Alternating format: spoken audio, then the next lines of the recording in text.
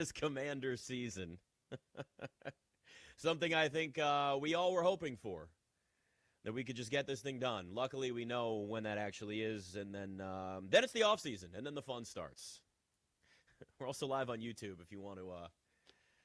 I did my hair today, I promise. Cleaned up. Didn't shower, though. The home studio is great. So Ben Strober does not have to smell me, because there's no shower when it's the home studio. I'll just tell you that. Yeah, look,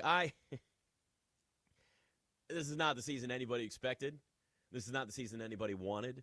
But it's a season I think that in some ways was inevitable. And I understand that, like, you go off of a 12-win season last year and you think, oh, it can't be that bad. Well, okay, yeah, the bottom fell out and you had a massive amount of injuries and a lot of things went wrong. The football gods are interesting in sports in general, not just football, but we'll go with the football gods for this one.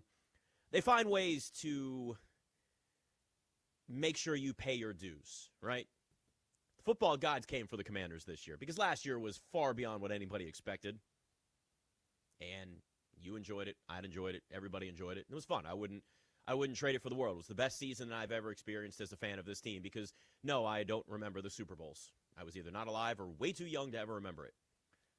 But that being said, you still have to look at what was exposed this year, understand that there were some extreme circumstances that brought all of that to a head, mainly depth and lack of talent, especially defensively for this team, and maybe a coaching staff that needs a little bit of change. And all those things are now what this team has to address, because the biggest thing that needs to be understood from this is that, yeah, any logical fan, if you're logical, probably will understand, like, yeah, this got a lot worse than what everybody expected.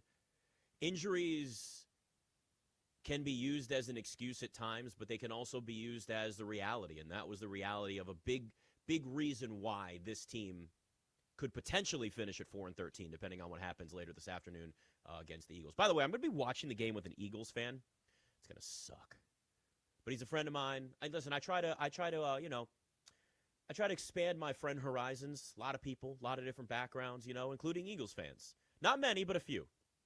If you've ever seen him on Game Day Garage, it's Grant, the Eagles fan, and he is obnoxious, but in a good way, in a good way. And there's nothing on the line for this. It's a season now that, starting tomorrow, will be all about looking back on and evaluating. And let's be honest, the front office for the Commanders has done a lot of evaluation already, and I can imagine they have a lot of plans in place. I would expect both coordinators to be out, specifically Joe Witt Jr., but I think now with the reports and the things that we're hearing, the writing feels on the wall for Cliff Kingsbury, too. It just does. I mean, let's put Joe Witt aside for a second. Let's just look at the offense here for a minute. When you have a 4-13 season, potentially, again, it depends on where this goes. Even if it's a 5-win season, doesn't matter. Everybody has to worry about their job. Now, by all accounts, by all reports, Dan Quinn is going to be back. Okay. I'm all right with that. But I'm not okay with the way the offense was run, even when you had guys in and out of the lineup this year, even when you dealt with all of the injuries. I'm not okay with the lack of adjustments. I'm not okay with the lack of creativity at times, or the lack of just looking at what's going on in a game plan and going, maybe we should stick with what's working, like running the football a little bit more if you're Cliff Kingsbury. The reports are now, Diane Rossini reported it, that, Cliff Kingsbury could be out. He also could get a head coaching job, which is like a weird dynamic that we're sitting here talking about him and going, yep, could leave for a head coaching job, also could be fired. It's the world we live in. It's the NFL that we have today. But look, you can't look at this team and this offense and really over the course of the 2 years now that Cliff Kingsbury has been the head coach and say, all right, this is working. At times you see it. At times this offense looked exciting and innovative, and you watched it obviously last year when this group was healthy. Not the same group, but similar in a lot of ways. And you went, oh, this could really be something special. Now, yeah, you lose your starting quarterback, somebody that was the offensive rookie of the year last year, you're going to look around and go, okay, this is not going to be the same. The problem is that there were other issues on top of that. I was talking to somebody yesterday. It's around the team. And, I think one of the things, there's some smaller things that are also involved in this and the frustrations, like Ben Sinnott and the lack of consistency in the way that he's been used, and some would say he hasn't earned it, and others would say, like, you got to give this guy a chance. If you drafted him, you want him to be a game changer. You thought he'd be like a Juszczyk in this offense, right, in San Francisco, and we haven't seen it. And when you have some young guys on this roster that you've got to evaluate, that you got to figure out, like, are they going to be a part of the future of this team or not? You weren't getting all of that. You weren't getting the adjustments. And we all know, God, we know, Cliff Kingsbury over the years, not one for adjustments, not one for making changes as the season goes on. See his years in Arizona as a head coach. I mean, you had, what, a 5-1 start. There was a 7-1 start, a 5-3 start. Both those teams for the Cardinals didn't make the playoffs. I mean, they had some real burnout teams. And we actually, if you go back, have kind of forgotten about that stretch last third of the season for a while for the Commanders, where the offense was really sputtering. And you started looking around going, is this that Cliff Kingsbury meltdown all over again? There may be one or two videos of me on my previous show losing my mind because of that. Just wanting him gone at that point. So now that I've thought about it, I think it was I suppressed that memory, and now it's back again. So here we are. This is good. I now have to deal with this for the next 3 hours or so, thinking about that. But, yeah, look, I'm not one to give Cliff Kingsbury a complete pass for injuries, but I'll give him a little bit.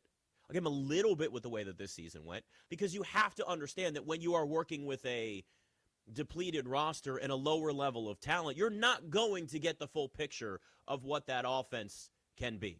We had more of that last season. That being said, there are decisions that can still be made, like continuing to run the football in games where running the football is actually working, and you abandon the run. Or not using your young tight end that you just have to give more opportunities to.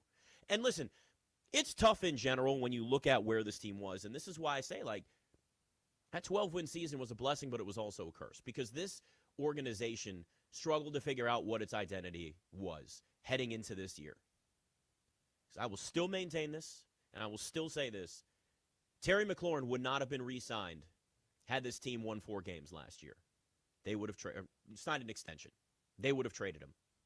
They would have.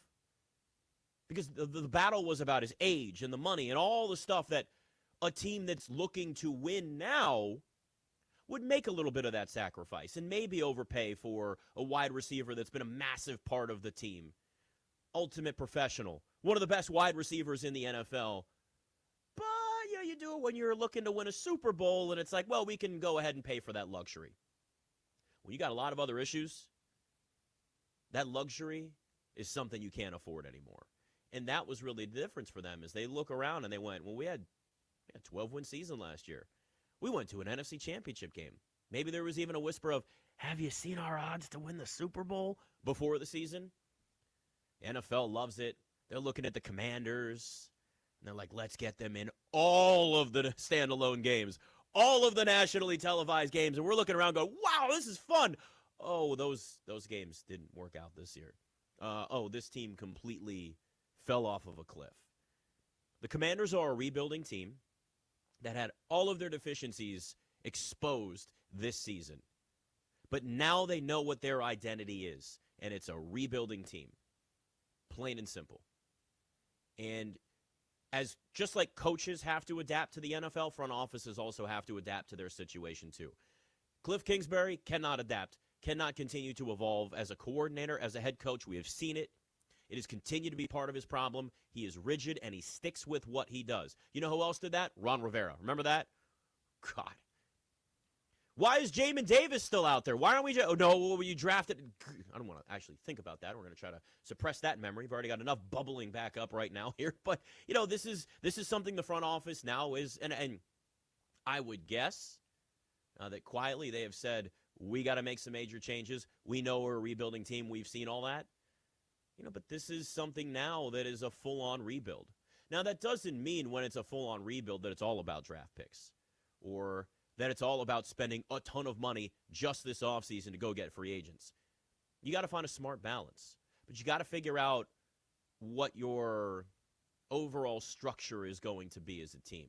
And it starts with this coaching staff. And we know tomorrow's Black Monday, and it's not a fun day, and I'll never, root for anybody to lose their job, but I'll also understand when somebody's not good enough at their job and they need to move on. Right? Like, we see it all the time in sports, and that's kind of the nature of the game. And if Cliff Kingsbury's out, I mean, my dream scenario, and I think a lot of people's dream scenario, was that Mike McDaniel's out in Miami and he comes to Washington. And you get a shot in the arm of that offense, and you get somebody that's probably one of the most innovative minds in football when it comes to the offensive side. Now, some guys are meant to be head coaches, but we've propped up this idea in the NFL, and I'd argue across the board in sports, but we'll stick with the NFL here, and there's a reason why with this. Because if you're an NBA assistant coach, you don't get the same recognition or maybe control, though they've expanded these coaching staffs and really given opportunities for assistant coaches to have a little bit more power. But it's not the same in basketball and the NBA as it is in the NFL. If you are a great offensive coordinator, you're an elite offensive mind. In a league now in the NFL where everybody wants to throw the football, everybody wants to put up points, you may not be a good head coach, but you might be one of the best offensive coordinators in the NFL, and that's okay. I think we've gotten to the point now where you look at the desire for somebody to become a head coach, and it's kind of thrust upon everybody just because they're a good offensive coordinator, or in some cases, defensive coordinator, and it just doesn't work out.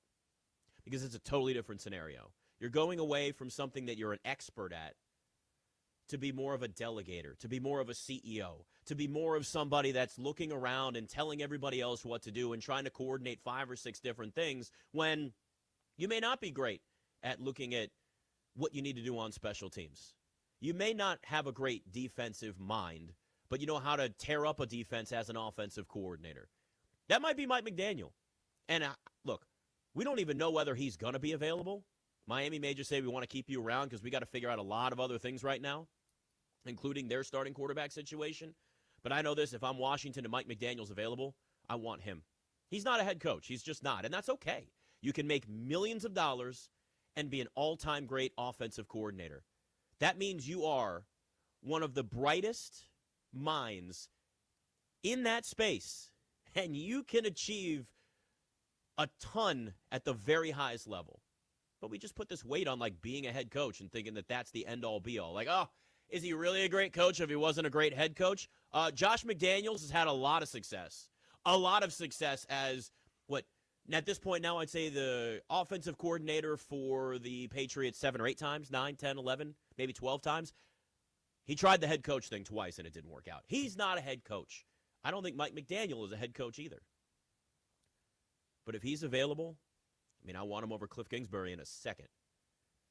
It's more likely out of the two, though, that Joe Witt Jr. is gone. I think we know as soon as tomorrow that he's no longer the defensive coordinator for this team. Because once you lose the play calling duties, that's kind of it, right? And that's really the question, too, for Dan Quinn. Does he call the plays again next year? Does he want to continue to do it? We see great head coaches that are offensive minds calling plays still off. Andy Reid is heavily involved in the offense with the Chiefs, right? We've seen that over the years. So this might be a situation where Dan Quinn needs somebody to help him manage things, but he's still calling the plays on Sundays. Okay. But it's not like the defense got better once Dan Quinn took over as the play caller, but it's not like they were great. Now, they had no talent whatsoever at the end of the season. A few flashes of some guys, obviously, but they were depleted. You look at some of these turnover margin and defensive EPA, and they gave up the second most explosive plays this year, and all the things that you wouldn't want as a defense, that defense had. But, okay, so who becomes the replacement for Joe Witt Jr.? A lot of people throwing around the Al Harris name. Maybe. He was the Cowboys' secondary coach when Dan Quinn was their defensive coordinator. We know how good that Dallas defense was. They were also a turnover machine.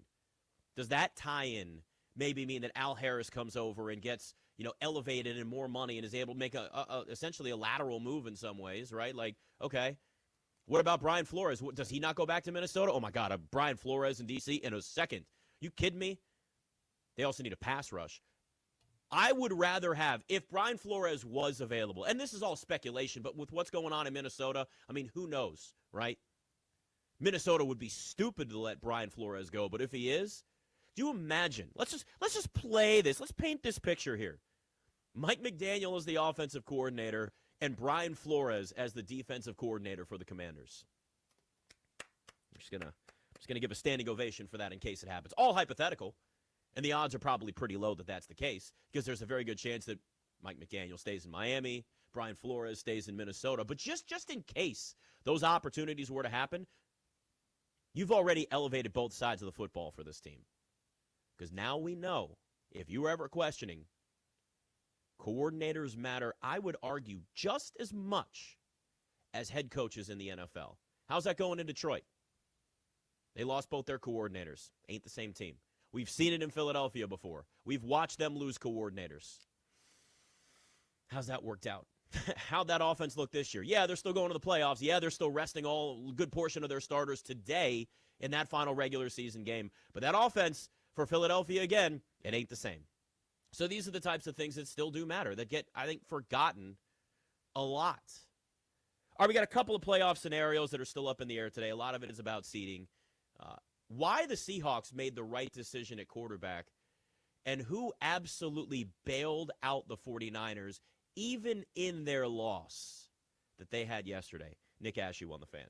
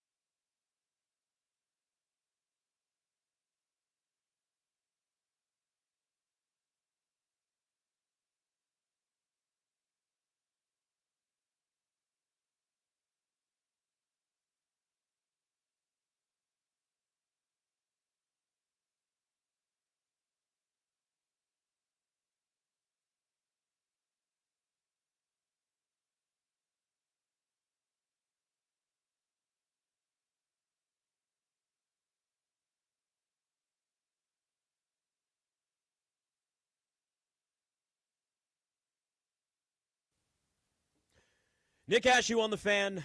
Final week of the regular season in the NFL.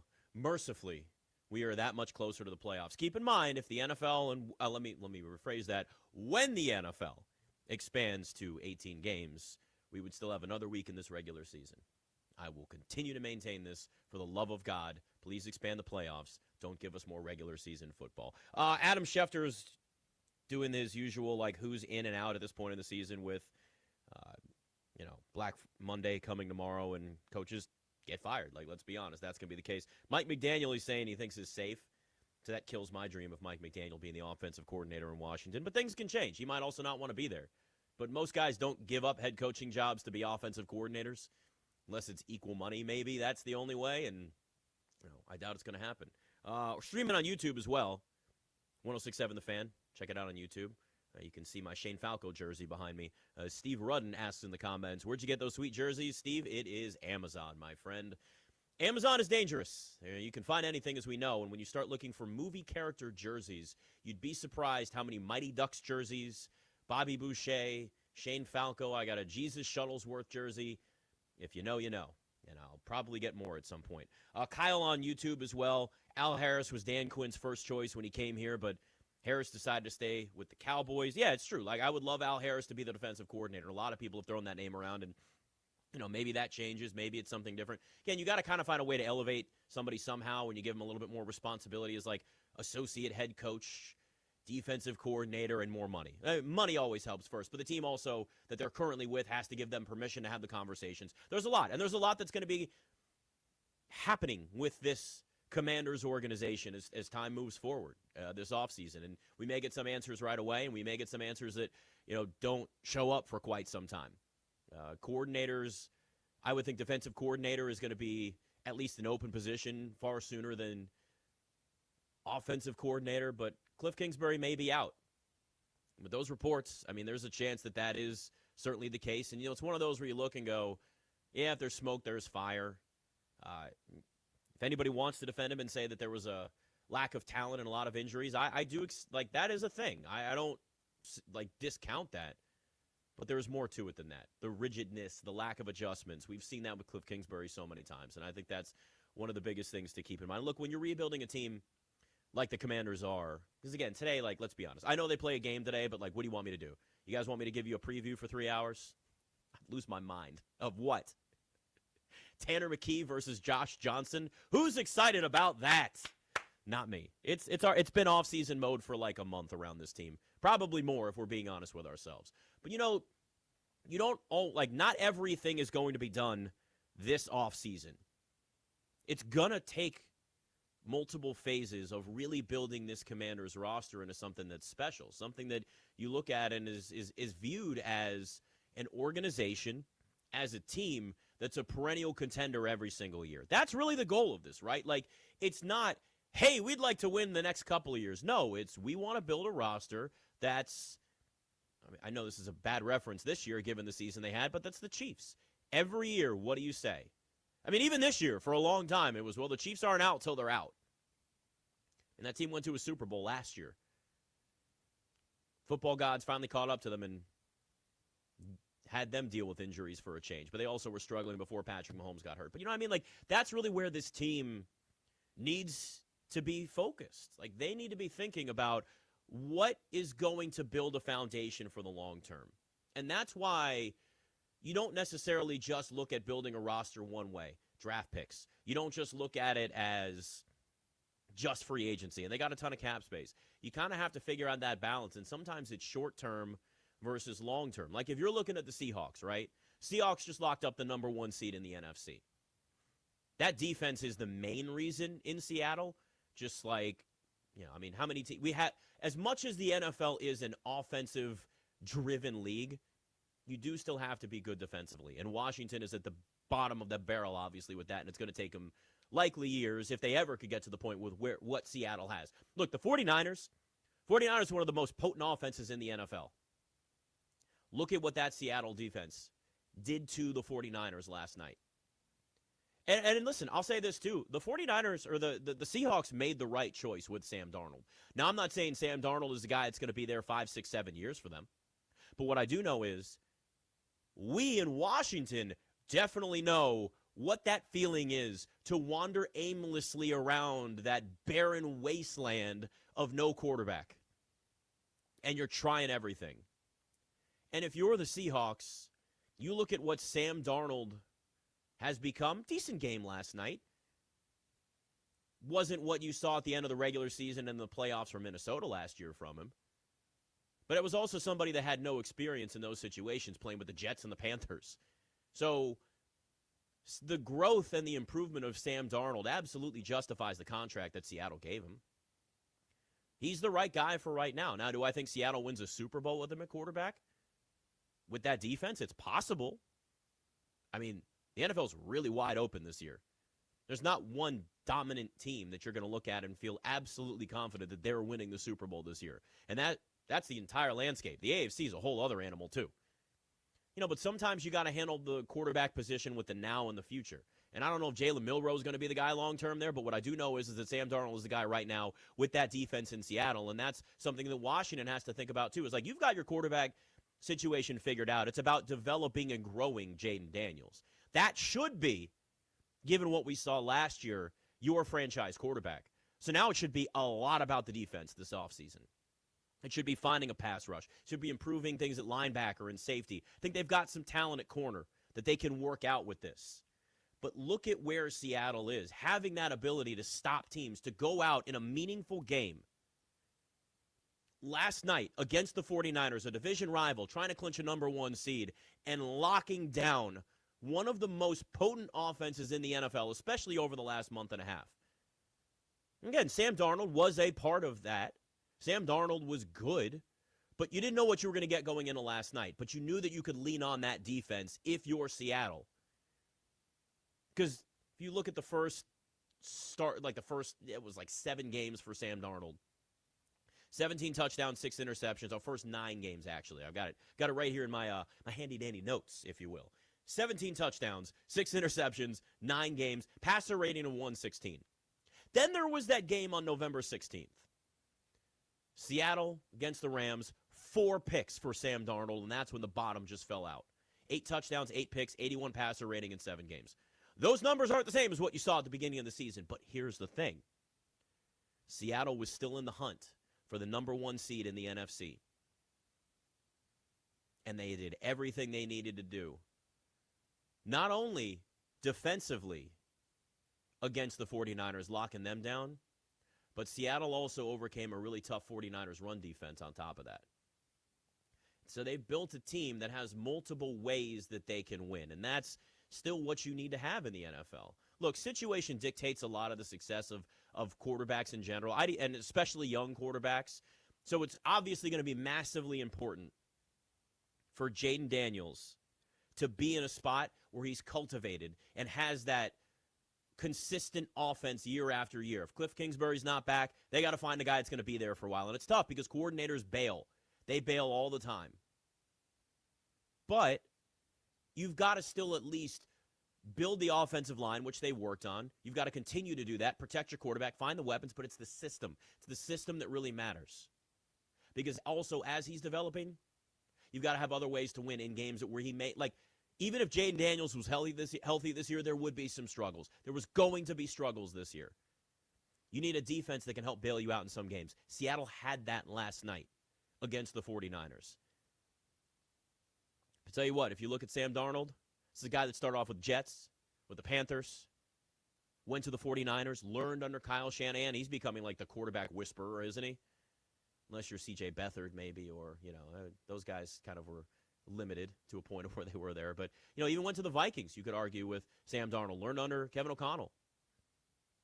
And, it's kind of a split season at this point for Darnold, but clearly got better because he actually grew and learned as a quarterback. And that situation, those environments that he was in, that's what helped make him better.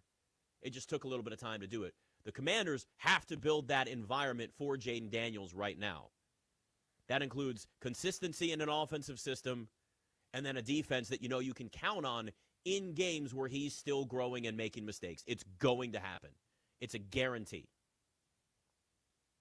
But we're not going to see that again, of course, until next year. Are we going to see the final game for Deebo Samuel today?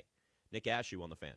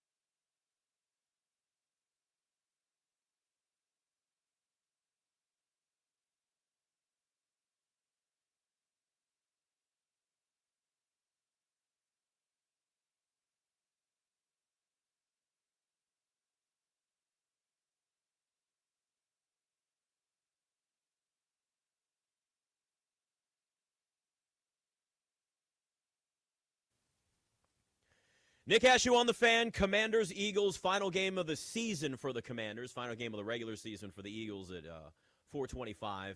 And there is bad blood. I didn't lie. I will still maintain, and this is my, if you're watching on YouTube, I'll put on my tinfoil hat real quick. We are streaming live on YouTube as well. YouTube, here you go. Here's the tinfoil hat for you all. I maintain that Nick Sirianni looked around and said, I don't want anybody getting suspended today.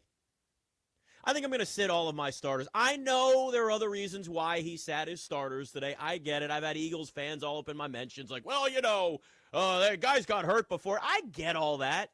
You think that's the only reason? No. Pump the brakes here real quick, okay? When Nick Sirianni went for that 2-point conversion and ran up the score and started a fight, and Dan Quinn after the game was like, we see him in 2 weeks, you think Nick Sirianni's not thinking, is the 2 seed really worth somebody getting in a fight and getting suspended for the playoffs? Now, is it a little bit of a conspiracy theory on my part? Yes, that's why I have the tinfoil hat on my head right now. There's no way Jalen Carter's playing, right? No.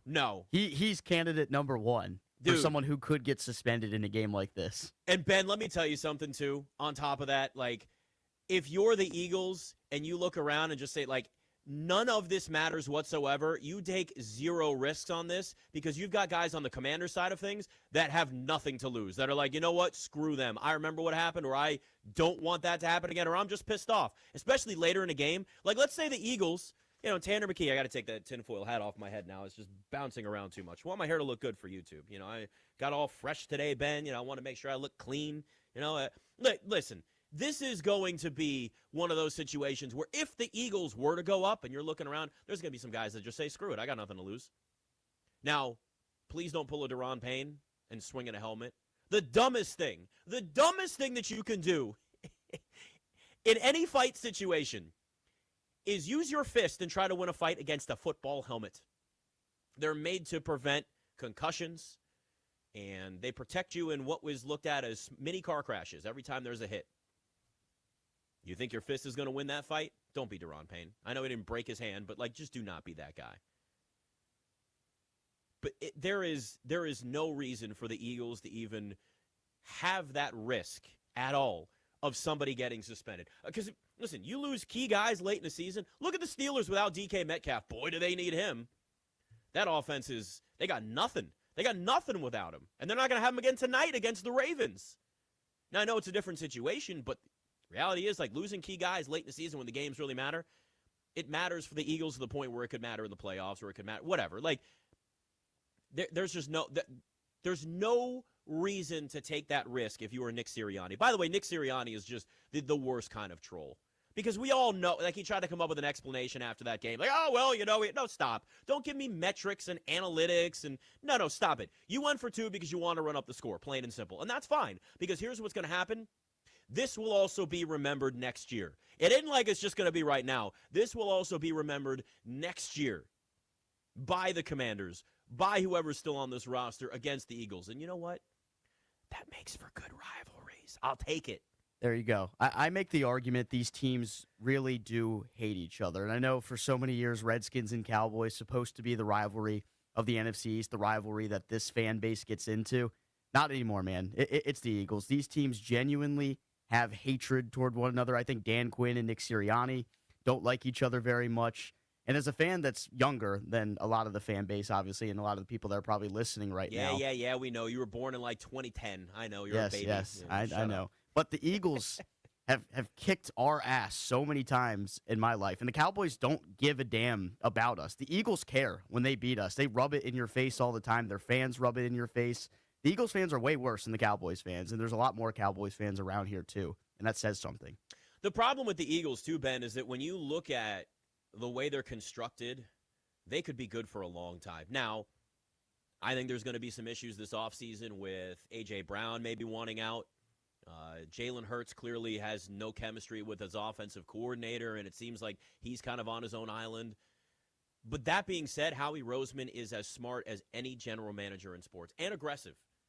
And he's willing to make trades, not just at the trade deadline, but just in the season.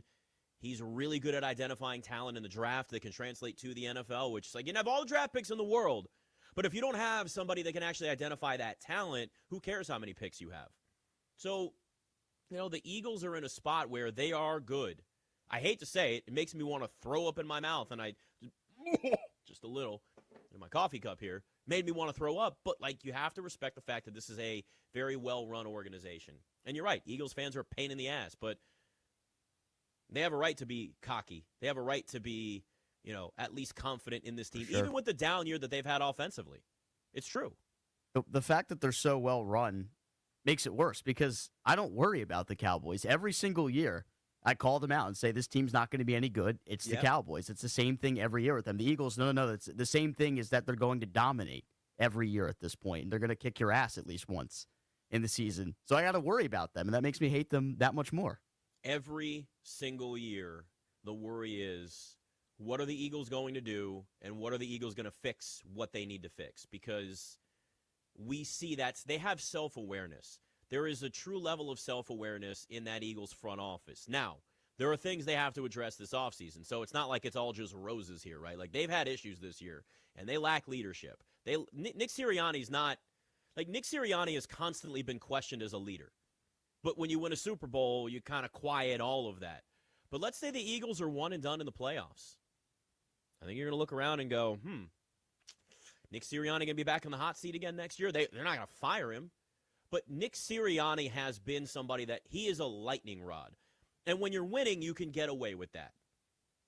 When you're losing, or there's a lack of continuity or consistency with a team, whatever the case is, and you're in Philadelphia with the very kind-hearted and loving Philadelphia Eagles fans that exist up there, what, you think you have any wiggle room whatsoever? No, you don't. You got nothing up there. So it's going to be interesting to see, but beyond this game today, like what the Eagles do in the playoffs in a very wide open, just in general, the NFL is very wide open right now. There's a lot of parity, and there are a lot of teams that you may like to get to the Super Bowl, and yet at the same time, you can poke all kinds of holes in everything that they have. So when you look at the Eagles, if the Eagles were to be one and done in the playoffs, there will be changes this offseason. No matter what, I think it's a guarantee that there are changes this offseason, unless A.J. Brown suddenly gets like 10 targets a game and everybody's looking around going, oh, he's happy now. But that ain't how this thing's worked. They're going to have to figure some things out. And if it becomes a flame out in the playoffs quickly, that's an aggressive Howie Roseman in the offseason. I promise you that. But there's also going to be a lot of whispers, or maybe yelling, about Nick Sirianni's future in Philadelphia. That's just how this thing works. But the one thing I know is that if you're the Commanders and you're looking at the way you're rebuilding this team, you're not just competing to be a great team. You're not just competing to be a team that looks and says, we want to be a contender for the next decade. You're also competing against the Philadelphia Eagles and their level of aggression and their smart front office. And God, I hate saying all these nice things about them, but I have to. It's the truth, and it makes me sick to my stomach. I know it makes me sick to my stomach, but I have to do it. But that's part of this. It's, for years in the NBA, it was everybody in the West was competing not just to be a great team, but against the Warriors. And now it looks like it's the Oklahoma City Thunder. And for so long in the AFC, it was the Chiefs. And now the Chiefs are down, and they're, who knows what next season's going to look like at the beginning with Patrick Mahomes being hurt. All of these things, it's not always just about, hey, we're building our organization. Hey, we're building our team up. Hey, we really want to be. No, it's also who is above you that you have to keep pace with on top of that, depending on how they do business. And that's where the Commanders are. And I hate it. This is who the Eagles are. And it ain't going to go away. That's for sure. Doesn't mean I'm rooting for that. I'm just going to give respect where respect is due. And at the same time, hope that they completely flame out in the playoffs. And I don't know. Maybe somebody will accidentally fall on Nick Sirianni and break his nose. I'm kidding. I don't mean that. I think. Nick Ashew on the Fan.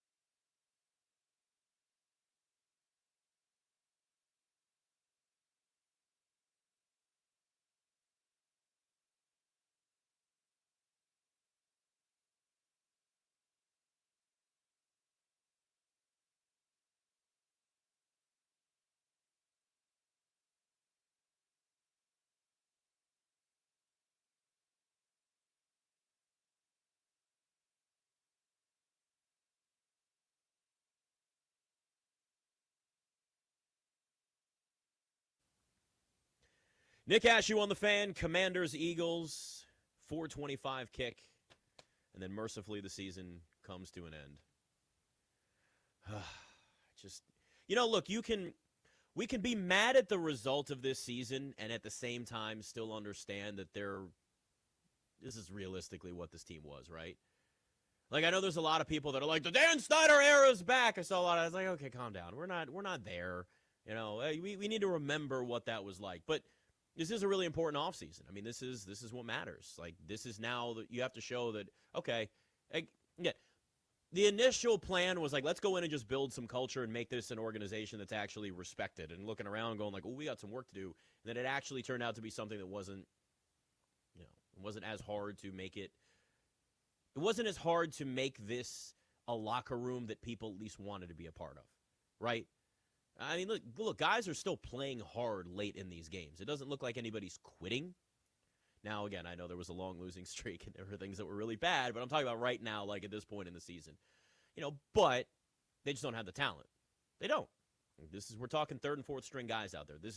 There are preseason rosters being thrown out week after week by this Commanders team. But you do have to make this offseason legit. Like, this has to be an offseason that you show it's aggressive, but smart aggression. Just don't spend money just because. You start throwing around a bunch of money to guys that maybe don't deserve it, then you're just in the Dan Snyder era all over again.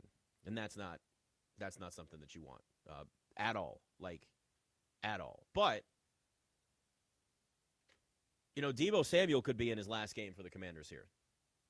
I think that's something to keep in mind. There are going to be a lot of evaluations, not just with some younger guys, not just with some, is Ben Sinnott going to be a part of the future? We've heard that a lot, right?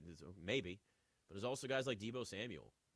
I mean, that is a legit question. And if they're not going to pay him $20 million a year. That's looked at as like the market. That's looked at as like what he could get. If they just went through a battle with Terry McLaurin at 30 years old, and same thing with Deebo. And listen, I love Deebo Samuel. I think he's valuable in this offense. Whether it's Cliff Kingsbury as the offensive coordinator or anybody else, there is value there. But you just have to look at kind of the big picture versus just the need on the roster alone. Now, that may sound stupid, but like, it's the truth, right? Because, yeah, when it comes to wide receivers, and Deebo Samuel's his own thing because he's not just a receiver, he's a return guy. You can use him as a running back. He's very versatile, which is part of the appeal and part of the necessity for having somebody like that on your roster. But look, I love Jalen Lane and Luke McCaffrey. I think there's a lot of potential there, but they got a long way to go to prove that consistency. I'd argue that Luke McCaffrey, before he got hurt, showed that there was something brewing there as a consistent receiver for this team, and he was one of the best return guys in the NFL. But you got Terry, and you got a lot of questions after that. And Jalen Lane's just a return guy at this point, a spot receiver that's not going to get a lot of targets. Money will make this either make sense or not make sense for Deebo Samuel. $20 million a year, just probably not doing it, unless it's a 2-year deal. But Deebo Samuel has been in positions before where he's wanted to make sure he maximizes income. And I won't blame anybody in the NFL for maximizing their income, because in reality, one play can change your entire career. So get as much money as you can. I don't blame any guy for doing that, period. But what I do know is if you're the Commanders, is that the situation that you want to drag on in the offseason? Now, granted, he's a free agent. It's not like Terry where it's an extension. I know it's not the same situation. But what I mean is it just going to be one of those, you kind of cut bait and say, forget it. We see where the market kind of is ranging, and it's far out what we want to pay. Because they're going to draft a receiver. That's likely going to happen. And there's, are they going to go and pay an Alec Pierce, a Romeo Dobbs, a Jawan Jennings? They have value. They could be a good part of this roster, but, Alec Pierce, are they going to use him right? That comes down to Cliff Kingsbury, whoever else is going to be that. Like, there's no T. Higgins this offseason. God, I would have loved T. Higgins in Washington. That came out of nowhere. We thought he was going to be just no chance he's going to the Bengals. And I get it. Brandon Ayuk might be a thing, too. Is that what we want? So, like, George Pickens is also going to be a free agent. There's a reason why I don't mention George Pickens. If you're trying to build culture, the diva receiver that's constantly the center of attention, constantly putting the spotlight on himself, constantly a pain in the ass, that's not who you want. Now, Brandon Ayuk, George Pickens, there are levels to that. But Brandon Ayuk, it just felt like, was always in the doghouse in San Francisco. And I know he's still technically under contract there. Come on, dude's gone. He's not going to be back there. And I get the tie-ins, Arizona State and Jaden Daniels when he was there. I understand all of that. But, realistically here, if we're looking at this, that's not the type of player that this organization wants there. It's just not. George Pickens, to me, is out. Like, I'm not even thinking that. And there's a lot of talent there. Come on, he's a Dallas Cowboy. One, we all know Jared's going to want to have to pay him. It's going to be a struggle. They're going to be dealing with all kinds of back and forth in the media. But in the end, Jared can't have another guy leave like Micah Parsons and then go on and succeed. So George Pickens will likely be back in Dallas, I think, anyway. But you can't be doing that. Man, you can't be bringing a guy like that in, even with that talent, with this team that just has so much. Like, their culture and the locker room, everything is so fragile right now. You don't need someone that's going to come in and tip the scale the wrong way. Had enough of that. Had enough of that over the years. These are the types of things that this team is really going to have to address this offseason. They got a lot of cap space, and they're going to spend some money, but it just might not be at the positions that everybody wants to see. It will. I think edge rusher is a spot, but again, I've talked about this. I know everybody hates my idea of trading for Max Crosby. Just saying. You want to get someone that can get after the quarterback. He's still going to be under 30. He's under contract for 3 years. You know what you're going to get from him every single week. You still draft a pass rusher, too. And I know they're missing a couple of picks, but so what? Like, they traded some picks for Laramie Tunsil. Yeah. And Laramie Tunsil's been great. And left tackle is important. Now, Marshawn Lattimore, that was a bust. He might just get cut this offseason. Not every trade, not every draft pick is going to hit. That's just how this works. It's not going to change. That's how the NFL works. Some will, some won't, but you've got to be able to cut bait with mistakes and move quickly. That's what good organizations do. Marshawn Lattimore, sorry, that's it. Like, this ain't working. It's just there's too much baggage, the injury on top of that, done. Move on. Like, just cut bait and say, hey, we screwed up. It didn't work. Sometimes it's on the organization. Sometimes it's on the player. But this offseason is massively important for this team. The decisions you make now will set in motion a whole lot of stuff over the next few years. Whether it's good or bad, it's going to dictate a lot of that future. A lot of that future. The Ravens and Steelers play tonight for a playoff spot. And I think when you look at the Ravens, you see a team that could just be a glimpse into the future of what the Commanders might have to deal with. I'll explain that next. Nick Ashew on The Fan.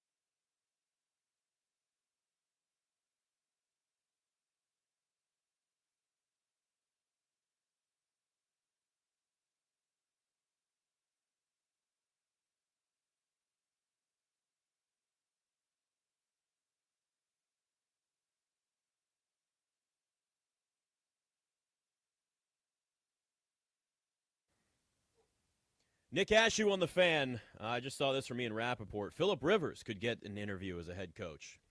Okay. Can you imagine? Guy goes from playing to be a head coach that quick. I doubt that's going to happen, but, that story's still one of my favorite stories of the NFL. It's like, guy hasn't played in, 1,800 days or whatever the number was. It's like, here he is. Pretty good. Pretty good.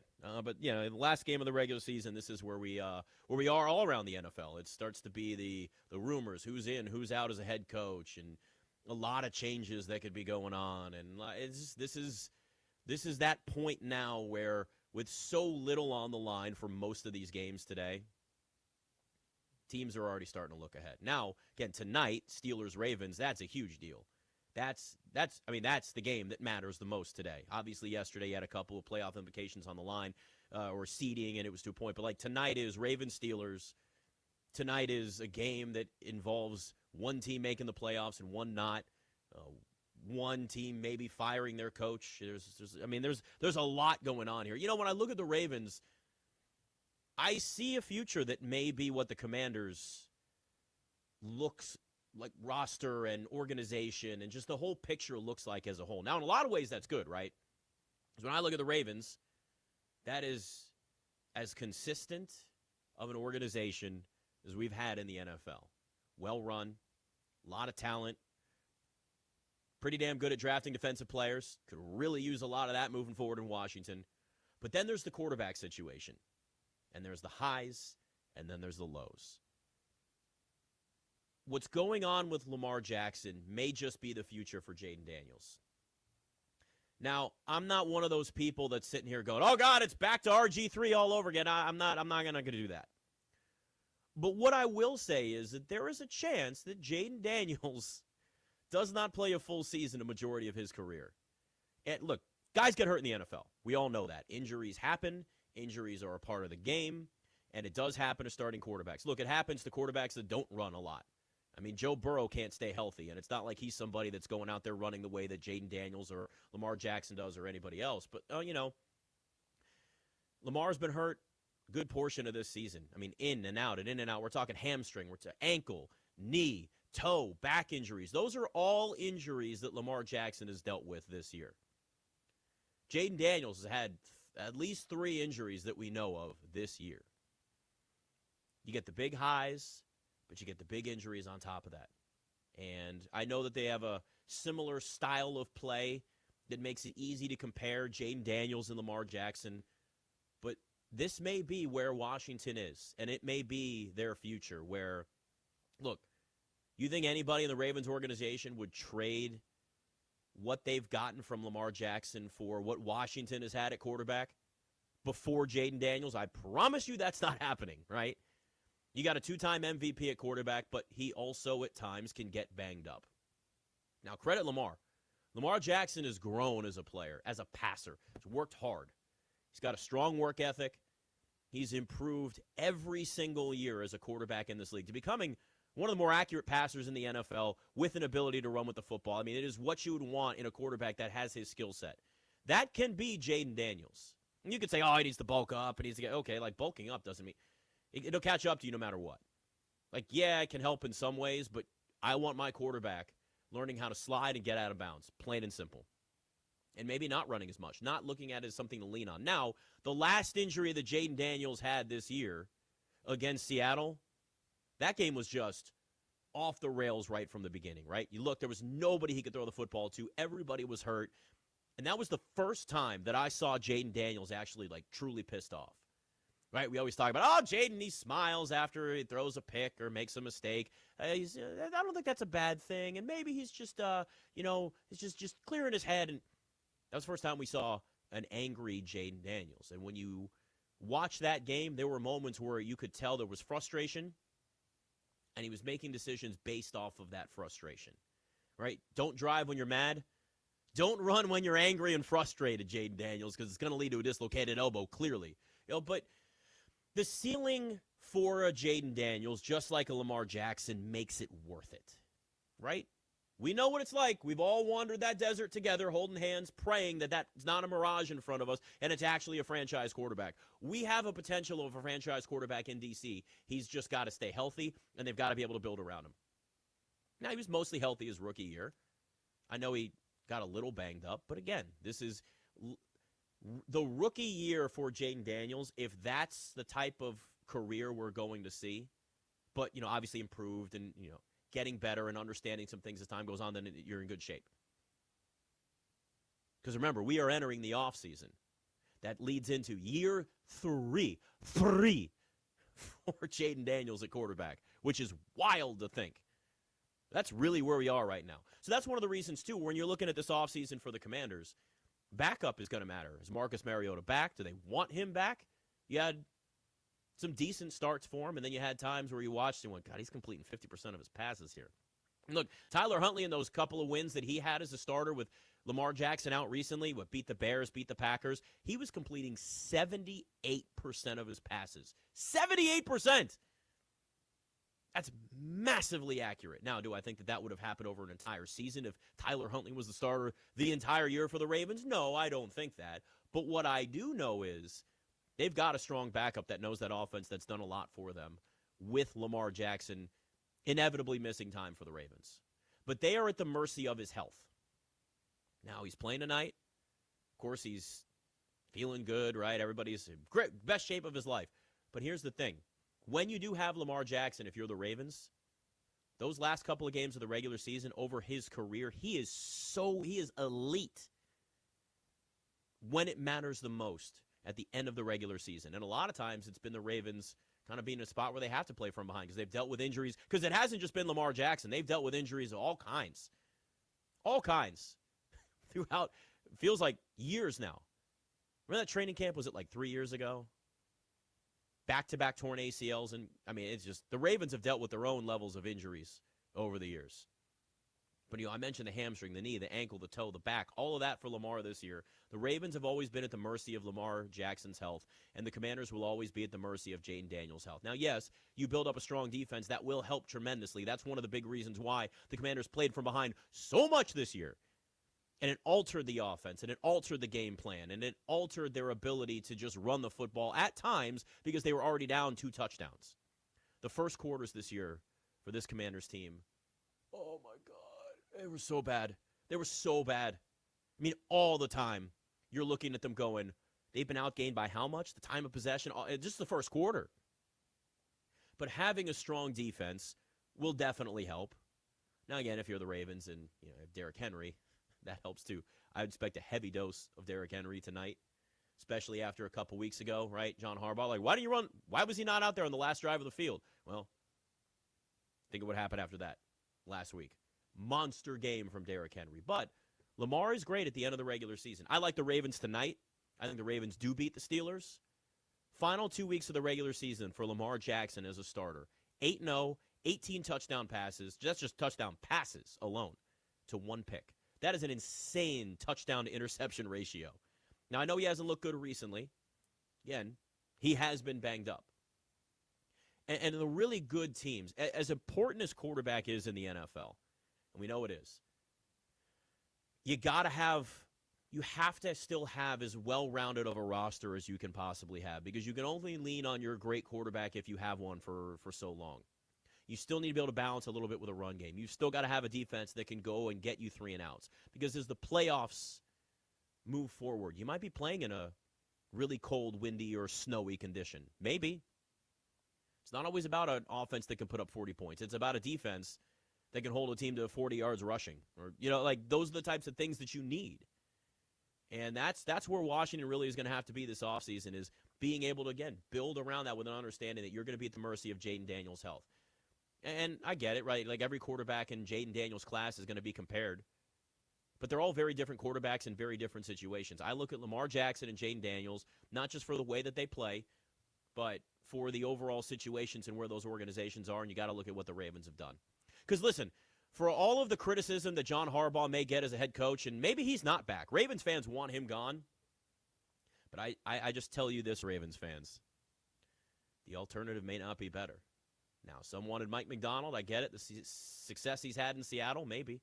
But let's see where he is 2-3 years from now. The consistency that both the Ravens and Steelers have had, the floor is always high. The ceiling may not be as high, especially for the Steelers, but some of that is because of the fact that They haven't had a quarterback for years in Pittsburgh.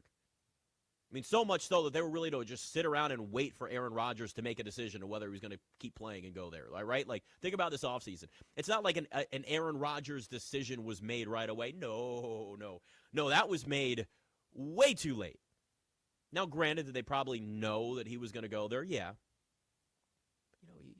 Mike Tomlin has kept that thing afloat and kept that floor at least high. Now, I get it. You want to win a Super Bowl. Now, both Harbaugh and Tomlin have, but there has been a lot of playoff flameouts. There's been a lot of early exits, and those matter. But you have to keep in mind as to what can also be a very low floor if you decide to make a change at head coach. Now, I like the Ravens in this game tonight. I think the Steelers are in for a whooping. They've been outgained by 903 yards this season. So keep in mind, the Steelers, we know the defense has had issues at times. The secondary's had issues at times. There have been a lot of games where that number has been insanely padded. But they've had the 6th worst yards differential in the NFL. Since the 1970 merger, 4 teams have made the playoffs despite being outgained by 800 or more yards over the course of the history of the NFL. So they're getting outgained by a ton by teams. They don't have DK Metcalf again tonight. Darnell Washington's out for the season. The only player with multiple catches on throws of 20 yards or more this year after DK Metcalf is Pat Fryermuth, if I could say his name right, with 2. They don't have a big play option there. So I do like the Ravens tonight. And if you're looking at where the Ravens are, the AFC is pretty wide open. Ravens and Bills, 2 teams that can look at the top of the AFC. There are teams above them with young quarterbacks that don't have that experience in the playoffs. And that matters. That matters. And for the Ravens to get in and for the Bills to already, be solidified and their fate be there, and they're 2 teams that have had Super Bowl aspirations for years, yeah, this is the year for that. This is the year for those 2 teams. But Steelers and Ravens, man, they hate each other. And what's the thing with it? I think the quote always is when anybody that's new on the Ravens is you're not a Raven until you've beaten the Steelers.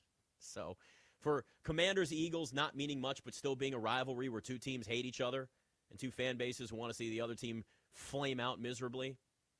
Dude, Steelers-Ravens, a lot on the line. Really the game that it's the game that matters by far the most today. Yesterday had its moments, but this is the biggest one by far. I caution both organizations. If they're thinking about making a change at head coach, just be careful. Be careful what's out there. And I can promise you this, if Tomlin or Harbaugh were out on the market, there's a lot of teams that are coming. Nah, Mike doesn't really do it. There's a knock for you. Knock, knock, knock. Knocking on their doors, hoping that they'd want to go to their organization and coach there. Like, they would have their choices of jobs. So we'll see. I can't wait for that game tonight, though. That's the game that, again, everybody has circled in a meaningless week 18 of the NFL season. Because that's really what it comes down to. And instead of 18 games in the NFL, I got a much better plan for this league to give us more meaningful football and not watering it down late in the season next. Nick Ashew on The Fan.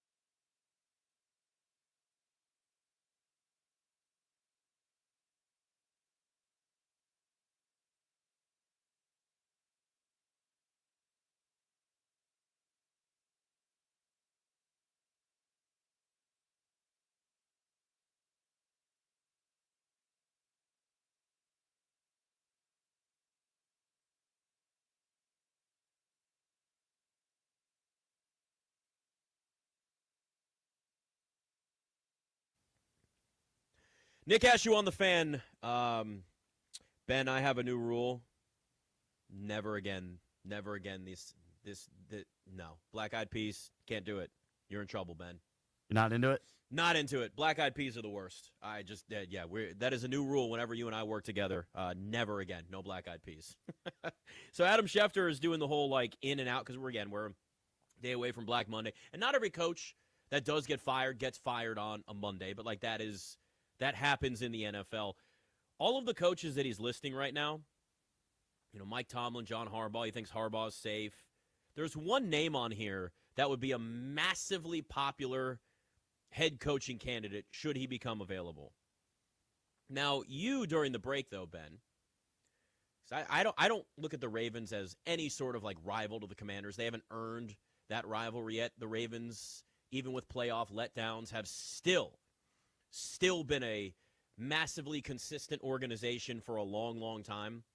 You hate the Ravens, like at a level that I haven't heard many people hate them for. You are all out on the Ravens, aren't you? Completely, 100%. Wish nothing but the worst for them when it comes to results. Not the players, but the results of the team. Why is that? Because when you grow up in this area and you live through a putrid era of Dan Snyder-led Washington Redskin football. True. And a very prosperous era of what the Ravens have done over the last 25 years. There's a lot of people that are fans of the Ravens because they simply gave up on the team from D.C.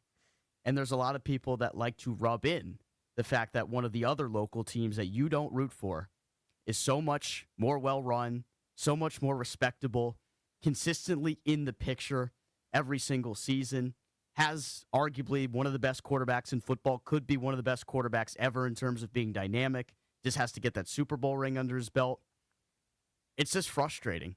It is frustrating. And honestly, if you want to tie it back to the conversation that you wanted to have about the NFL expanding to 18 games, if they're going to add an 18th game to the season, the Commanders and Ravens need to play every single year. They need to do local rivalries every single year.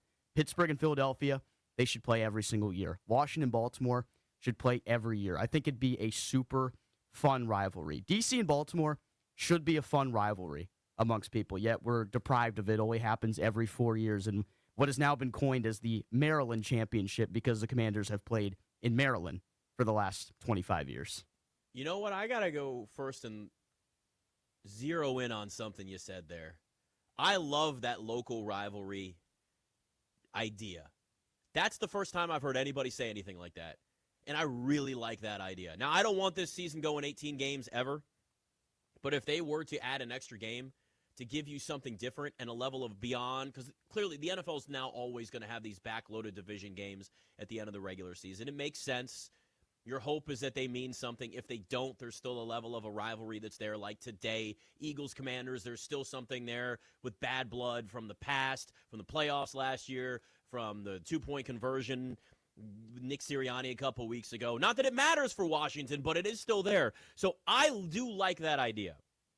But I do think also that win or lose, John Harbaugh is still safe. Adam Schefter says he thinks that he's safe as well. But here's a name. Let's just say, Ben, since you brought this up, I want to dig into this hatred that you've got just a little bit more because it's deep. Okay. It's very deep. Though I also understand your feeling on this. I've just looked at the Commanders for so long and the various, the football team, Redskins, and all this whole history, the Dan Snyder era, and I've gone, well, how can I hate a team that wins? I want that for my team. So it's like, to me, it's not hate, it's just jealousy. But I just don't see the Ravens that way. Now, that may change. I got friends that are Ravens fans, and they're a pain in the ass. But now they're mostly just distraught because the last couple of seasons have felt like such letdowns. All right, so let's just say, let's play hypothetical here, that Adam Schefter is wrong and that John Harbaugh is out if they lose tonight or otherwise, whatever. Maybe they lose their first playoff game, whatever, in the Ravens. Kevin Stefanski is on the list as a potential out for a head coach this offseason. My question always is, when somebody says this person needs to be gone, this guy should be fired, this guy should be traded, okay, then what's the result of what you're going to do next? What's the change? Who's going to replace them? What does that look like? What's the plan, Phil? All right? What's the plan, Phil? What's the plan here? If Harbaugh's gone, I would be banging down the door of Kevin Stefanski. Because with what he's been able to do in that absolute dumpster fire in Cleveland, to win 2 Coach of the Year awards, and to make that team at times relevant with the absolute disaster that they have had at quarterback pretty much the entire time, and then making the worst trade in NFL history to trade for Deshaun Watson and give up as much as they did, and the worst contract in NFL history to give all of the guaranteed money to Deshaun Watson, and then cycle through quarterback after quarterback after quarterback to where Joe Flacco might have been one of the greatest moments in Kevin Stefanski's Browns coaching career. If he's out, and I need to find okay, if not John Harbaugh, then who? That's my guy, Ben. Kevin Stefanski to the Ravens. And honestly, if I'm the Commanders and Kevin Stefanski is available, same thing. I'm going, hey, would you want to come to Washington? We don't really have to keep Dan Quinn. Here, this is what you do. Ben, I've got an even better scenario for you. For the Commanders specifically then. And you can, the Ravens thing, you can, whatever you feel. I don't care. I just popped in my head. I know it'll never happen, but we're going to do it anyway. Dan Quinn, move Dan Quinn to defensive coordinator, hires Kevin Stefanski as head coach. There you go. There is your help for the Commanders right there. I know it's psychotic and it won't happen, but a guy can dream, right?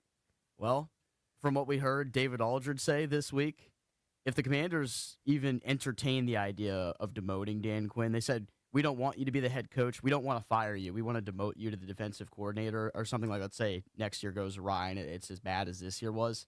I don't think there's any way Dan Quinn does it. I think he's fully set in on being the head coach wherever he is. I'm not sure if it doesn't work out here, if he goes back to being a defensive coordinator again, or just be a situation where he looks at himself, he's like, he is where his feet are, as he likes to say, and he goes back and says, all right, I didn't work out as a head coach. I got to go be a defensive coordinator somewhere else. That is a funny hypothetical that you bring up, though.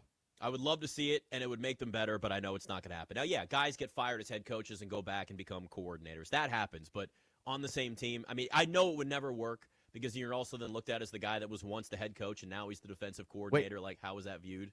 What about I can't believe this exact scenario, though, actually kind of happened. Virginia Tech and Brent Pry? That's true, but not at the NFL level. It's That's different right. A little bit at college than it is in the NFL. I still find that wild. Stuff. Yeah, oh, no, it's true. Listen, that's still a rare thing to happen, period, because you're taking somebody and they're still around and they're basically looked at as like, you weren't good enough for this, but you're good enough for this. Which, again, it goes back to the stereotype that's out there that, like, coordinators are, inferior to head coaches. Says who?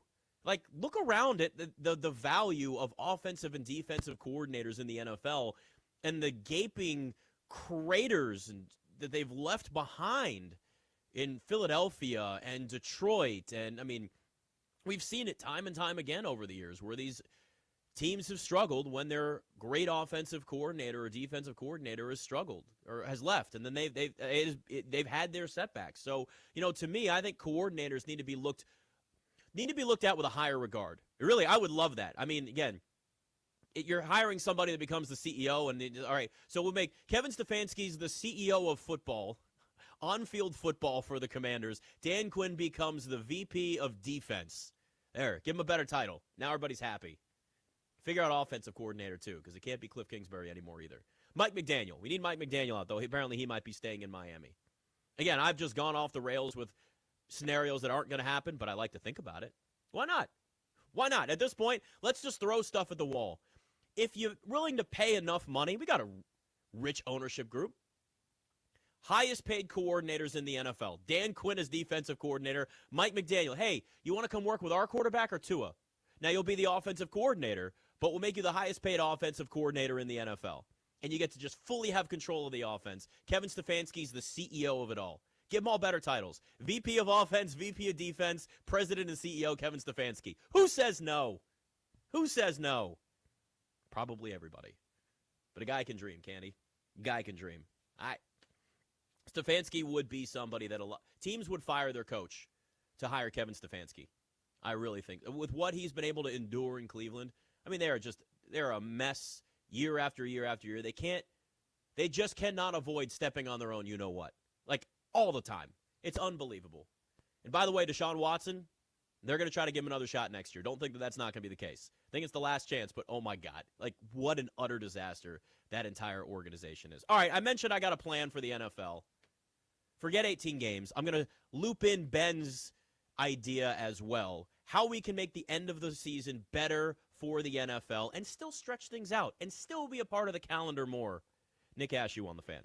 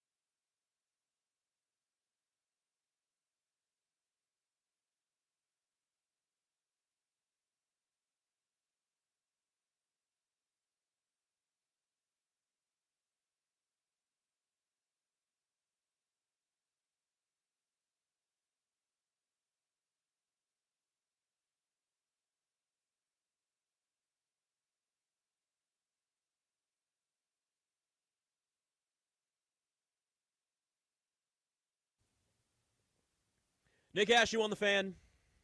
Taking you up to 2. We got full day of coverage of Commanders Eagles, and then it's all about the offseason. Just think, though, if we had 18 games, we'd have another week of the regular season to deal with. Look,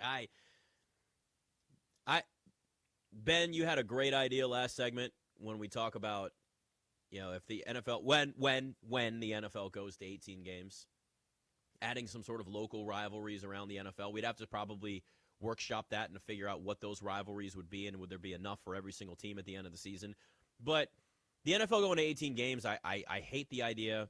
I hate 17 games. We know they're not going to stay at an uneven number. It's just weird that you can finish 9-8 or 8-9 in a season. Finishing 500 is a big deal. All right, that's the thing. Don't take that away.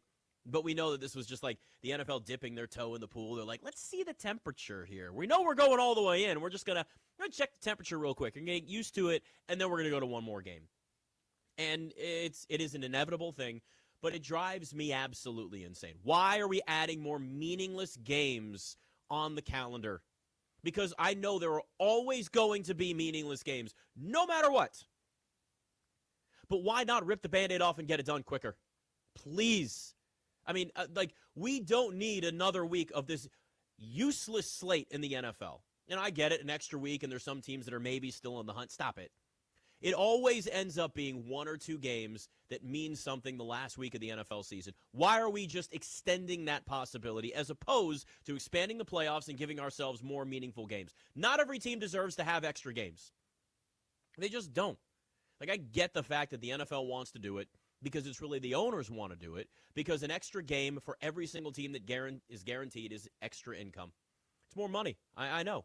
And for years, and Ben, you probably remember this, right? Play for the 8 seed for the Wizards, and then it was play for the play-in tournament. Just let's get that extra little bit. Let's get that extra game. Thank God we moved away from that. Finally. And the Wizards have finally realized, like, we got to rebuild this damn thing from scratch, and they're doing it the right way. But, you know, if you're looking at it from an income perspective, these owners are just like, well, if we could get some extra millions, one extra home game, and, you know, more people are coming to the stadium. It doesn't even matter if it's our fans, right? You got Eagles fans coming to what was then FedEx Field when that changed everything. When you looked around and we was like, oh my God, this is really bad. Here's the thing. Not every team deserves to have that extra game. Make it worth it. More games for all teams should not be a thing. More games for teams that deserve it should be. I don't need to see another week of the Raiders trying to lose. I don't need to see another week of the Giants trying to overtake the Raiders for the number 1 overall pick. You don't need to see another week of the Jets. Even Jets fans don't want to see another week of the Jets, period. If you expand the playoffs, you have meaningful games, you're still all over the calendar, you are still the main focal point of the sports world and the world in general. You've got your Saturdays, you've got your Sundays, you jam-pack games in Saturdays, you've got them Sundays. Give us a Monday. You got Super Wild Card Weekend and Wild Card Weekend. They've already used the Super Wild Card Weekend branding. Just use that. Like, seriously, screw these teams that are tanking. We don't need an extra week of watching them try to lose, where they're sitting everybody and saying that someone's sick when they're not sick. Like, what are we doing here? I understand that people, it's like the Emperor's New Clothes. If you don't know that story, look that up. I paid attention in school sometimes. We don't need extra regular season football. But it's like people don't want to say it. You don't want to, like, well, oh, we love football and it's going to get ratings. And what will we do if there's no football? I don't know. Go outside. Watch playoff games instead. I don't know. Scroll on your phone instead. Like, there are other things you can do with your life besides watching meaningless regular seasons games late in the NFL season. Now, I'm not saying take away football. Like, they're going to be – the NFL wants to be a part of more of a part of the calendar. I get that. You want to have more games for a longer period of time. But here's the thing. Football being an event is what makes it great. It's not just about watching football. It's the fact that there's an absence of it, and then you have the game. It's not the NBA. I love the NBA, but you get the NBA every night.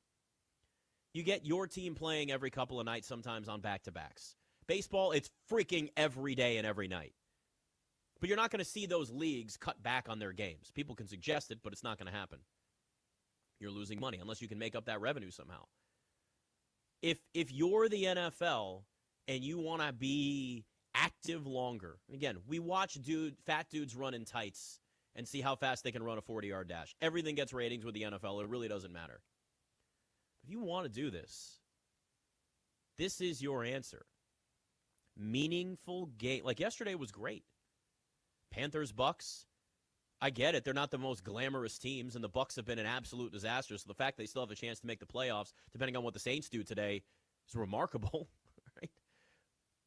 But I would rather watch two teams that are like fringe playoff teams playing in a playoff game than have games. And again, I know I have the choice of like not watching them, but you're probably going to watch Red Zone today, and you're going to see highlights of Saints-Falcons. Who cares?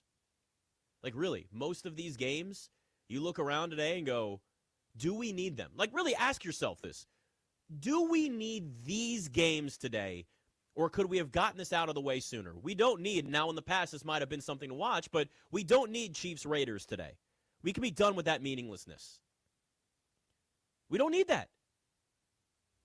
We don't need, even some of these games where if you're looking and saying, well, one matters, right? Like Falcons-Saints matters for the Falcons. There's some meaning in that. But we don't need to see another week of the Titans. I don't need to see another week of the Jets. They're 3-13. We know they're terrible.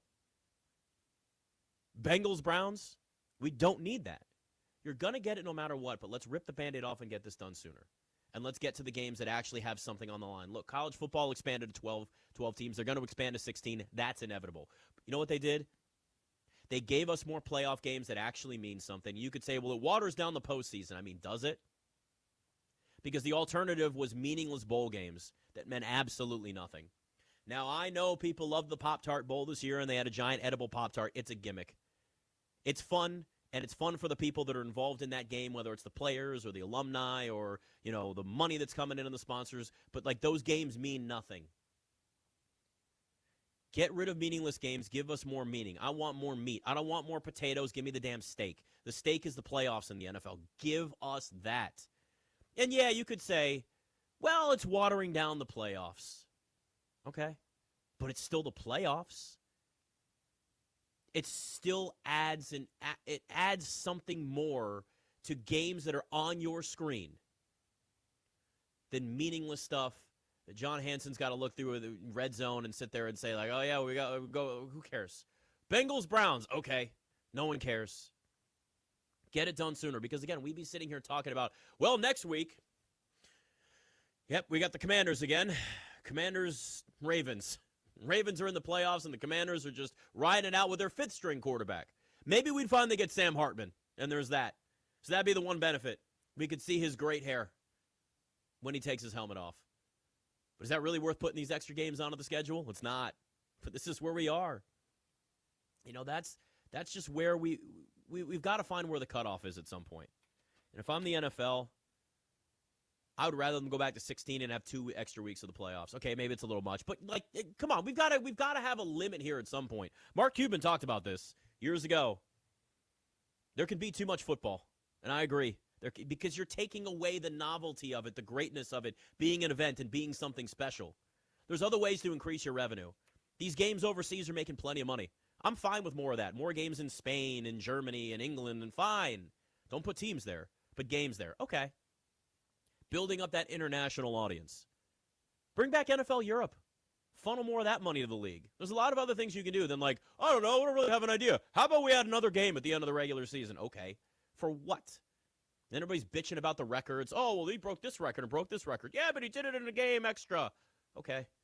It's just so lazy. It's like tip of the iceberg. You really want to actually be creative and expand the revenue of the league. There are other better ways than just let's add an extra game. It's lazy. And it waters it down for us. It waters down the product for us, the fans. Blame the owners for that. I do. Blame all the owners. All the greedy ones. Nick Ashew on the Fan.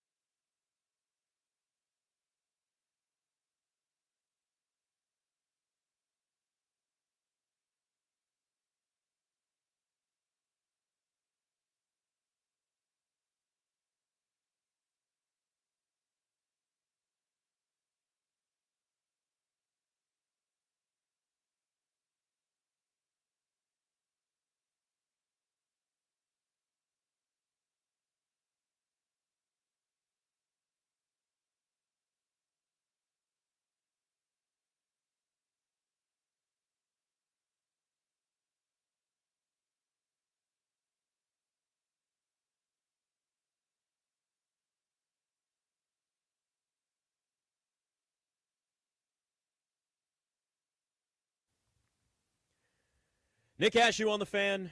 Take you up to 2 o'clock. We got coverage all day. Commanders, Eagles, and the final stretch. The final stretch for this team.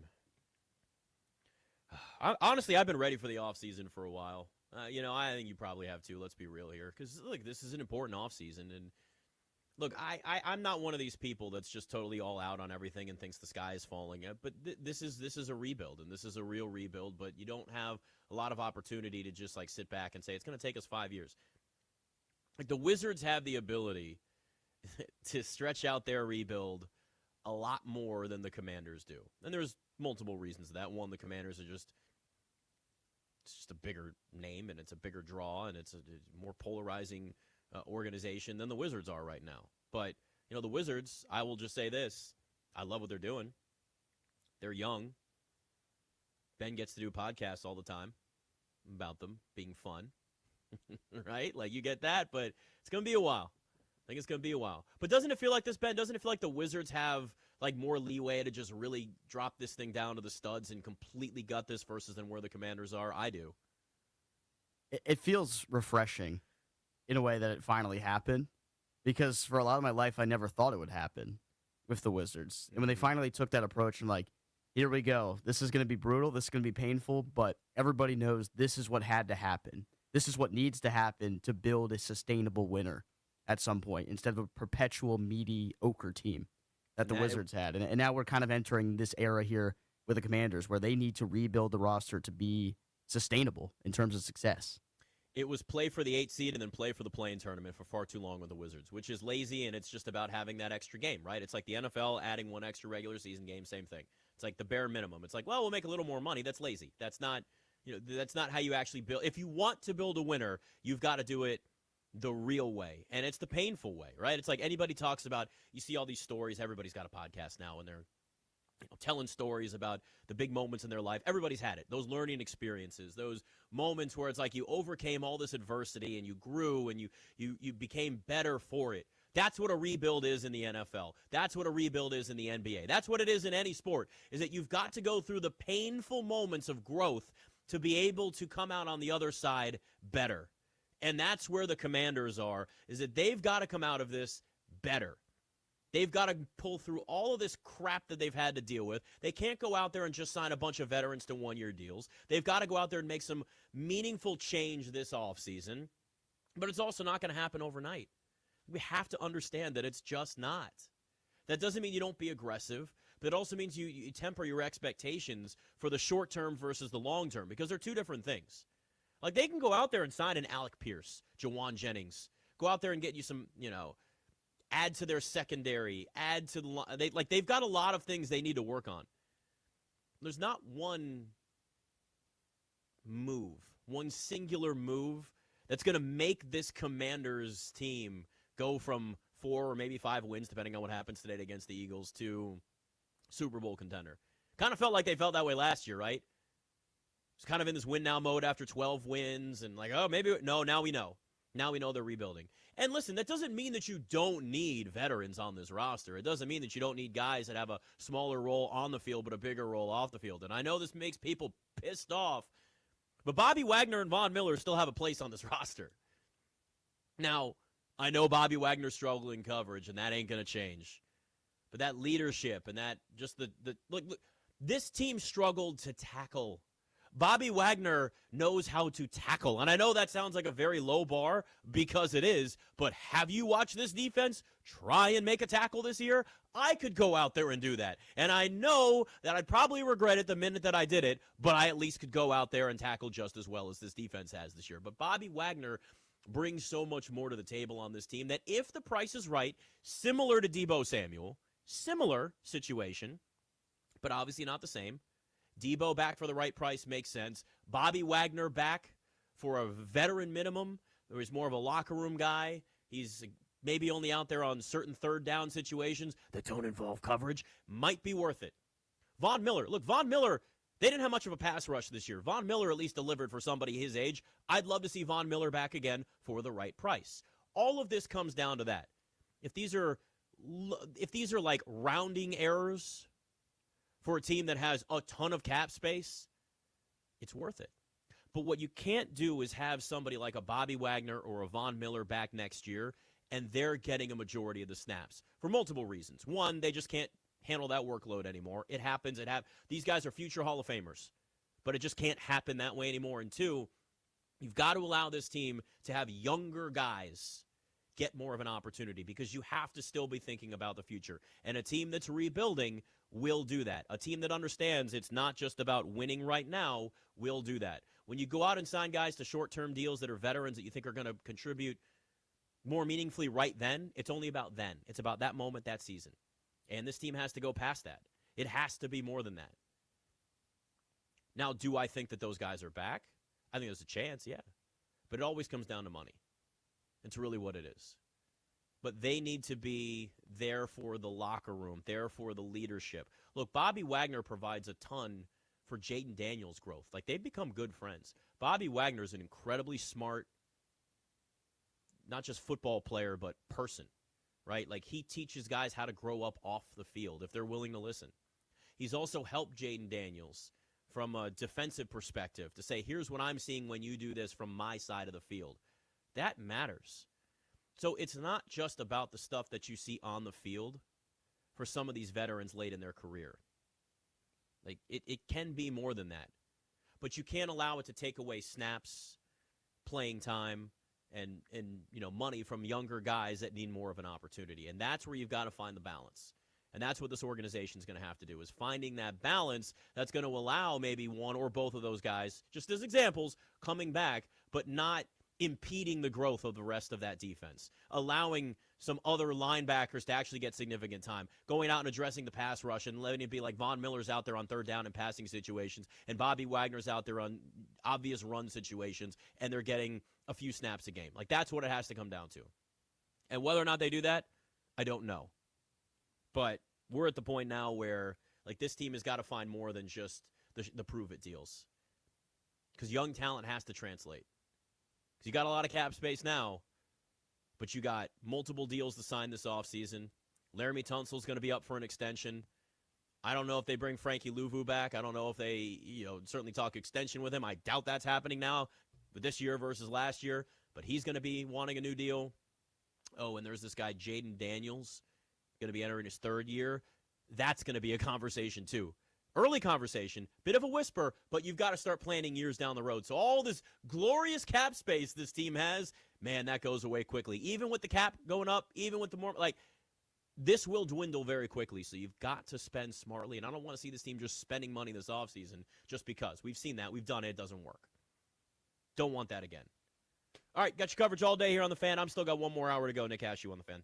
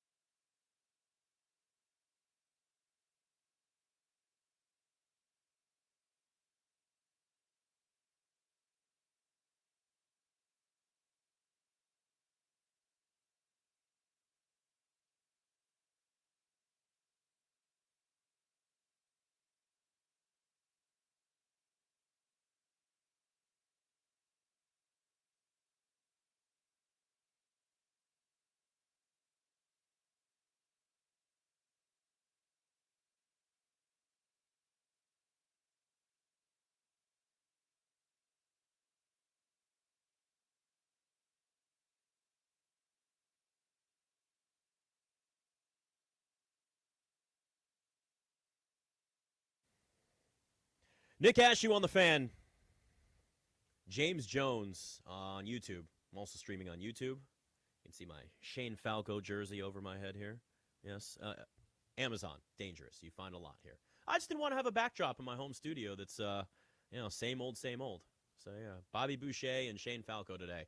Once the NBA season gets deeper and football season's done, the Jesus Shuttlesworth goes up. So, got that. Ricky Vaughn, can't see it on camera. Got a little baseball there, too. So, got it all. James Jones on YouTube.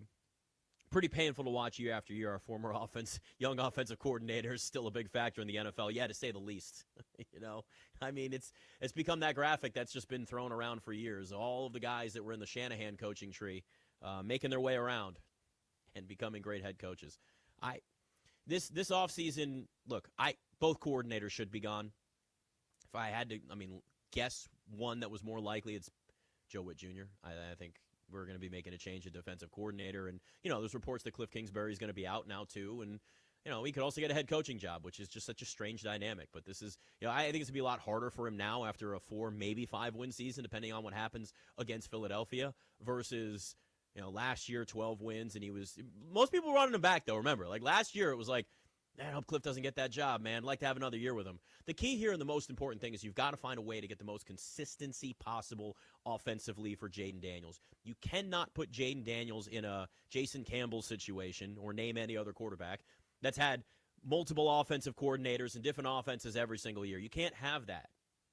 Consistency matters, and I know there's a level of control that you have that's not super high because if you've got a great offensive coordinator, they eventually leave to become head coach. So you've got to have a chain of command. Who's then going to be the next guy up that is still a part of that system? Like, you've got to be prepared. You've got to look years and years and years down the road in anything in life, in any business. But football is clearly that way, where you have to think about, okay, what decisions are we going to make now that are going to affect us down the road, whether it's the coaching staff, whether it's the money that we're committing to certain players, and how are they going to be on the back end of their contract? How much are we going to pay our quarterback in the end? And sometimes you have no choice with that. These are the types of things that the Commanders are thinking about now for 3, 4, 5 years even down the road. And that may seem crazy, but that's the way that you have to approach this.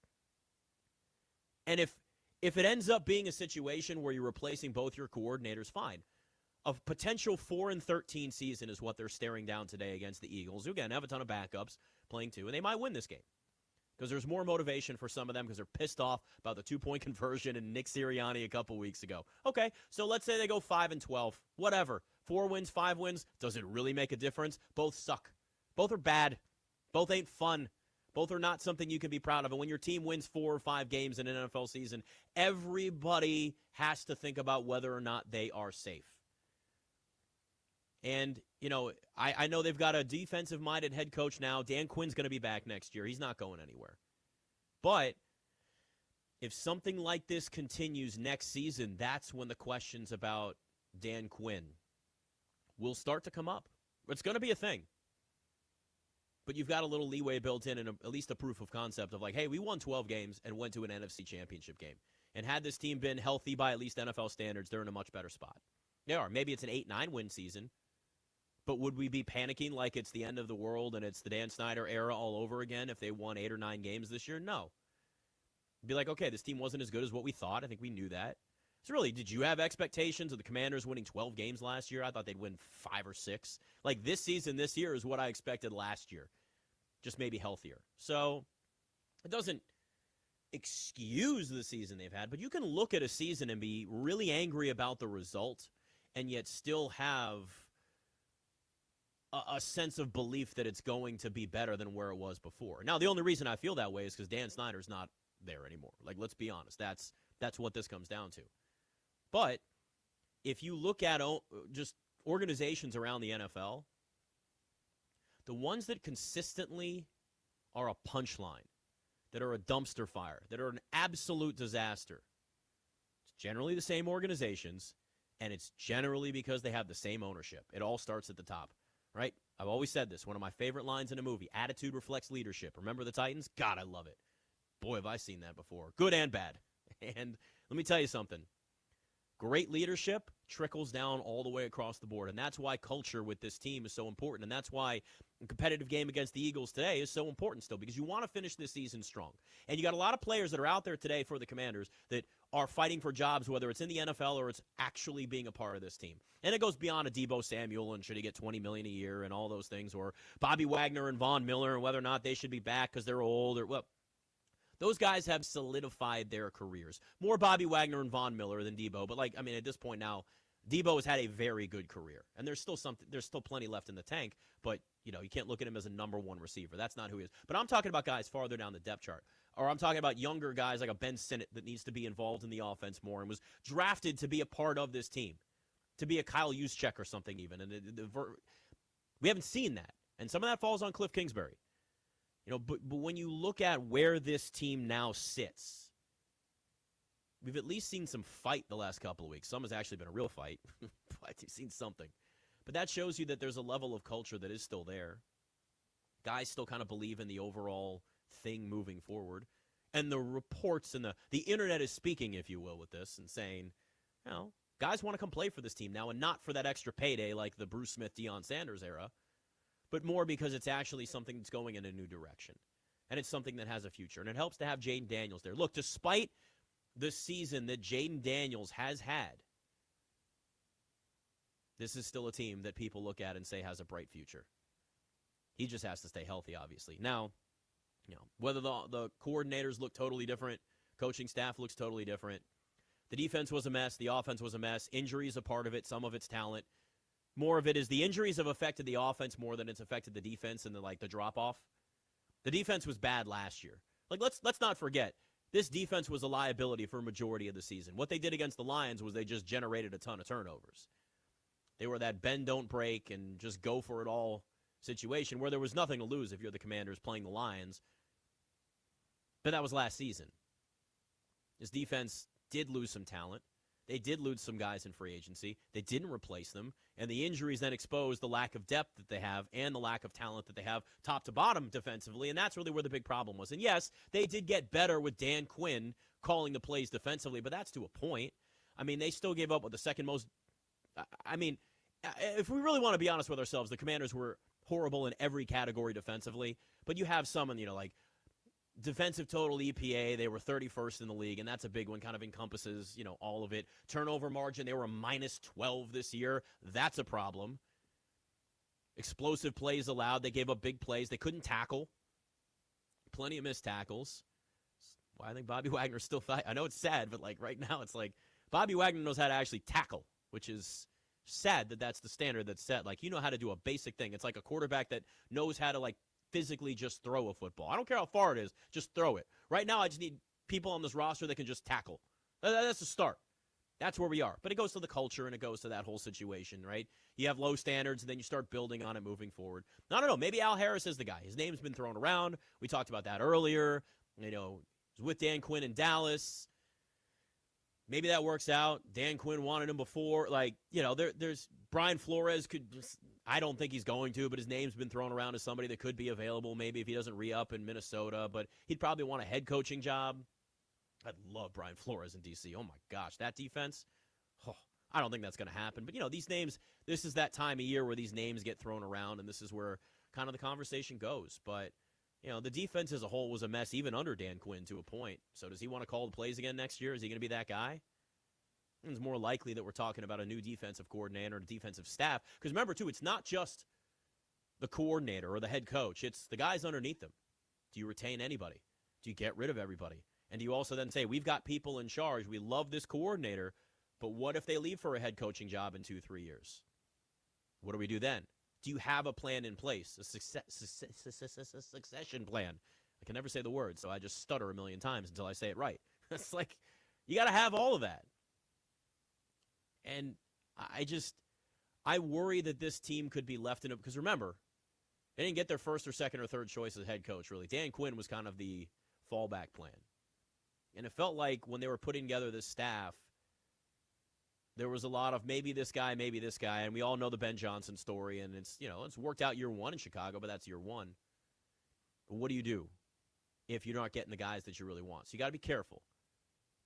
There's a chance that Cliff Kingsbury is still here. I think defensive coordinator is the more likely spot where this really gets changed. And it should. It should change. It just has to at this point. I mean, I'll throw out the scenario and the dream time and time again that Mike McDaniel comes back to the organization as the offensive coordinator, but he's probably going to actually stay in Miami. You got to be able to sell it. Like you got to make this worth it if he were to get fired in Miami and they were to go another way. But Miami's got so many other problems, and that's really it too. Is like if you want to be somebody that's part of a stable organization, this is now an organization that's at least looked at as stable. Cleveland's not that. Miami's not that. I mean, there's plenty of dysfunctional organizations around the NFL. Hey, there's a reason why the Cowboys had to go with Brian Schottenheimer as their head coach. Nobody wanted that job. Would you want to go coach Dallas if you were a hot head coaching candidate, coordinator, or otherwise? Why? Jera's telling you what to do the whole time, making bad decisions. You know that team is always going to be limited, and any star you have that's up for a deal, Jera's going to say, "Oh well, we're going to negotiate, and it's going to take some time." And I just don't think Jerry loves the negotiation more than anything else, right? He loves the fight. He loves to sit back and go, "I won this negotiation. I know we didn't get Micah Parsons, and he's gone now, but damn it, we got ourselves a defensive lineman and some draft picks. That's right, and I won the negotiation." Like really, that's what this has come down to. Doesn't help the organization. So you got to also have an environment that people want to be a part of. And that's part of the sell this offseason for free agents, not for draft picks. They don't get the choice. But for coaches, too. I'd love Mike McDaniel there. I would love this team to have Mike McDaniel as their head coach. Or as their offensive coordinator. I deep down don't think that any of that's going to happen. So that's what you have to figure out. If it's not Cliff Kingsbury, then who? Right? And they have a lot of guys in this organization. But remember, all of these names that we see, the Kevin O'Connell and Sean McVay and Kyle Shanahan, and you go down the list of these names of head coaches now that were in this organization, they all were under the Mike Shanahan coaching tree. So that was all like one big era mainly that was there that you're talking about. LaFleur as well. A lot of them.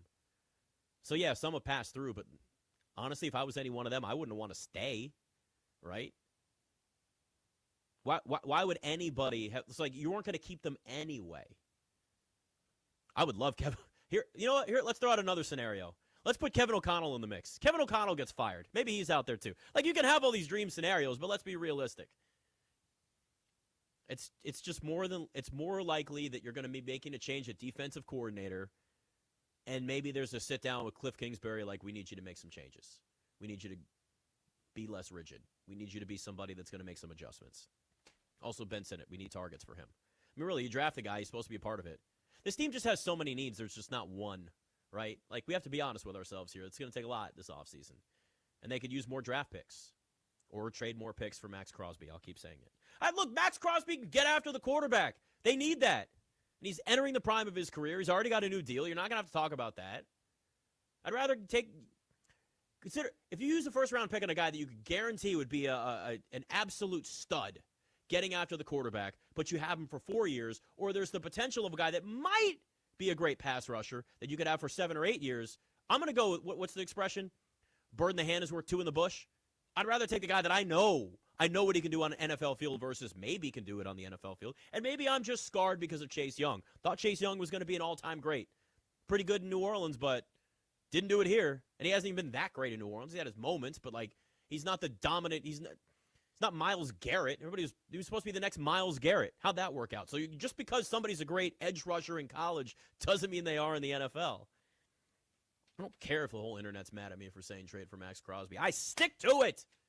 Make the trade. Get somebody to get after the quarterback. He's mean, and I want angry. I want angry on this team. Nick Ashew on the Fan.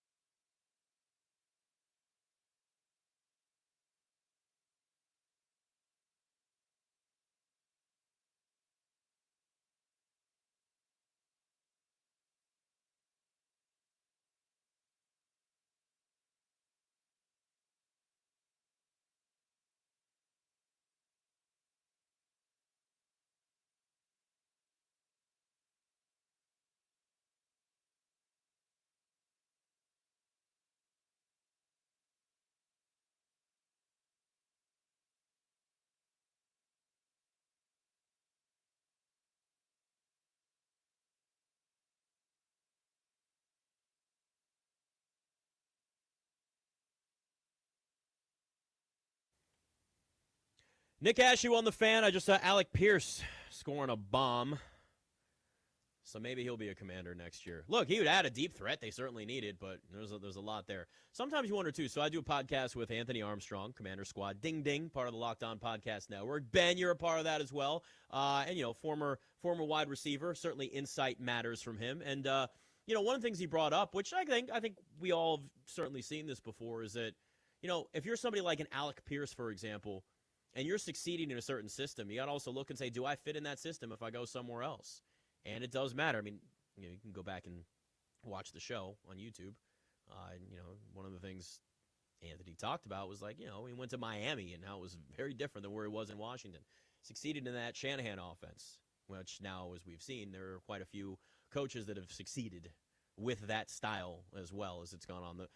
The Mike Shanahan coaching tree does not get enough credit, man. It really does not get enough credit. I know the Nick Saban one is starting to get more, but Mike Shanahan, boy, has he made a lot of great head coaches.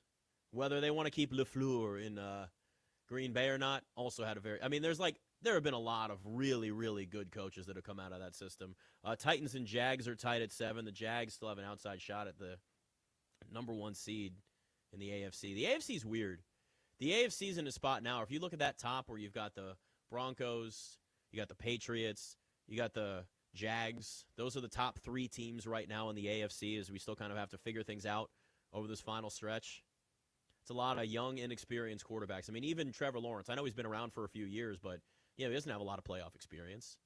And it's weird because if you're looking at the AFC right now, it's very, very wide open. I mean, even if the Jags beat the Titans today and, let's say New England or, Denver gets the number 1 seed after today. However that shapes out. It's either Bo Nix or Drake May with a number 1 seed that they've now got to live up to certain levels of expectations that are there. So it's now it's all been well, the Commander, I've seen a lot of this, right? The Commander's passed on Drake May for Jaden Daniels. Pump the brakes. And I get it. You see stuff like this, and there's a lot that can be just ignored. And look, all of the quarterbacks from Jaden Daniels' draft class are going to be compared to each other, always. That's how this works. It's the nature of the beast. There are so many more factors that go into it, and let's also remember that Jaden Daniels last year was in the MVP conversation and took his team to an NFC Championship game. And that, to me, is the bigger accomplishment. The regular season's one thing, but what do you do in the postseason? What do you do when you have no playoff experience whatsoever? And it's not like Jaden Daniels had a great, historic defense to lean on. Denver's got an elite defense. The Patriots have a one notch below elite defense. So they've got that side of the football to lean on. Jaden Daniels didn't have that last year in the playoffs. I know what happened against Detroit, but that was a fluke. Let's be real. All those turnovers, that was a fluke from that defense. Was that defense last year better than this year's? Absolutely.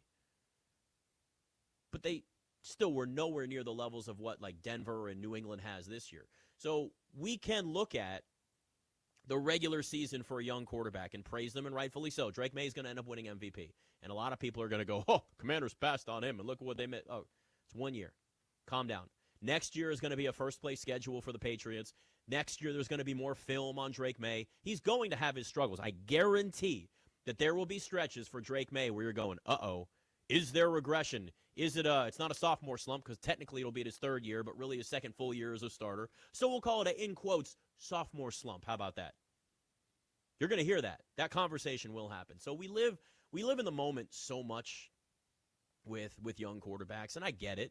Some of it is just, it's what you see. It's what we have in front of us. We can only operate with the information that we've got in front of us.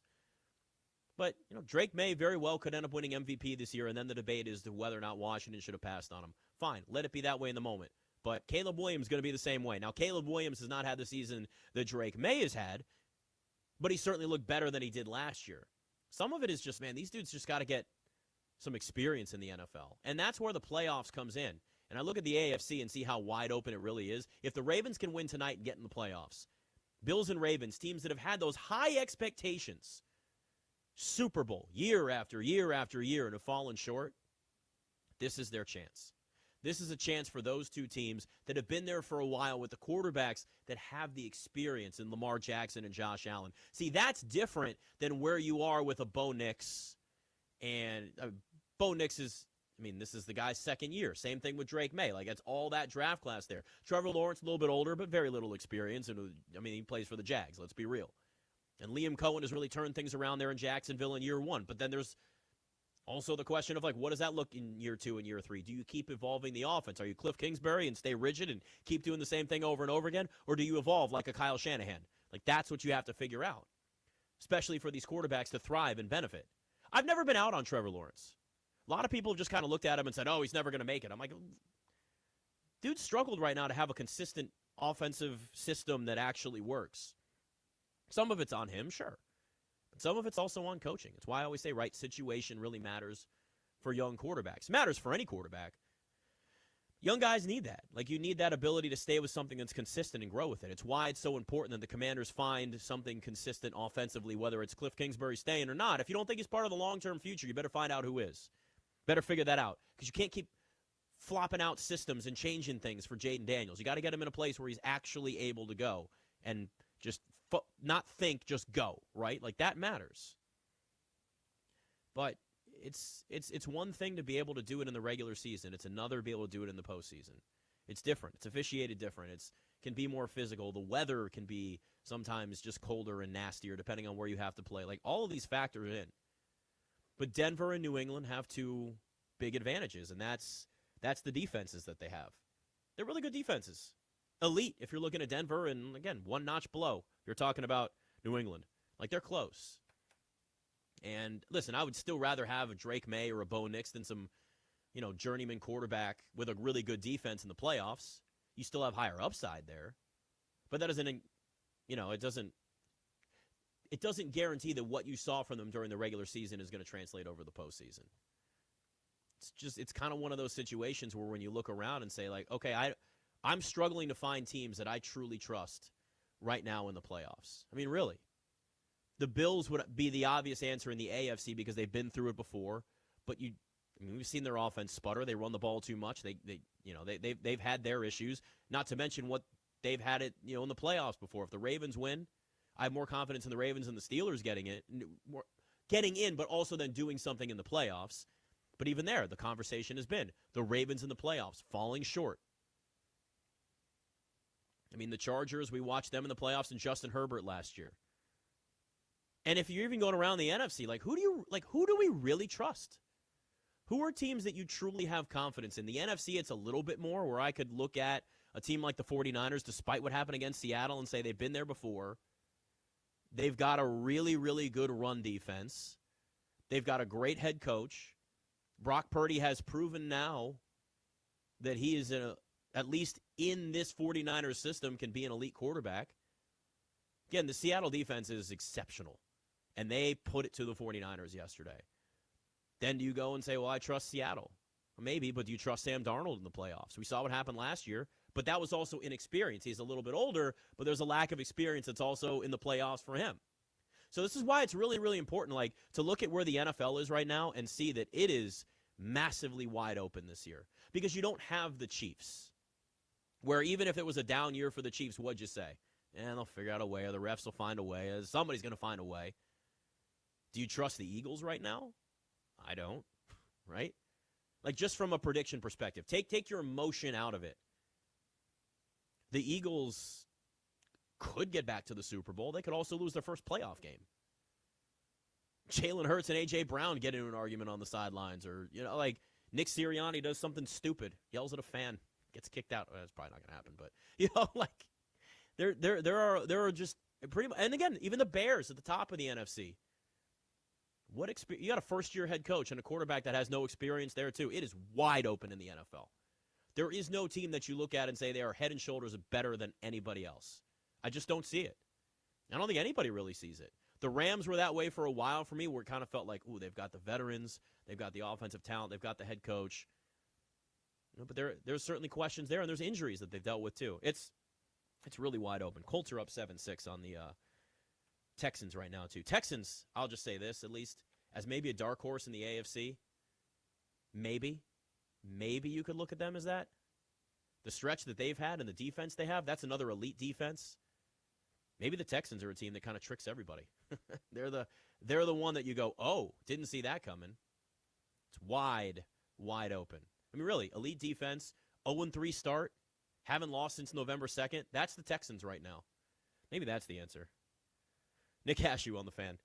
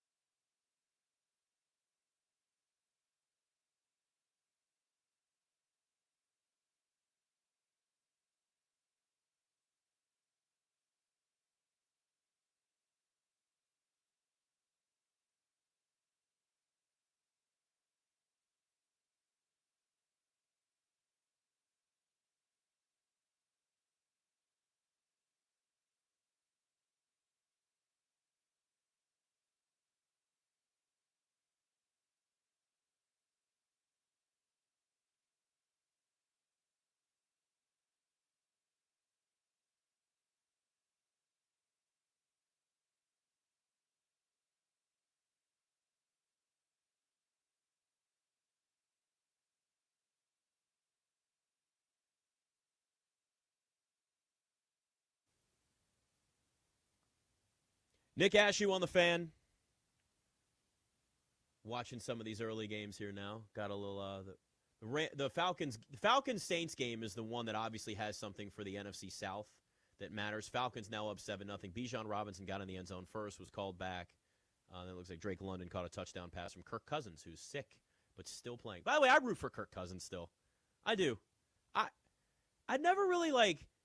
I know it was this is what I've noticed. There's a couple polarizing names over the years in D.C. that have been.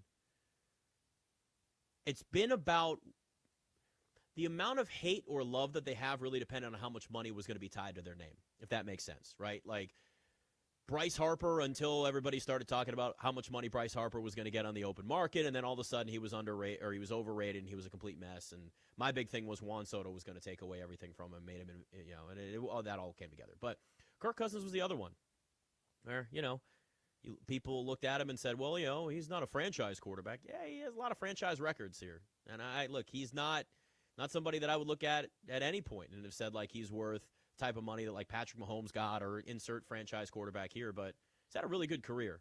For a guy who was a 4th-round pick, the career that Kirk Cousins has built, I root for him. I hate to see what happened to him with the Falcons because really last year too, beginning of the year he was still coming back from that torn Achilles. Then he really looked like a great quarterback for a while. I mean, there was a stretch of like 7 or 8 games where Kirk Cousins looked like that dude for a little while. And then the end of the year was a disaster, and then they obviously went to Michael Penix Jr., and he got another chance again. And heading into this game and the starts that he's had with Michael Penix Jr. out, 9 touchdowns, 4 interceptions, he's played well, threw a touchdown already today. So, I'd never really looked at him as like the bad guy.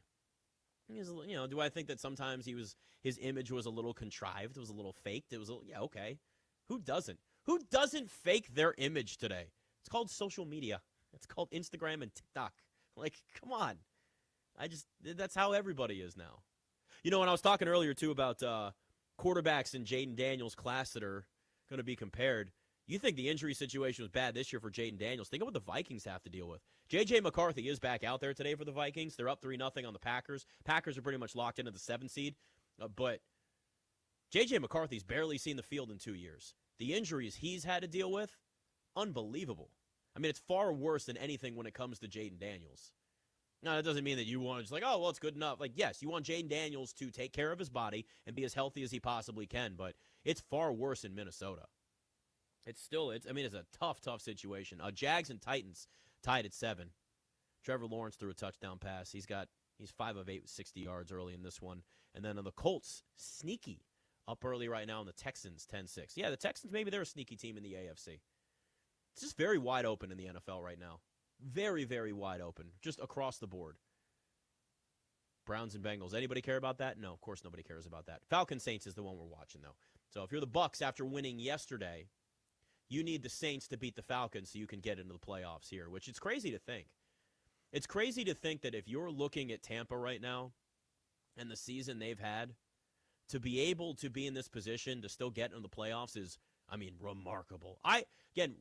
Kirk Cousins I root for Baker Mayfield now too, but that's different. Baker Mayfield is that image flip, right? Early on, he kind of was just annoying, right? It's like, this dude's just, like, there's a lot of arrogance, this whole, like, you're number 1 overall pick. You're not an underdog. Like, okay, some people thought it was a crazy pick, but look, Baker Mayfield, his rookie year in Cleveland was good. He broke the NFL record for the most passing touchdowns by a rookie quarterback, and, then had dealt with his injuries at the end, out in Cleveland. He's kind of his own underdog story later. It just didn't happen at the beginning. Cast off from the Browns, cast off from the Panthers, 2 dysfunctional messes. Just horrible organizations. The Rams helped him grow up a little bit. Remember that Thursday night game? Baker Mayfield gets he's out there throwing a game-winning touchdown. You're like, oh, wow, maybe Baker does still have it. Sean McVay really helped with that. And, the Bucs have been in this free fall that I had no confidence in them yesterday winning that game. Even though I think they're the better team, it's just kind of like you look, they start off 5-1. They beat the 49ers at that point, and you're going, oh, all right, Tampa's going to keep doing it. And then it's just been a complete free fall. Baker Mayfield was keeping the team alive when they got crushed by injuries the first 6 weeks. People were talking about Baker being an MVP. That Baker was in the conversation. And I know blame always falls on the quarterback. And a lot of it should in the right situations. But I think we're at the point now, if you're looking at Tampa, even if they get in the playoffs, even if the Saints win today, Falcons up 7-0, someone's going in the tent. Couldn't see who that was in the Falcons game. Someone going into the blue injury tent. But yeah, like even if Tampa gets in, Josh Grizzard, their offensive coordinator, is he going to stick around? Just seems like there's no trust there. It's always a lack of trust. And this goes back to the culture, right? This goes back to being able to look at what you've built, say everybody's on the same page. May not always agree on everything, but you're on the same page and have the same goals. And that's what's really lacking in a place like Tampa this year where they could make the playoffs. But you have a Baker Mayfield that's looked more like Cleveland Baker over the last few weeks. It wasn't as bad yesterday. It's rare that Tampa actually wins when Baker throws an interception, so they overcame that. But he's played through injury, but he's got that chip on his shoulder and a lot more frantic decisions over this long stretch at the end of the regular season. Timing's looked off. He's played a little more recklessly. These are the types of things that you don't want to see as you're heading into the playoffs. And really, if you're looking at the playoffs, it's all about the team that gets in that's playing great football at that moment. I mean, Giants won 2 Super Bowls with Eli as quarterback, and that was the team that had to fight their way into the playoffs late. I mean, I always use the Nationals as an example years ago, which, God, think about this. It is, 5.5 years since the Nats won the World Series? God. Last few years just feel like a blur. But that 2019 season for the Nats, 19-31, we all know the story, right? They were in playoff mode from May on. So if you're looking at teams as we head into the playoffs, it's another reason why I actually really like the Texans in the AFC as a dark horse. Because they've got an elite defense. They've got a very good quarterback in C.J. Stroud. Very good quarterback. I know he's had some of his ups and downs, but some of that has been on the coordinator and that situation that's been there too. There's been there's been a roller coaster. It's why you want consistency with your offensive coordinator and your system, right? But look at where the Texans have been. They started off 0-3, and then they've been playing great football, and they've been riding that wave.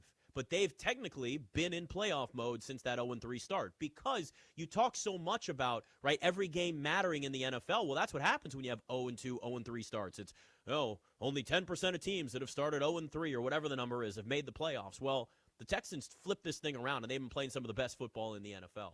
So if I'm looking at teams in the AFC that I say they absolutely have to take advantage of this wide-open AFC, that's the Bills, and if the Ravens get in, the Ravens are there.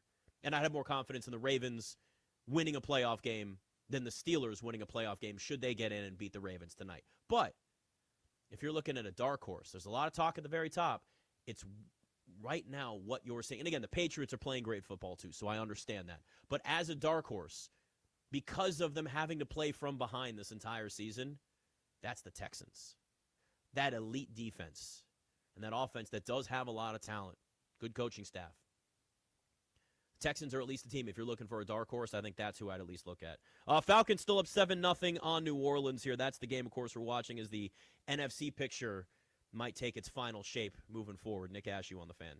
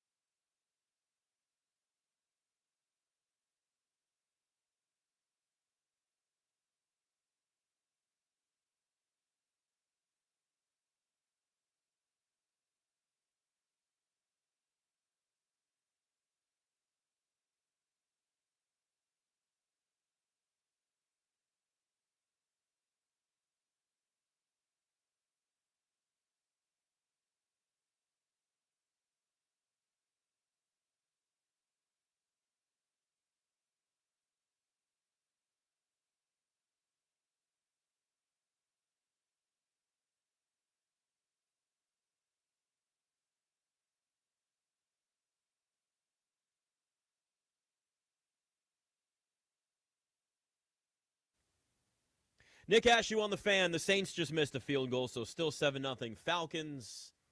Every Tampa fan is happy about that, or anybody who wants to see Baker Mayfield get in the playoffs. Yeah, just the image change for Baker Mayfield, I'm a fan of.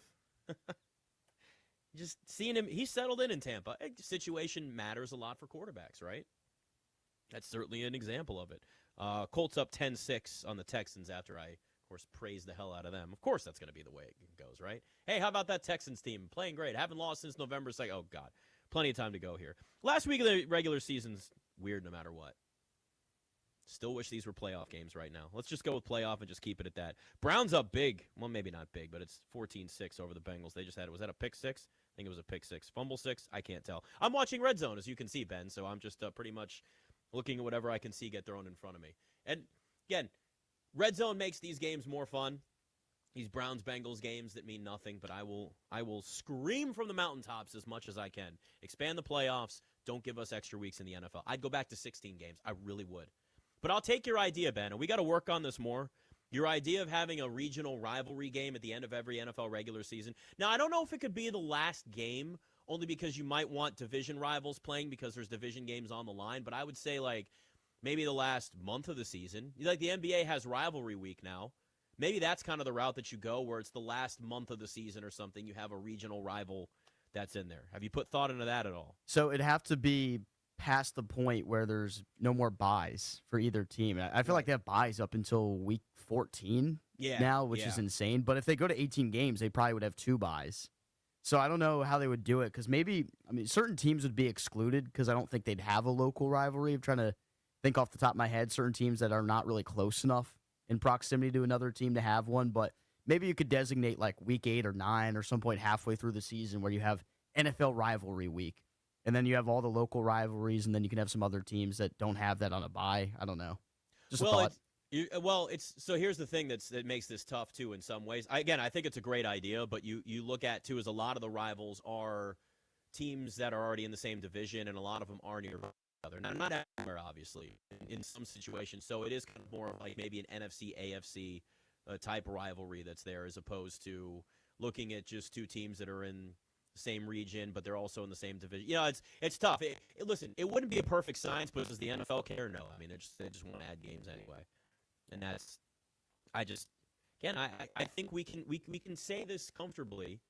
It's okay. Like, we don't need more regular season NFL football, because when the NFL goes to 18, how long before they go to 20 games? Really? How long before they go to 20 games? Maybe we have robot football then. Then you can give us 50 games. That's how you get the most football. Because by the time AI takes over the world anyway, the NFL is just going to be robots. I've seen these robot videos, and I love AI. I use a lot of AI, a lot of tools, a lot of tech. I'm a tech guy. But we're training our enemies.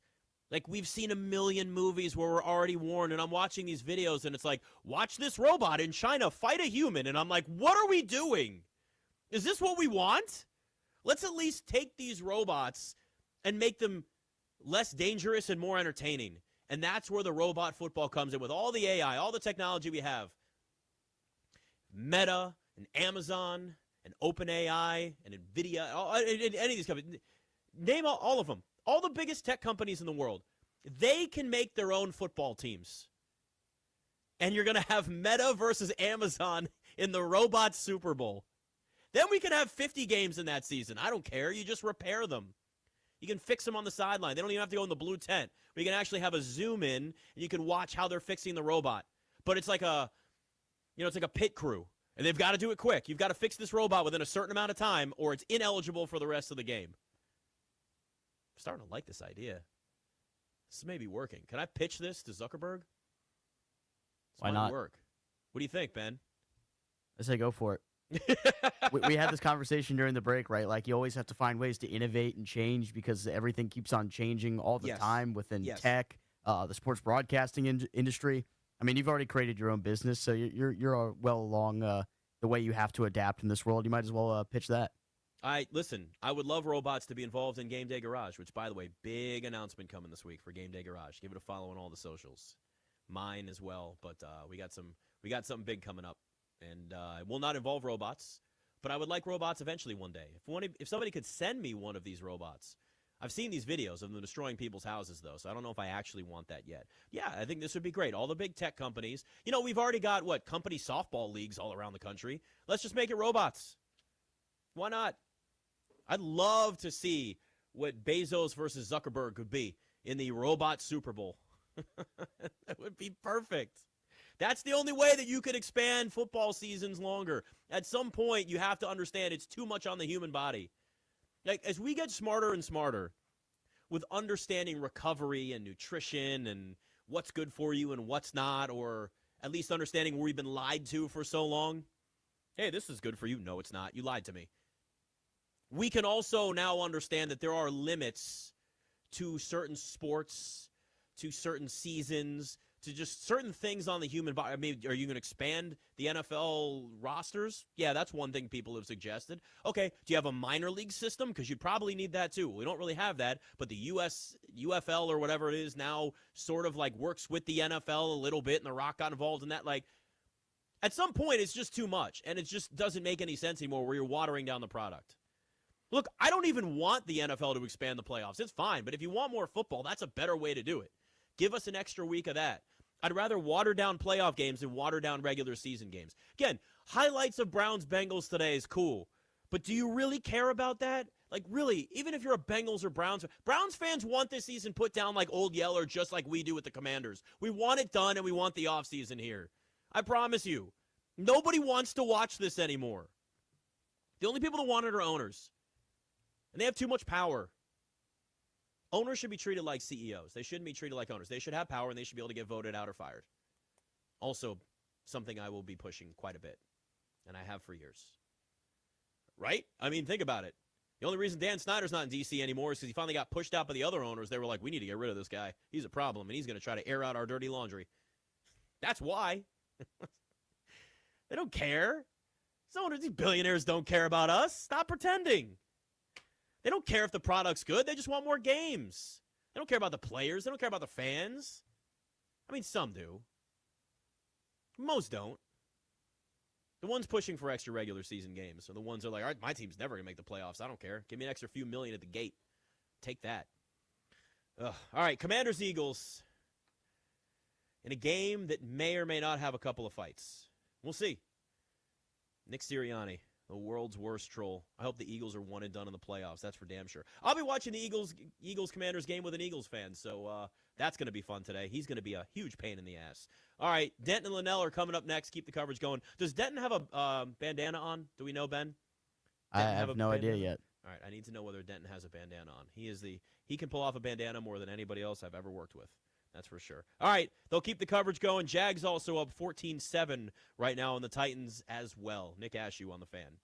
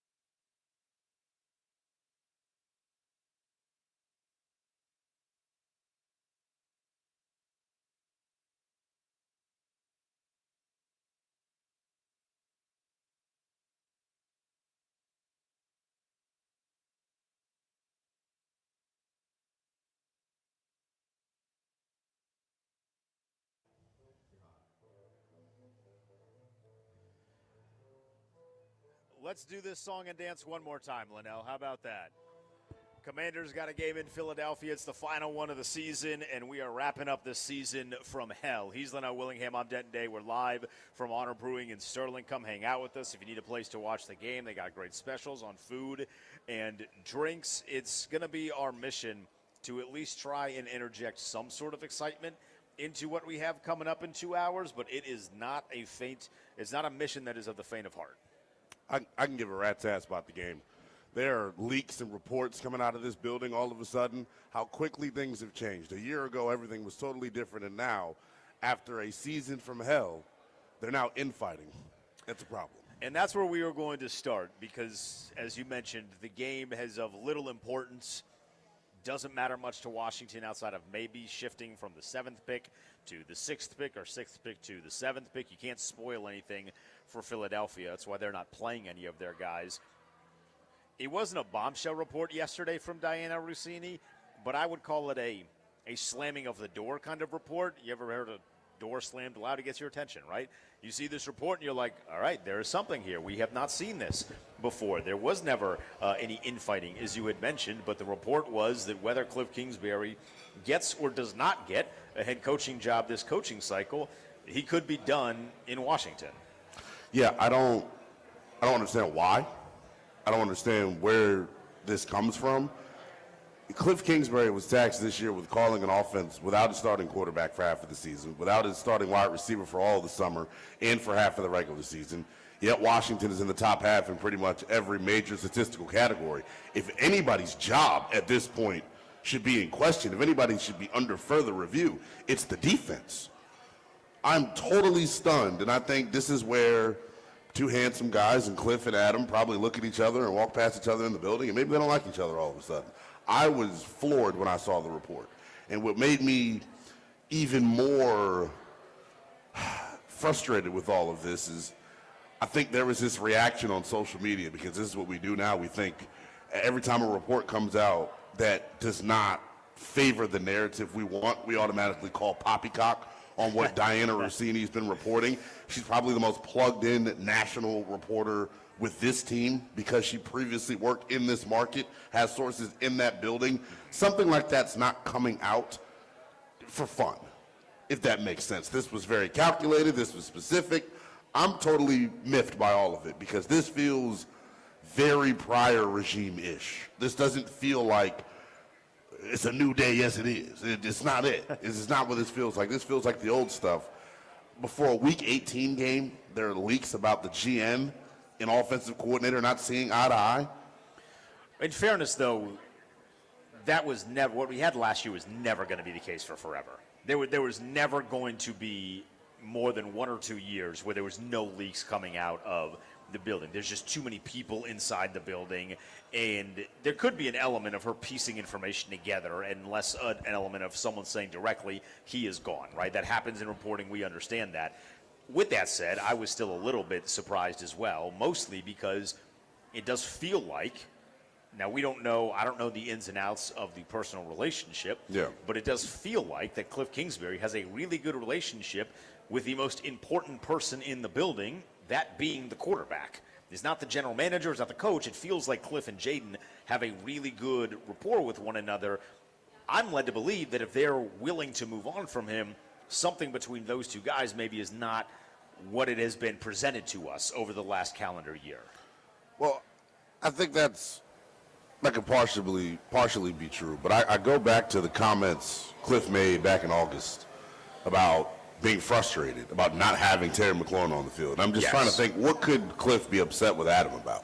I know what Adam could be upset with Cliff about. I mean, just the results haven't The offense has not been very good. But vice versa, I never really understood it. I just think uprooting, first and foremost, like the dynamic of this offensive coaching staff. Cliff got total autonomy to put this staff together. Brian Johnson is here because of Cliff. David Blau is here because of Cliff. He might be staying around, whether Cliff is here or not. To me, the Pritchard was here because of Cliff. So I just, this idea of uprooting your offensive coaching staff after this year when you've been just decimated by injury, I don't really understand it. It just feels like no matter how many different ways we swing it, the defense, the head coach, never seems to be held accountable for what's happened this year. I think it is total horse crap that Cliff Kingsbury's job is being So are you saying you would rather fire Quinn? I'm not saying I would rather fire Dan Quinn, but if there's anybody that deserves to be under some public pressure and scrutiny, it's the guy that is a defensive-minded head coach, and through 2 seasons, his side of the ball has absolutely stunk. I'm wondering how much of this is kind of a little bit deeper than we would casually look at, because one of the, I would say, issues that has kind of plagued the Cliff Kingsbury experience here in D.C. is we have talked about this on a number of different times, right? Whatever you feel about Terry. I like Terry. Right. You like Terry. I'd like to see Terry get the ball more. Have a stat on that for you coming up in 10 minutes. When you watch, I think we were all very aware when everything was good, even last year, that Terry only lined up in like one spot. Yeah. And the Cliffs offense does not have a lot of motion the way that most offenses across the nation or across the NFL have a lot of motion. Do you think that there's just a dynamic of that's a little bit deeper than just the yards per game and some of the decision making? It's just the overall design of the offense being like, hey, we need to either evolve this or you need to go. I think that's a really strong point by you. Maybe there is a desire for, like you're kind of alluding to, a philosophical switch. We consistently talk about how Washington does not play under center. They play at the highest tempo in the National Football League, and maybe that is having a negative trickle-down effect. If that's where Adam Peters and company are coming from, they just want to change the philosophy and go under center more and do things that do not risk their young quarterback. It could be more than just going under center more, although I would like to see the quarterback go under center more, but just like wrinkles in the offense. Now, it's fair to look at what has happened this season and be like, hey, you have not had all of the tools to work with. Like you're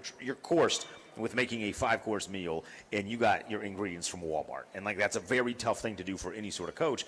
But I do wonder just from hey, we want to see a lot more motion in the offense. Hey, we want to see a lot more creativity in the offense. And there's a bunch of different things that I'm sure from just a football acumen that maybe Adam Peters is looking at and saying, we are not doing this the right way. And if you can't do it, then that might be where the rift is. Because I'm sure if this is coming out now, then there have been conversations during the season between the two sides where we've been like, hey, we need to change this, or I'd like to do more of this and that and this.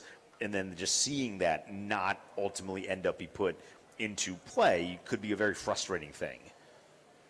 Yeah,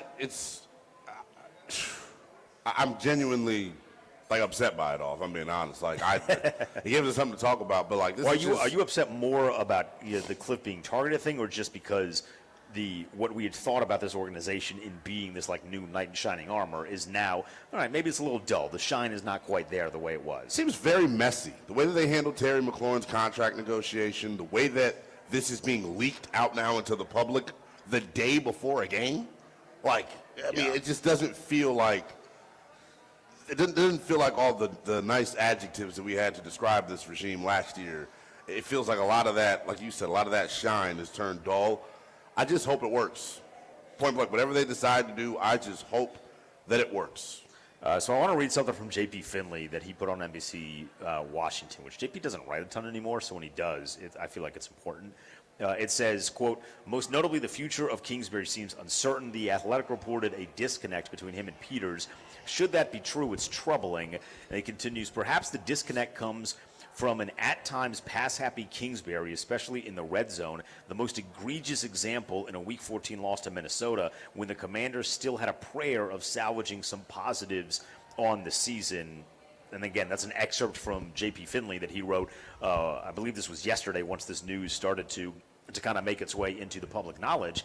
We have been, admittedly, if you just look back, and all our shows are taped, so if you look back and watch our shows, there have definitely been some times this year where we're like, man, hey, Jaden's back for the first time in a couple weeks, and you run 5 straight pass plays. That cannot be good. You need to be a run-first team. And, we want to be, me and you personally, we want this team to be a run-first team because, man, that offensive line can really run the football, really, really well, and they just haven't been doing it. So it does feel like, again, that kind of goes back to, the philosophy of this thing of, hey, you're saying one thing, and then when we're watching you, it ends up being another thing, and it's not this dynamic offense. It's not this run-happy offense. It's just all pass-happy, and then this is kind of the results that we get. Now, injuries obviously are quite the reason for it, but there could be much more than just the injury thing.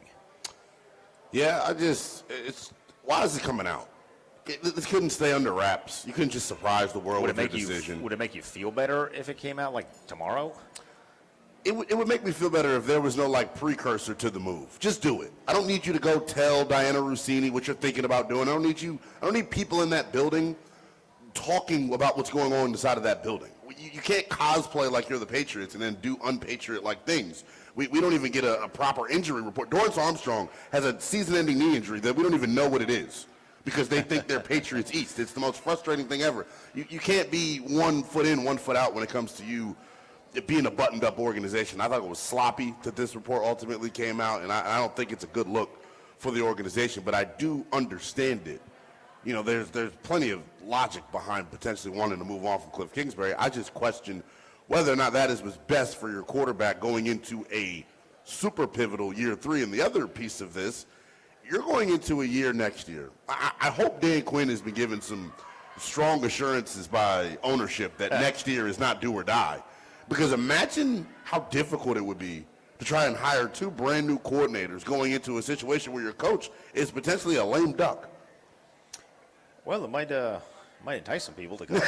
They say, hey, give me that could be the next guy. A year, and then I can just get a promotion. I mean, we're going to spend the next, depending on if this move actually gets made, which if it does, I would assume would happen sometime early this week. Oh, it would have to happen immediately, right? Probably tomorrow or Tuesday at the latest if it does end up coming to fruition, which I'm not entirely sure that it will. Again, there is an element of this to where she might be taking one thing and interpreting it, a comment from somebody and interpreting it one way where it might not be as extreme as she is saying. But now we got to pay attention because the expectation is there's a bunch of offensive coaches that are going to get fired. And not that they're going to come and be the head coach here, but if somebody needs a rehab year, a Mike McDaniel or Kevin Stefanski, although Stefanski's probably going to get hired by either the Giants or the Titans, but if one of these coaches needs a rehab year, coming to D.C., and then, as you mentioned, not knowing what the future long-term is with Dan Quinn could entice somebody like a Mike McDaniel. Not that I want Mike McDaniel to be the coach of the future here, but offensively, I mean, he took Tua and made Tua – he got Tua $55 million a year, and Tua stinks.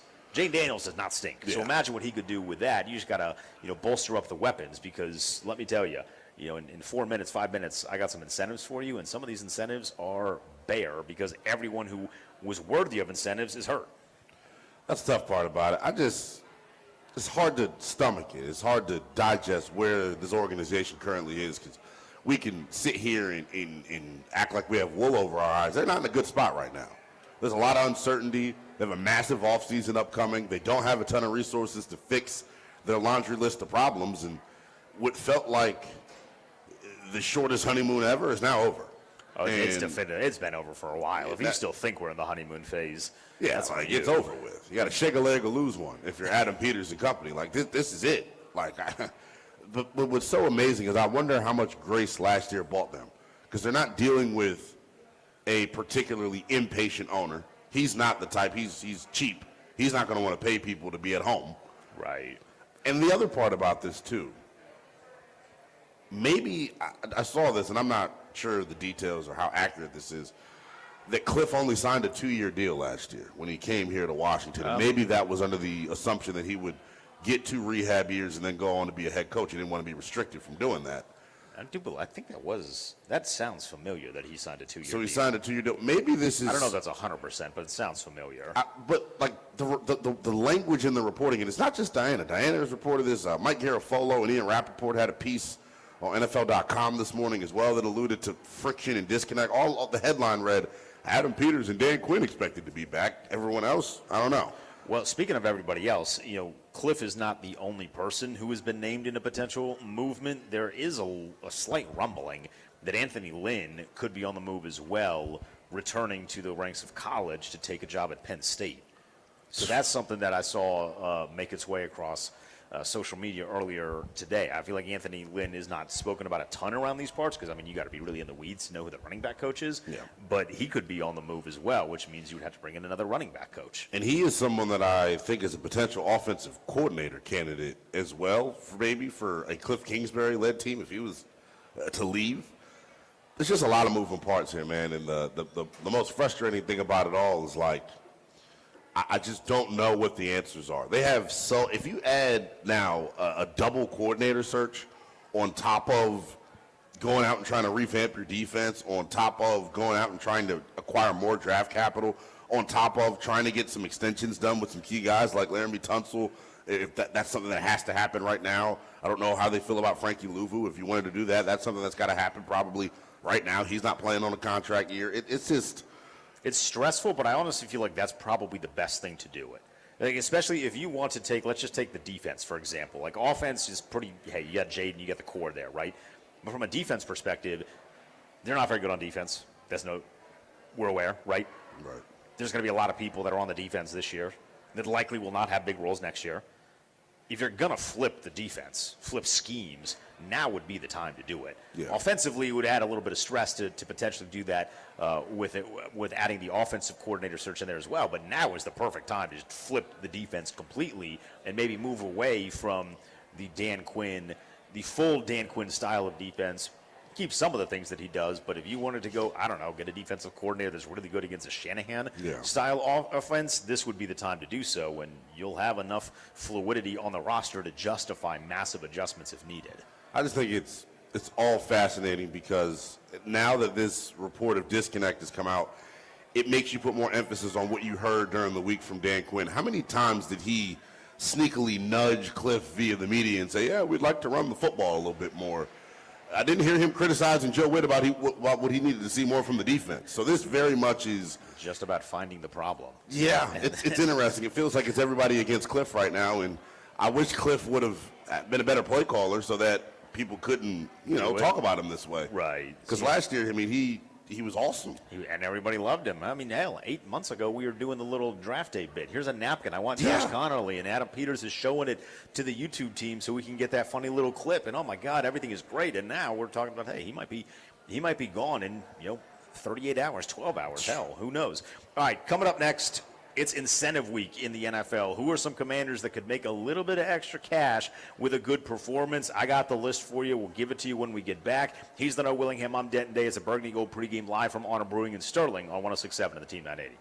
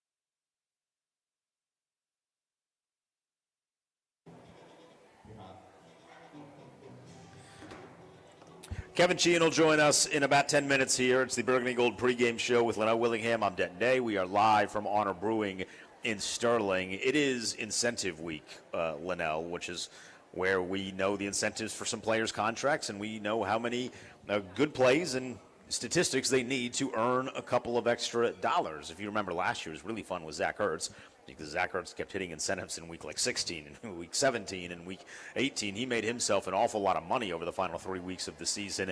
It is a little bit more, shall we say, bare bones this year for the Commanders. So I have some incentives. Don't make me laugh because some of them are funny, but I have some incentives for you. Are you ready for these and who you should be rooting for Washington? Let's give it a shot.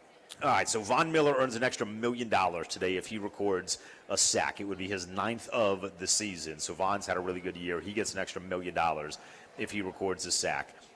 Don't laugh. If Frankie Louvu records 3 sacks, which is the same amount that he has on the season, yeah. Wow. he will make $325,000. That would be for 6 sacks. He would make a little bit more if he gets to 8 sacks, but let's be honest, 5 sacks for Frankie Louvu today, come on now. And then on offense,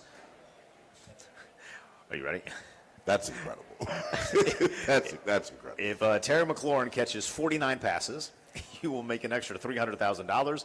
He would earn an additional $300,000 if he catches 7 touchdown passes today. So, Cliff? Go offense. Cliff, this is the time to be pass happy. I'm about to say, yeah, what a send-off that would be for your star wide receiver that you never move around the formation.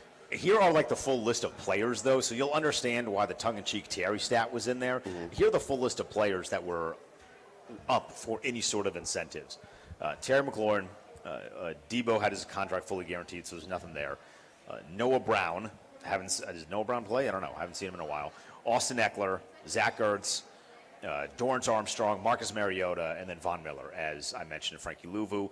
Matt Gay is not on the team anymore, and then Bobby Wagner, if he is a Pro Bowler or All-Pro. Pro Bowler could be up for grabs. All-Pro is definitely not. He better not be All-Pro. If he is a Pro Bowler, he would make $500,000. So, honestly, that is up for the Commanders faithful, who always vote very well, to make Bobby Wagner a Pro Bowler on the fan vote and make him an extra $500,000. Now, not a financial incentive for Bobby Wagner, but if he gets 5 tackles today, he would officially have 2,000 tackles, and is a very rare air of players that have had 2,000 tackles over the course of NFL history. My personal preference for him today, Linnell, is for him to get 6 tackles, just to get an extra one in case a rogue scorekeeper decides to be petty in 3 hours after the game, and then get him off the field, and then only Jordan McGee the rest of the way once he hits the 2,000 tackles. That's exactly what I do, and I feel like that has played a part into why he's played so much. There's no I don't know how I feel about that. reason. Yeah. So Shefty tweeted this last night. There are a couple of Debo incentives. He may hit them. I don't know. $650,000 total. 10 catches to get $200,000. 93 receiving yards for another $200,000, and then 2 touchdowns for $250,000.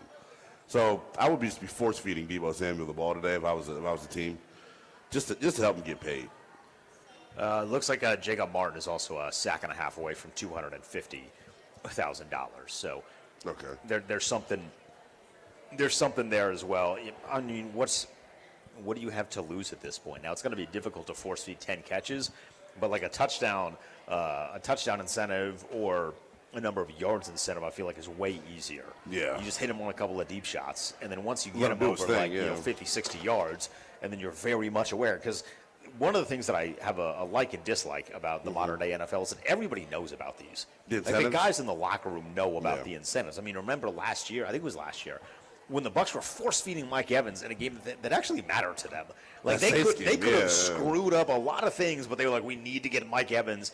I think it was like $150,000. So everyone knows about these. I expect to see some sort of forcing to some of the guys on offense, and really only Debo, because, I mean, unless they're going to force-feed Terry 49 catches, I think that one's a little out of reach. If I was Debo, I'd be pretty upset if I didn't hit my incentives. If they didn't make it a point of emphasis to do so. To at least try. Like give me my money. Throw him 15 catches. Throw him 15 balls. I mean, what's the worst that's going to happen? I don't know what his season high is on the season for catches, but 7 doesn't seem like the craziest thing in the world, does it? I don't know. A couple of screens, jet pass. You can give him 3 jet sweeps. It's 3 catches. You got to be careful with that. Again, these scorekeepers can go kind of rogue. Wouldn't that be something? Could you imagine? I'd be floored. So his season high is 8. That was against the Chargers. That was his best game of the year. He had 96 yards in that one and a touchdown. I guess the touchdown thing is probably just general touchdowns and not receiving touchdowns. He has 5 receiving touchdowns. He has another rushing touchdown. That one came in week 1 against the Giants. What a time that was. Yeah. He also had 7 catches in that game as well. So he has multiple games with 7 catches, the one game with 8 catch. Unfortunately, though, over the last couple of weeks, 5 against Denver, 4 against Minnesota, 3 against New York, 3 against Philly, and then 2 last week on Christmas against Dallas. So his target share has gone down pretty substantially. Do you think he comes back? I'd bring him back at the right price. Yeah, I think I'd be open to it. I'd be open to it. I'd definitely be open to it. I still think they need to go get like a legit number 2. Yeah, for sure. If Terry's going to be your legit number 1, which, injuries withstanding, I think when Terry's played, he's played well. If he's going to be your number 1, you got to go get somebody to be number 2 because Debo can't be. I don't think he can be a number 2. His routes in today's day and age of the NFL, they're just not clean enough, I think, to be a number 2 wide receiver. And I feel like there are folks out there that when I ask that question, well, should you bring him back? They immediately get upset and scream and yell and holler and tell me I don't know anything. He wasn't used properly this year. He was their number 1 wide receiver all For a lot of the year. long, pretty much. Yeah. Like, that's not the ideal way to use him. I am wanting to bring him back simply for the fact of, like, okay, what does he look like if we put him in his traditional role and let him play the wide back, let him run the ball and throw him screens and so on and so forth. He was really, tasked with running the entirety of the route tree, which is like not his strength. So Not his strength at all. 70 catches on the year ain't bad though. He put up solid numbers. His 70 I catches, guess. 707 yards, 5 touchdowns. It's pretty decent. 10 yards of reception, it's not bad. 10 yards. Yeah, 10 yards of reception. His longest was 41, so maybe he gets a home run. Today against the Eagles, they're not playing a lot of their players, so this would be the time to do it. Because their defensive backs have been pretty good this year. The starters, when they're active, healthy, and engaged. They have. I hope he goes crazy. By the way, Cam Little just hit a 67-yard field goal in Jacksonville. Not bad. Not bad at all. Not bad. Score update from around the league, one that actually matters before we get to Kevin Sheehan.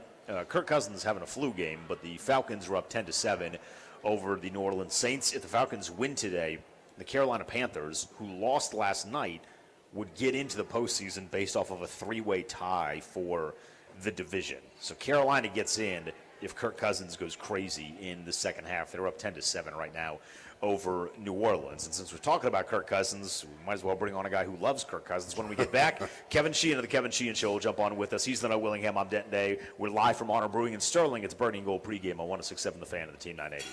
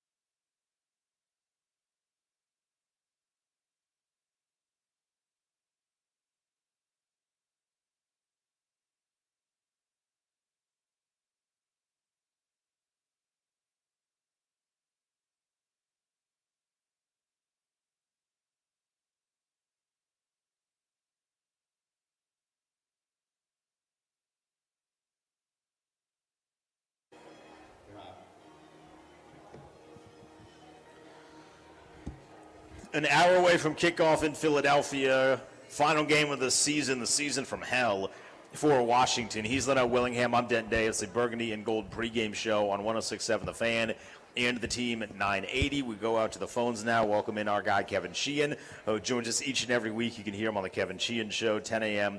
To 1 p.m. every Monday through Friday on the team 980. Kevin, how excited are you? Do you got your popcorn ready? You going to be locked and loaded for this one? Can't wait for it. It's really, really an exciting opportunity for the players that haven't played this year. You would say that usually about a season finale that means so little, but we've seen about 2 practice squads worth of players this year. They've gotten a chance to see a lot of players this year because of all of the lost players. So this one has little drama whatsoever. Even the Dan Quinn, we'll see him in 2 weeks when they went for the 2 a few weeks ago. I mean, what are they going to do with who they have out there? I mean, Philly's not putting any of their starters out there, so it doesn't matter. Kevin, I got to get right to it with you, man. It's all I care about as far as today. What did you make of the report that came out yesterday citing that there's some potential friction in the building between the offensive coordinator and the general manager? I don't know anything. I mean, I saw the report, so I haven't had anybody tell me that there's any sort of friction other than maybe, going back to earlier in the year with some of the Terry stuff. But I would not be surprised if it's overblown. Do you think that Cliff's going to be back next year? I certainly wouldn't be surprised if he's back next year. I don't think that he's anywhere near the problem this year, and I think that people that think he's the problem, I think they're out there. They're out there, man. This was not a team that was worse offensively this year because they weren't under center a lot this year. They didn't have their players this year. That's why they weren't as good as they were last year offensively. It doesn't mean that the conversation about a different style of offense being a better style of offense isn't a valid conversation. I'm a fan of a Shanahan-style offense. If you told me Mike McDaniel's going to be available and he'd be interested in being an OC here, I'd be curious about that, intrigued about that. But Cliff Kingsbury's way down the list for me, anyway, in terms of what the issues have been this year. And I think he's a pretty good offensive coordinator, and I think he'd be sought after, and there's a potential head coaching opportunity for him because of what he was able to accomplish with basically, a shell of what they intended to put out there this year. It wasn't a terrible offense statistically. In many ways, his representation could say, look what he was able to do with chicken you-know-what this year without his best players on the field. I'm not a big fan of the conversation that this year's been about Cliff Kingsbury. I think it's a very limited conversation. I agree.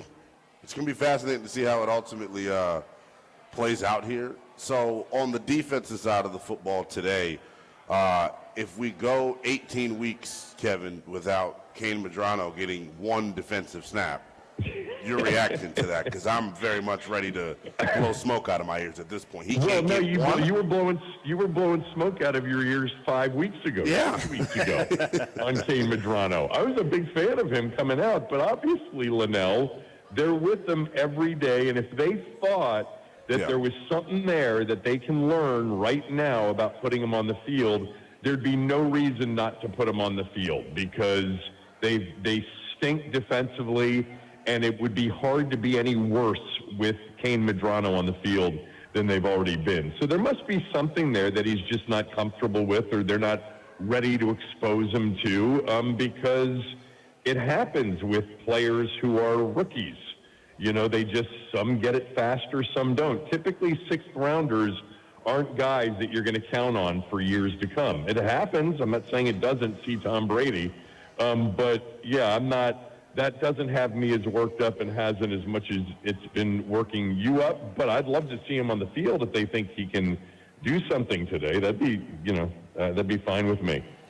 Kevin, we talked about incentives for Commanders players and money they can make. Not necessarily, this one isn't tied to financials, but Bobby Wagner could become like the third player in NFL history to get 2,000 tackles with 5 today. I said that he should get 6 just in case you get a rogue scorekeeper and then pull him. Do you think that Bobby will play more if he gets 6 tackles, or do you think it'll then be the Jordan McGee show? They've shown no desire to take him off the field at all this year. So if he doesn't play every defensive snap today, I'd be a little bit surprised, but maybe they'll pull him, Denton. The guy is one of the greatest tacklers in the history of the game, and certainly in the top 2 or 3 of his era. I think there's a chance he's back next year. I mean, I don't know the comfort level they have with him on the field, and he's going to be 36. He's not going to be 46, and I can't imagine he's going to be very expensive. I'd be interested to see what they think of bringing him back. I think that could surprise some people. Wouldn't surprise me. I'd be on board with it. Just don't play him 100% of the snaps. That's it. He could still. Well, that's where they think the benefit is, though, Linnell, is that having his mind on the field for every defensive snap is the value as much as anything else. Can we clone him? Jeez, Louise. Like, we got to do something, man. Yeah. Back to the Kane Medrano thing real quick, Kevin, because this is one my heels are dug in on. My whole thing is, we know how NFL practices go. How do you evaluate a position that is so dependent on running and hitting if you can't watch them run and hit in practice? Yeah, I mean, I'm with you on that. You have to, you don't really know. Even Quinn said it this week, I think on Friday. He said, you really don't know until, the competitive battle of a game is evaluated. So, so there must be something that If he can't get lined up right, if Bobby Wagner can't get him to line up right, then now what purpose is Bobby serving? Now, it's all deeper for me, Kevin. I'm frustrated, clearly. I'm ready for this to end. What do you hope to see from Johnny Newton? He played really well last week in extended opportunities. Do you think he does it again today?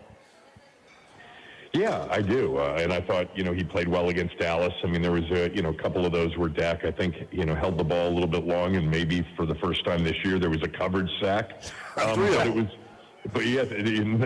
them, but he was good. And again, you've got to give these things time. I mean, to declare things on young players, unless it's just an absolute outlier like it was with the quarterback last year, it's tough to do when they're getting limited snaps and the inconsistencies of typical growth and maturity of young players. But he was a really good college player. We saw the flashes of what he was at Illinois on Christmas Day. It'd be nice to see a little bit more of it today against who? Tanner McKee or Sam Howell? I don't even know who's starting.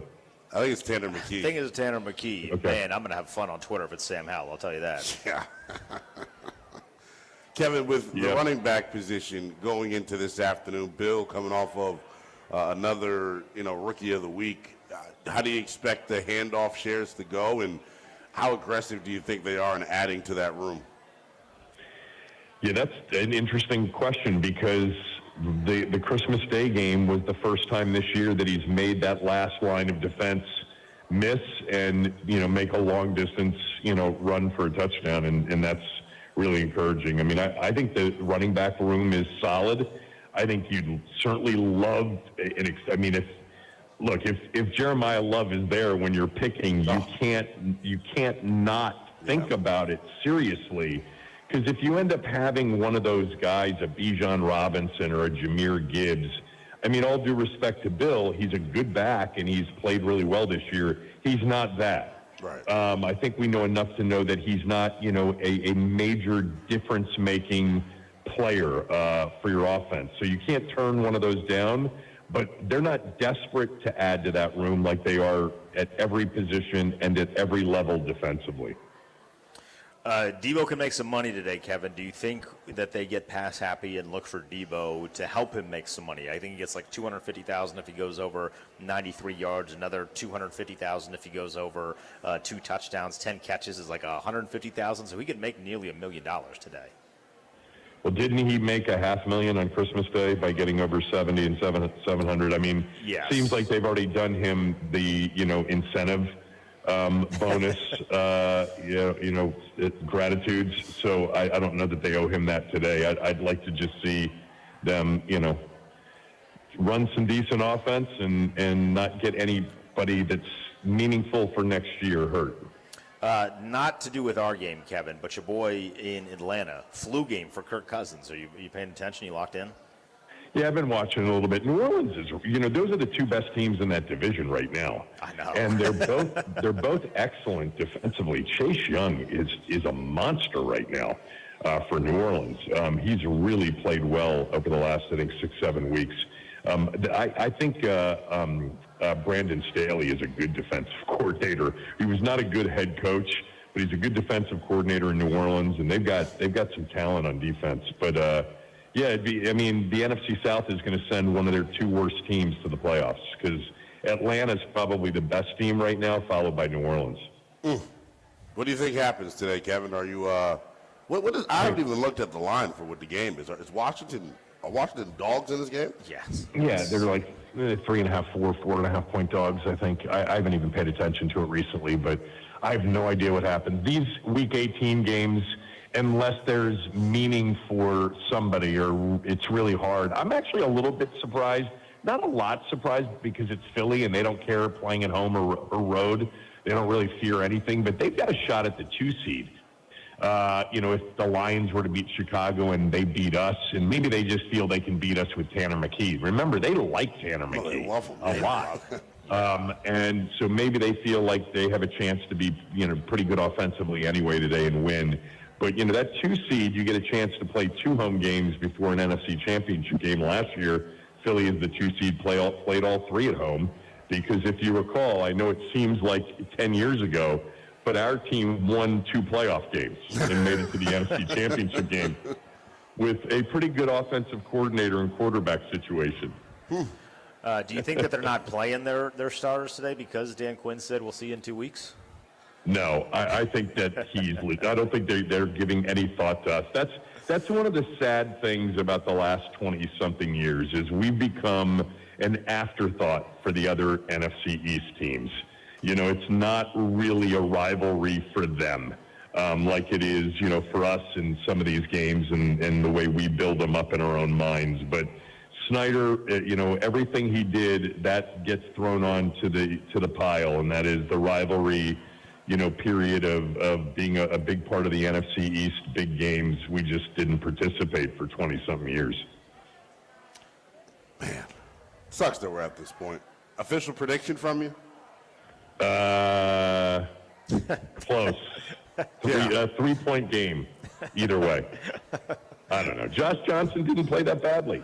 He was the biggest surprise to me on Christmas Yeah, Day. I mean, I didn't think they were going to score on a short week with him at quarterback. well, again, their coordinator isn't terrible. Yeah, don't tell Adam Our Peters that. fans think he is, but he's not. Don't tell Adam Peters that. Yeah, Kevin, well, I'm not so sure that hasn't been completely overblown. Kevin, We'll we see. appreciate it as We'll see. always. Thanks, Kev. Enjoy the game and enjoy the other good games that are going to be played All right, today. boys.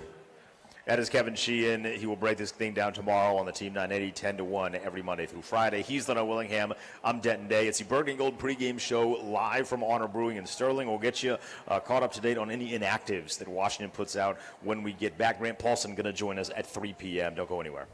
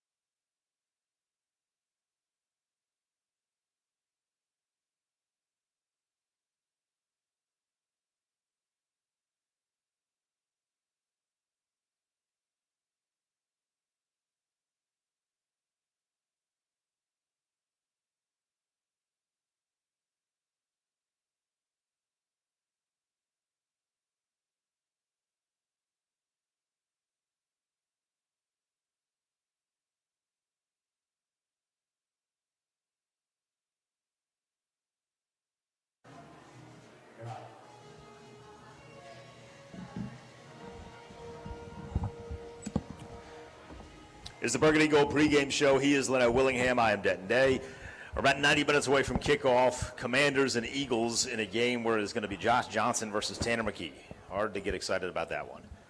We'll try, but it's hard to get excited about that one. I don't even know if you should try. It'd be a wasted effort. It's going to be interesting. I want to see, I'm glad you asked Kevin about Jazon Newton, and he quickly disagreed with me on it. It was 3 coverage sacks. I think Kevin's also part of the Jazon Newton fan club, which is a good fan club to be a part of. Second round pick that has not lived up to the expectation. I'm about to say I've been a part of better fan clubs. You know, if he plays well tonight, that'd be cool. I don't expect it. I don't know what this game is going to bring us. I genuinely don't know. Like, should I be preparing for Tanner McKee to go out and light our defense up? Is that what's on the horizon here? Because I don't know if I can stomach that. I mean, what? Not that I would care. What do you care like today? Like, I don't really care today. As long as he's not constantly burning Mikey Sanders still, I'm okay. Like, if you burn someone that's on the other side that might not be here next year, I don't really care. Fine. Yeah, I don't even know who's going to be throwing the ball to. That's the other piece of this. I thought we were through with these types of games. Last year was such a special, fun experience, and now it feels like, I keep describing it, it's like we finally moved out of our parents' basement and we got a 1-bedroom apartment, and then we had a flood. Now we're back in our parents' basement. So just some scores around the NFL that are going to be important, at least as it pertains to Washington. The Giants are up 22-10 right now over the Cowboys. Love that. That's really, really good. If the Giants win today, they are 4-13. If Washington loses today, they would be 4-13. But Washington would have a tiebreaker with the Giants over receiving a better draft pick. So Washington would get the long-term benefit if the Giants win today. They also get boosted a little bit if Cleveland wins, because Cleveland would then be 5-12, and Washington, if they lose, assuming they do, would be 4-13. So they could potentially, just keep climbing and climbing and climbing to the top of the draft board. And if you're somebody like me that wants a badass edge, you're just about guaranteed a badass edge if you're in one of those spots. If you're someone that wants to draft back or trade back in the draft, well, it's a lot easier to trade back in the draft when you have a very high pick that is coveted. So those are good things that are happening as it pertains to Washington. And on top of that, at least for the Cowboys, they just pulled Dak. So Joe Milton's going into the game down 14 with about 10 minutes to go in the third quarter. So it's going to be the Joe Milton game from here on out, which, again, benefits Washington unless Joe Milton all of a sudden is a superstar in the second half. Yeah, it's just fascinating, because I would love to know what they're thinking right now when it comes to the draft. Do they have a order of needs? How big of a need do they think edge is? Is there a surprise need? I mean, Lord have mercy. Well, yeah. I wonder, is there like a surprise need potentially, that like maybe something that they view as a massive need that we don't and that we're not thinking about? So, well, that would be, to me, Jeremiah Love at running back. If you're drafting a running back potentially in the top 5, if the Cleveland situation works out and the Giants situation works out, your floor is 5. And then I think there's something with the Titans, so the Titans suck and they're going to lose. They're getting destroyed by Jacksonville. It's 31-7. I mean, Trevor Lawrence had 3 touchdowns and 3 incompletions in the first half. But Jeremiah Love feels like that guy. By the way, we have the inactive list. No Jaden, we knew that. No Marcus, we knew that. Professional best friend Sam Hartman is inactive. He's the emergency third-string quarterback. Chase Edmonds at running back inactive. Laramie Tunsil inactive. We knew that. Jalen Holmes inactive. I know you're going to be upset about that one. And then Sheldon Day, my long-lost relative, is inactive. Everybody else is good. Ricky Barber season, baby. Sheldon Day made inactive so we could see undrafted free agent Ricky Barber again, who had a sack in his first ever game. So that was awesome to see last week. Maybe he's the guy we should get excited about. I'm all in for number 66 today. We're just grabbing straws. Please be excited about this player and this player. Maybe Ricky Barber. I almost called him Ricky Bobby. Maybe Ricky Barber. Shake and bake. Maybe Ricky Barber can get some penetration here today, man. I'm curious to see him. That's Leno Willingham. I'm Denton Day. When we get back, our guy Grant Paulson going to jump on with us. He'll do his best to get excited about this one. It's the Burgundy Gold pregame show live from Honor Brewing in Sterling. Come hang out with us. If you need a place to watch the game, don't go anywhere. Grant Paulson next.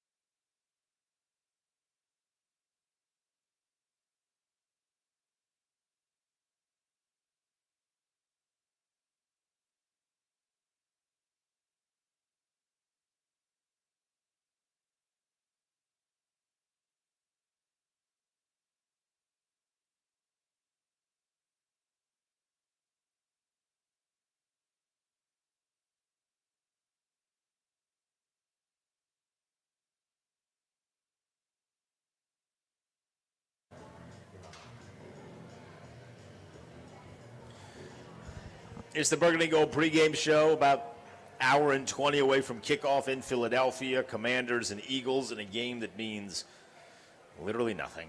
You can't spoil anything for Philadelphia. They're not playing their players. It's very difficult to get excited, but we're going to task our friend Grant Paulson with helping us, and he joins us now on the phones here. Grant, what are you most looking forward to about today? Well, it's one last ride, boys. We only get 17 of these, so that's the start. I'm excited. It's football on a Sunday. Can't go wrong. We only get one more. But I guess, same thing I've been saying for the last several weeks, really, right, is some of the young players on this team, seeing how their trajectory continues to develop. Finally last week in the Christmas game, which feels like forever ago now, you had Ben Sinnott's targets and catches go up. You saw Johnny Newton way more impactful than he's been as a pass rusher. So who carries over what was, I thought, a pretty impressive day of young performers and performances? Ja'Cory Crosky merits workload I'm intrigued by, because whenever Chris Rodriguez has been back and playing, the way that they've divvied up touches and carries has been odd, I think, in some way. And so now do you let Bill as a hot hand with 95 yards in back-to-back games kind of roll, or do they go back to having him get a third of the carries and two-thirds go to Rodriguez? We'll see. Grant, you know what I want to talk about, pal?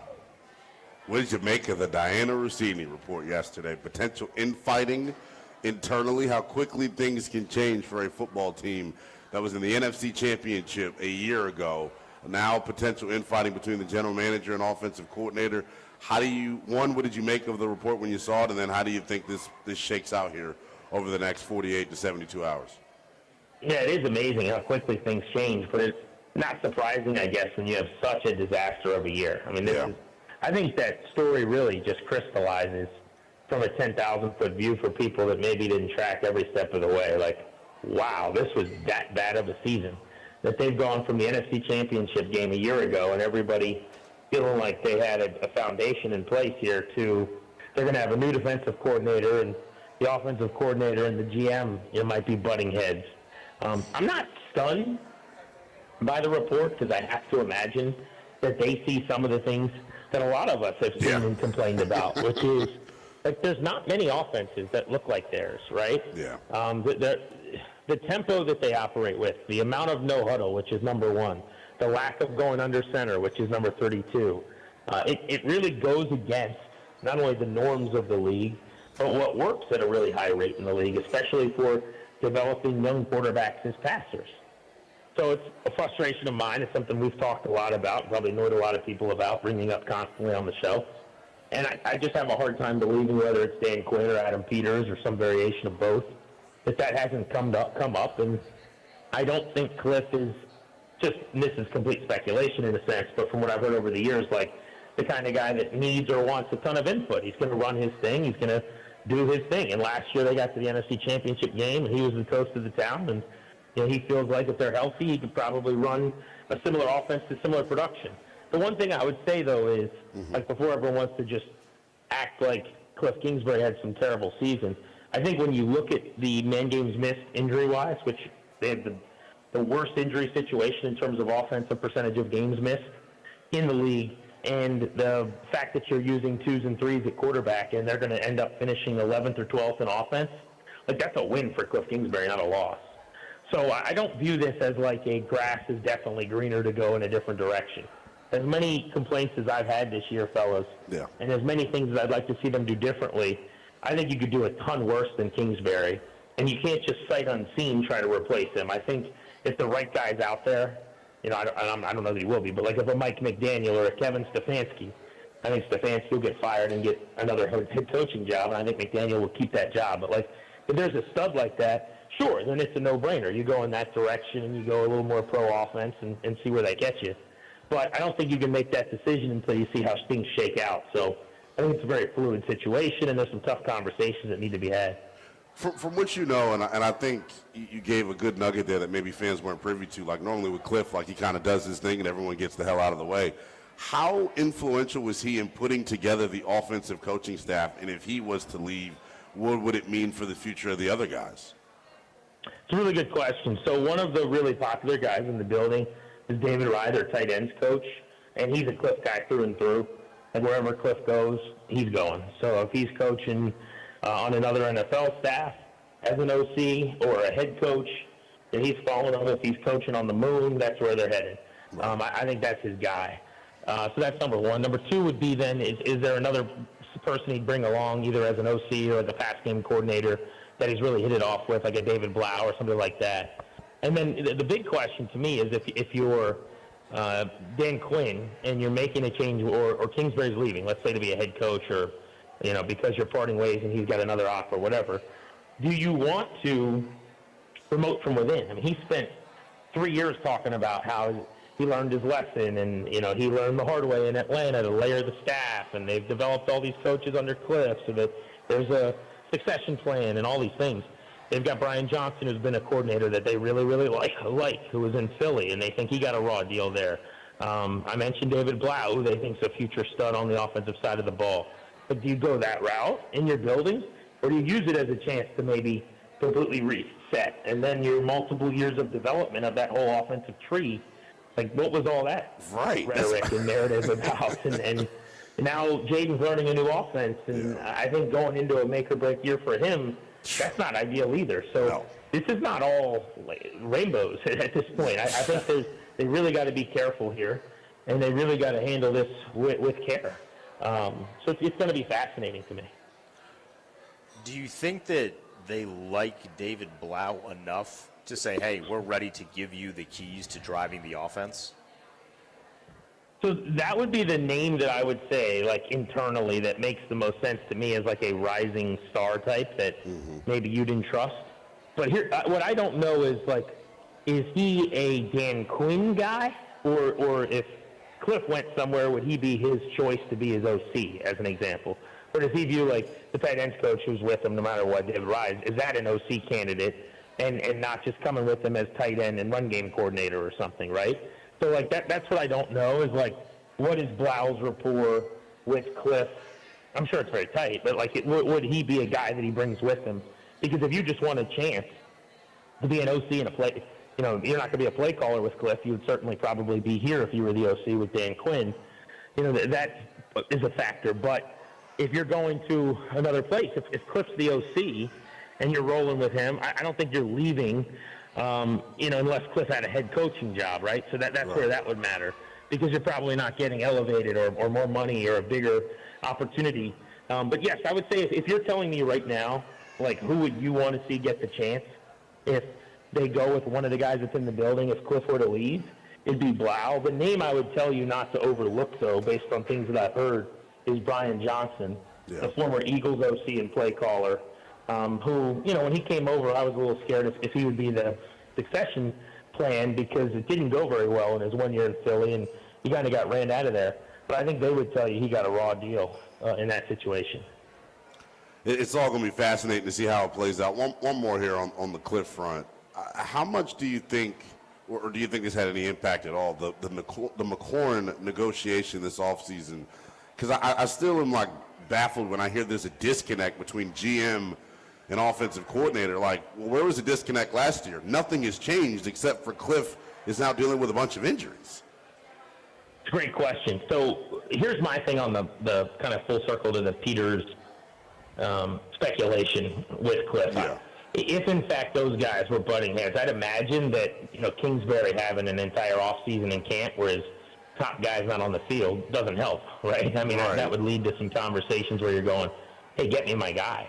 If you remember, the one person who made a couple of comments at any point that I don't want to say were off of the path of everybody else's, like, rhetoric, but the one guy that was like, hey, it's time to get him on the field was Cliff a couple times. Yeah. And it was a little bit different than what Dan Quinn was saying. So it was almost like DQs on the same page and kind of marching orders have been handed down. And it seemed like he was a little bit more of a good soldier kind of pushing that message maybe than Cliff. Maybe I'm reading too much into it. But the other thing I'll say is, and I just don't know, oftentimes I was asking someone about this who's been in the league at other places. If it's true that the GM and the OC are like butting heads, like what could that be about? And the first thing is obviously like philosophy, paradigm, structures, all the stuff we talked about, and that's under center, whatever. The other thing, though, and I think this is interesting, is like, how are you using my guys? Does he think like the rest of us, Ben Sinnott should be getting more action, more involved, more looks, more targets, more design stuff? Was he not happy with the role of Luke McCaffrey? Just as an example, things like that. Is it, would Adam Peters want? I don't think on the line it's the same, but like, his guy, like Brandon Coleman over, say, Chris Paul or something, like any of that kind of stuff could also be a factor. I think particularly at the skill positions, where I think to some extent, and I'm not going to even say he's wrong on this, but Cliff might say, oh, thank you for the input. Like, I appreciate that. You can close the door on your way out. And like, now I'm going to build my game plan and call the plays how I want to. Yeah. But I wonder about that. Like, does the coordinator just feel like I'm going to do, because I know as a former head coach who like runs his half of the building, that's kind of Cliff. He's like the let me do my thing guy, from what I've been told. And if Peters is saying, hey, what is going on, man? I want Luke doing this. I want Ben Sinnott doing this. That could be part of it. Not just how they're running their offense, but like how you're using the guys that I'm giving you. Grant Paulson with us here on the Burgundy Gold pregame show with Linnell Willingham on Denton Day. All right, Grant, so over under 24 points for Washington's offense tonight. I mean, we've been talking all about Cliff, like it would be perfect if they just go and kind of explode offensively on Philadelphia. Oh, it'd be hilarious. I'll say under that. I don't know. I mean, at this point, just down the depth chart the way that they are at quarterback, I have a hard time seeing many explosives. I mean, to get into that range, it would take another homer from Bill or something where, you throw a screen and somebody gets free, rips it loose.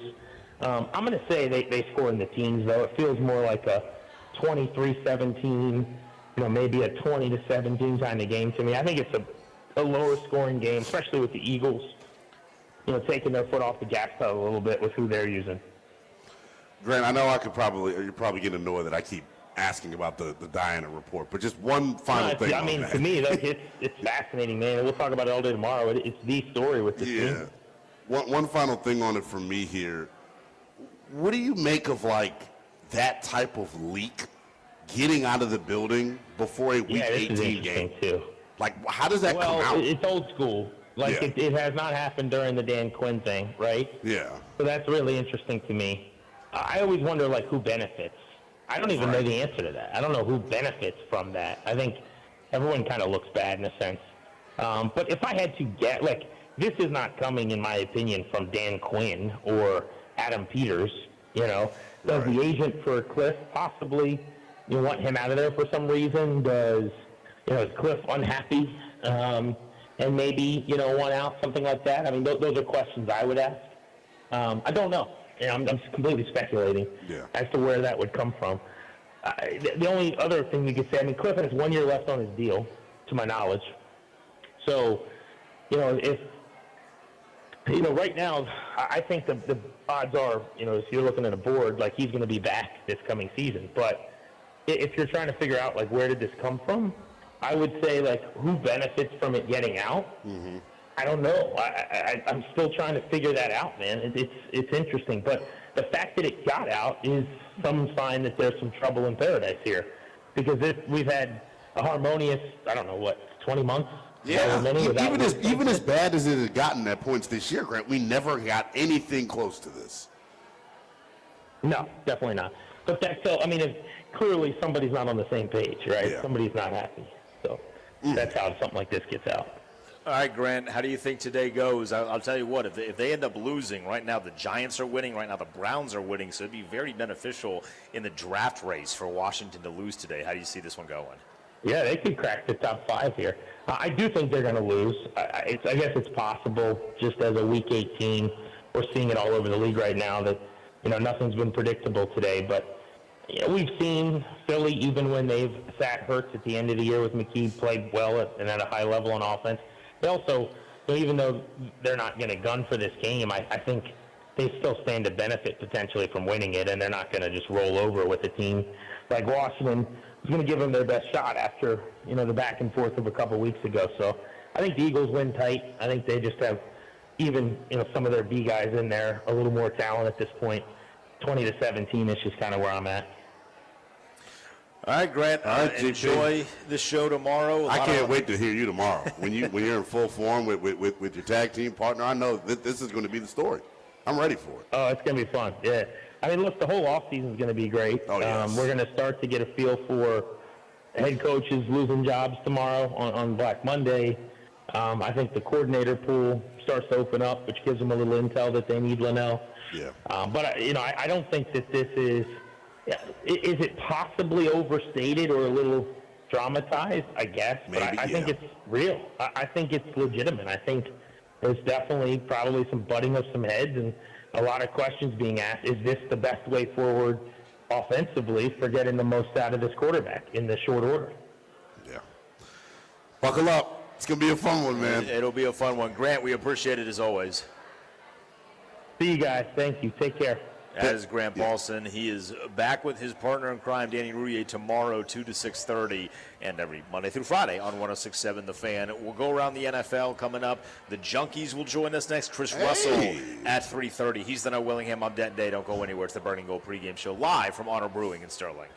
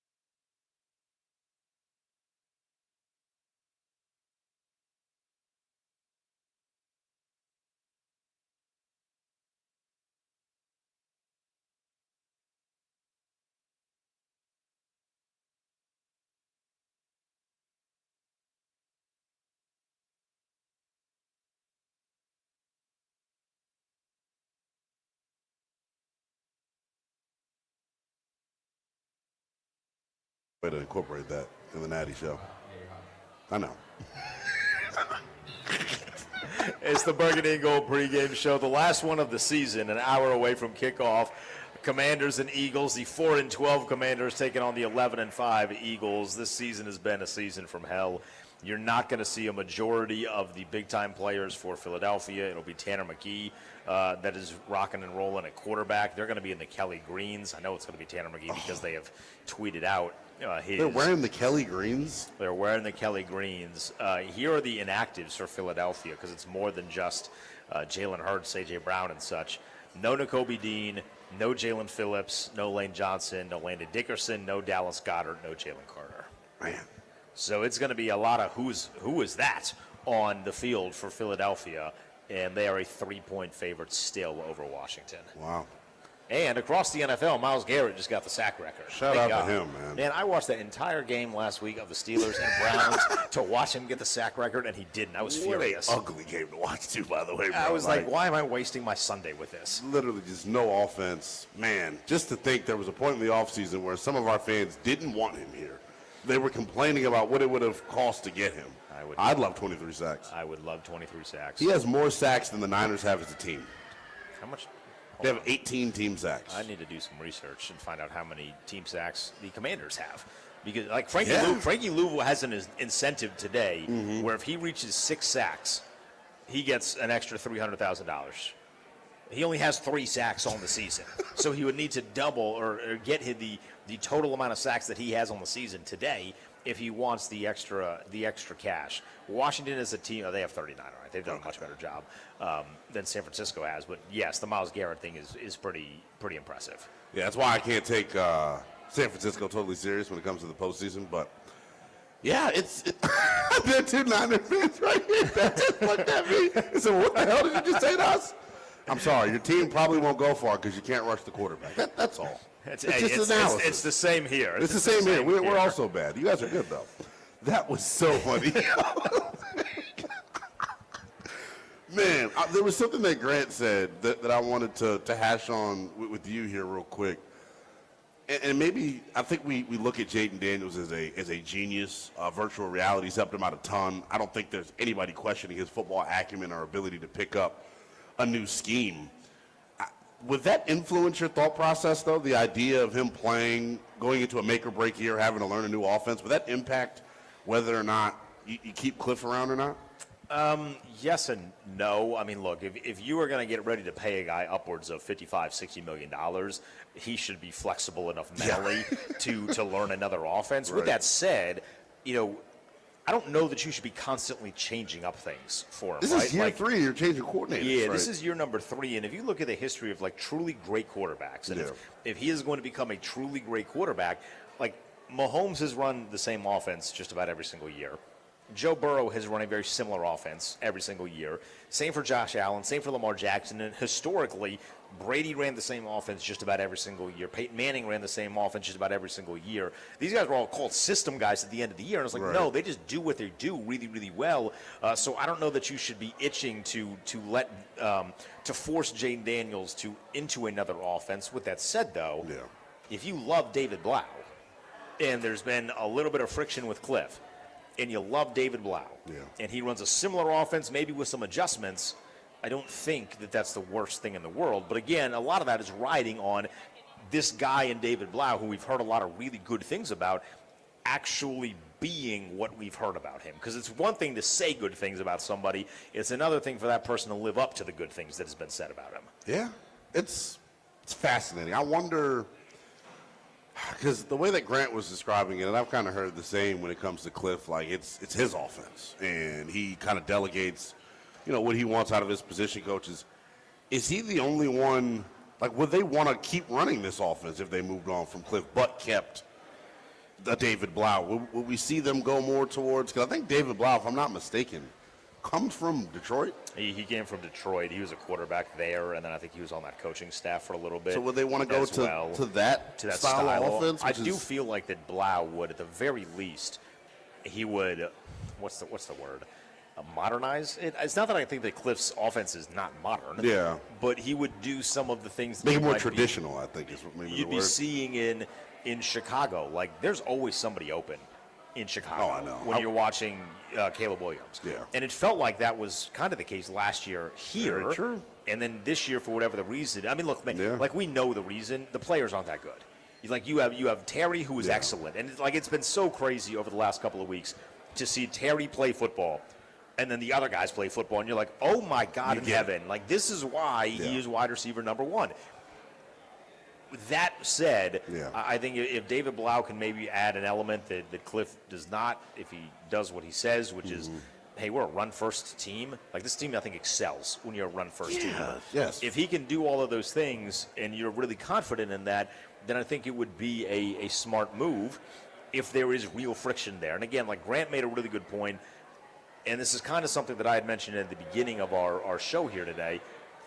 I don't doubt Diana Rossini's report that there might be a little bit of friction going on, but I do think there could be a little bit of an exaggeration of the friction. Yeah. It could be vastly overplayed how much friction there is between those two individuals. So I'm not fully sold on Cliff getting the boot. His offense has not been bad. It's been frustrating because we had high expectations, and just this entire year has been frustrating. Like everything makes you angry about this year. There's not a good thing that's really happened.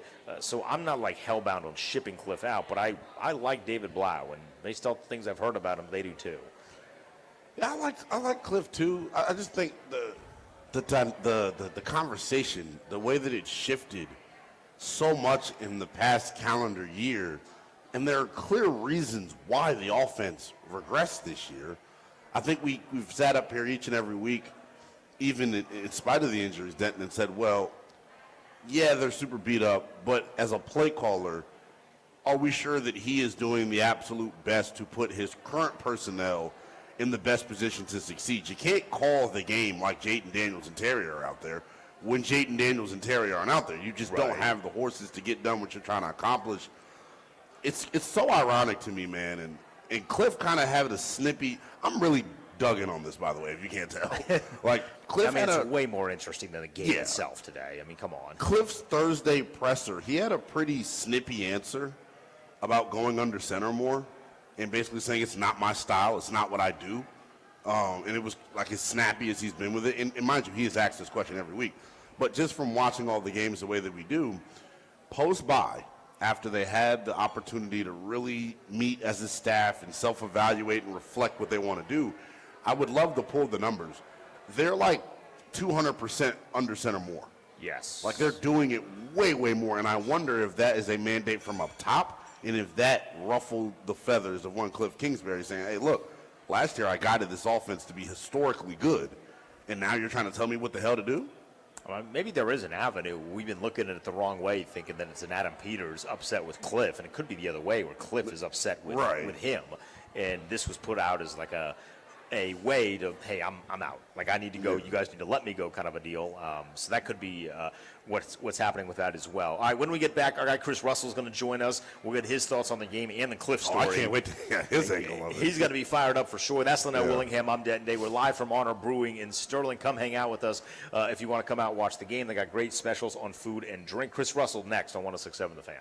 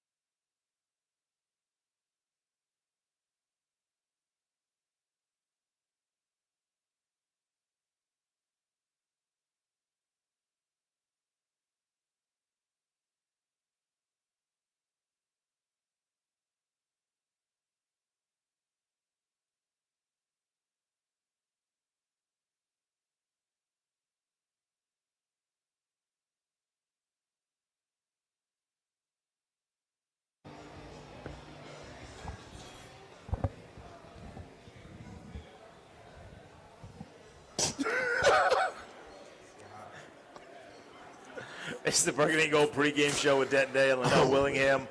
If you're watching us on YouTube, it's Denton Day and an angel. Yeah, well, there I Because of am. the way the sun is coming in here. We're battling through adversity, though. That's what we do. We're hanging out at Honor Brewing. You know, I'm watching this Myles Garrett sack thing. Yeah. I think Joe Burrow took a dive. Really? I haven't watched. I think Joe Burrow took a dive. That would be very that'd be good for his AFC North brethren, I guess. He's like, be nice to me next year. You know. I'm going to take a dive. That's interesting. Man, I can't believe. We said this before we took the last time out. I just can't believe there were fans here locally that were like averse to bringing him in. I would have given up every pick in last year's draft class for him. Every single Like literally. like every single one. Scores around the league. The Giants are up 27-17 over the Cowboys. The Browns are up 17-12 over the Bengals. That's in the 2-minute warning in the fourth quarter. The Browns and Bengals are. The Bengals have the football. I've never rooted harder for a Joe Burrow interception than what I am seeing right now, because that one needs to stay with the Browns on top, and the Giants, that one will stay more likely than not. There's 10 minutes to go in that one. Both of those would impact Washington's draft status, and if both of those teams win, that means Washington would draft at the lowest 5th. How high could we possibly get? I don't know that part of the scenario. So there was a scenario potentially of them, I think, drafting 4 if the Titans were to have won, but the Titans are not going to win. They're down 41-7. Yeah. All right, let's get our guy Chris Russell up here. He joins us now. You can hear the Chris Russell Show 1 to 4 every Monday through Friday on the Team 980. Rooster, how fired up are you for this very enticing matchup between Josh Johnson and Tanner McGee? What's up, fellas? First of all, I'm so excited. I'm so fired up. I thought, hey, I should go to Philadelphia for the season finale, right? It's a big game, big stakes, a lot on the line, a lot of big-time players. There's no way you're in Philadelphia right now. I thought about it for about a second and a half, and I said, hell no. Cooler heads prevailed. Yeah. That's incredible. So if that answers the question, I'm very much leaning towards, look, I know I've been kind of doing more of this over the last couple of weeks since the Commanders have been eliminated, but primarily watching Red Zone because I got to be honest with you guys. I know this probably sounds bad for our audience. There's nothing that I can learn about this football team that means a damn thing today. I don't care if Johnny Newton gets 3 sacks against Philadelphia and half their offensive line. It means absolutely nothing. There's no, in my opinion, it guarantees nothing but a lot of eternal optimism and hope. It doesn't absolutely guarantee momentum. Individually or team-wise, does not guarantee anything come next August and September. You're spot on with that.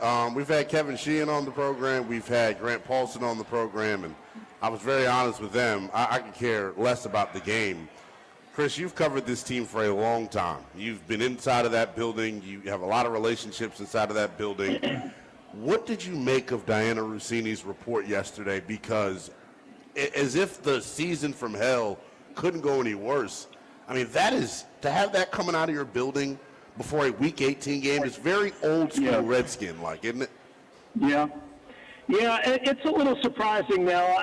Maybe not shocked is how I would answer it, but surprised. And if you want to say alarmed, but more surprised than I guess alarmed, because you've been hearing some buzz.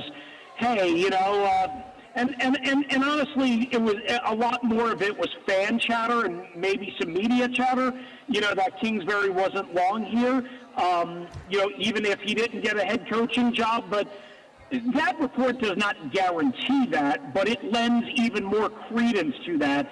Now, what we have to be careful of is, I believe the wording she said, like people in the building or some people in the building, according to some people in the building, which I took to mean more than one, but I don't know if that could be, that could be, quite honestly, assistant coaches that she knows, right? Not necessarily Cliff, AP, or DQ. But if coaches or if assistant coaches know, then it's probably because they've been told or they've seen or they've heard that friction. And quite honestly, guys, even though a lot of this is injury-based, clearly there were 3 or 4 things that if you're Adam Peters, if you're Dan Quinn, you could look at and say, yeah, this isn't exactly my cup of tea. I know everything went great last year and everything was Shangri-La, but this isn't exactly my cup of tea, and here's why, and talk yourself into moving on from Cliff. I'm not saying that's the right move. I'm not saying that's what they will do, but I could see how in the moment of frustration and in a year of simmering frustration, how you could talk yourself into that mindset. If they do move on from Cliff, do you think they love David Blau enough to elevate him to offensive coordinator? I heard you talk about that, D-Day. I think they like him a lot. I don't know if they quite honestly like him that much to take. I mean, basically you'd be going from assistant quarterback coach. I know he's been the quarterback coach since Tavita Pritchard left, but assistant QB's coach for most of the first 2 years here to offensive play caller, and you'd be a first-time offensive play caller. And quite honestly, like, I mean, look, we saw with Joe Witt, right? They thought Joe Witt was going to be the next coming of, you know, the great defensive coordinator, right? We're going to arrive violently and ball his life and all this nonsense that everybody bought hook, line, and I mean, I didn't buy into it, but everybody loved it, right? And we saw what a first-time play caller sometimes does or doesn't do, right? So do you take that chance with Blau, even though you have him in the building, even though he is respected, do you take that chance that basically a guy that up until December 1st was your assistant quarterbacks coach and make him a first-time play caller in what is tantamount to a make-or-break year 3 for Dan Quinn and maybe even Adam Peters? And the answer to that for me would be probably not. I would lean against that and want somebody with experience, but that's me. The fact that the leak got out in the first place, Chris, what do you think it says about where things are right now organizationally? I mean, I think this happens across the board in lots of buildings. The Redskins just majored in it. And and as you guys know, it got beyond nasty because there were out-of-control, egomaniac people on both sides, you know, that just did not know how to control their emotions and just weren't using common sense in a lot of cases. And I respect some of them. I know all of them, and I know a lot of what happened. I don't know every little detail of every little thing, but I don't think this arises to that. I think this is, hey, you know what? Diana Rossini could be having a conversation with fill-in-the-blank assistant coach that she knows from somewhere around the league. And that coach says, or she asks, hey, what do you think of Cliff? You think he'll be a head coach? Yeah, I think he'll be a head coach candidate. But, something to keep an eye on is, there's been some tension here. There's been some frustration here.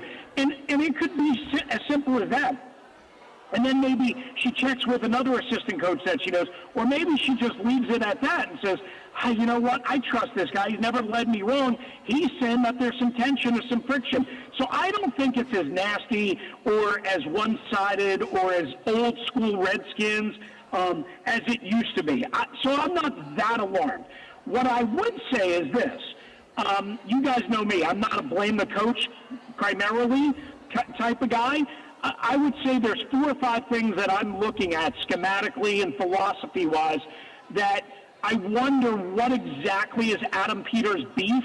And I think over this last 30 hours or so, I'd probably come down to it might be more of the under center thing. Remember, he comes from San Francisco.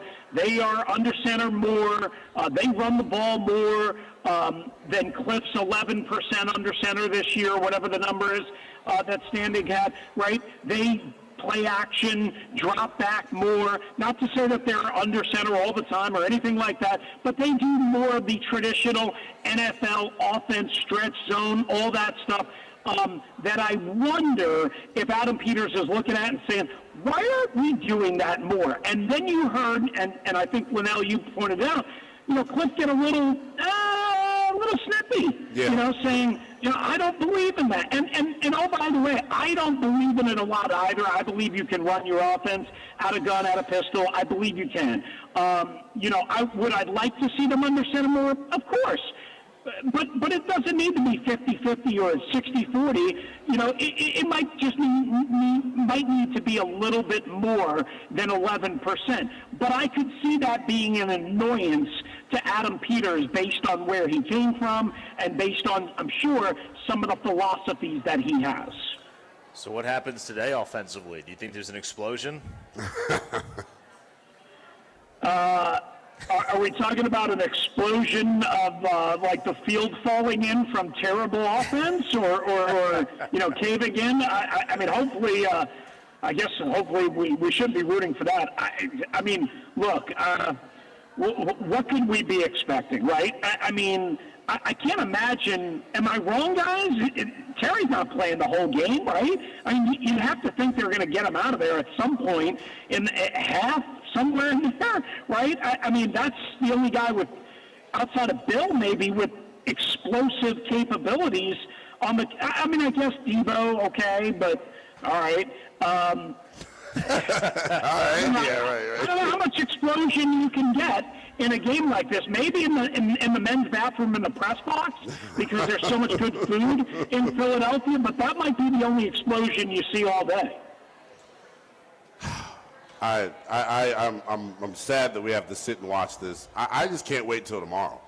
Like, how quickly do you think we get an answer on Cliff? My guess is by Tuesday we will know a lot. I don't know if we'll know everything, but we'll know a lot. Poor Dan Quinn's going to have to answer for this postgame, too.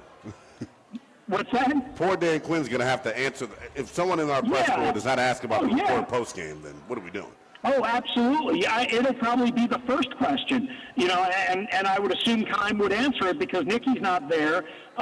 She's homesick, so Keim's there, and he'll get the first question. And I would imagine, a veteran grizzled reporter like John Keim is going to ask that first and foremost, because that is the most important topic. I mean, quite honestly, the Kingsbury situation, right, guys, is more important today and right now, than the Joe Witt who's going to be the defensive coordinator position or anything else for that matter. It is, right? Yeah, for sure. It definitely is. With that said, Roost, we do have a game, and we're up against the clock, so we got about 30 seconds here. Who wins today? Well, I'm going to go with the Eagles, guys, in a barn burner, 20-17. There we go. All right, Roost, appreciate it. We look forward to your breakdown of this and the potential change, maybe, possibly, who knows, tomorrow. We appreciate it. All right, love you guys. See ya. Thanks. That is Chris Russell. You can hear his breakdown 1 to 4 Monday through Friday on the Team 980. His breakdown will be on Monday. Linnell and I are locked and loaded under this Cleveland and Cincinnati game. There's 30 seconds to go. Cleveland's down 1. They just got in field goal range. If they make a field goal, that helps Washington out drastically when it comes to draft positioning. We'll let you know what they do in the final 30 seconds of the game when we get back. Plus, Toby Altizer of the postgame show will join us at 4 p.m. He's the Noah Willingham. I'm Denton Day. It's the Burgundy Gold pregame show on 106.7 The Fan.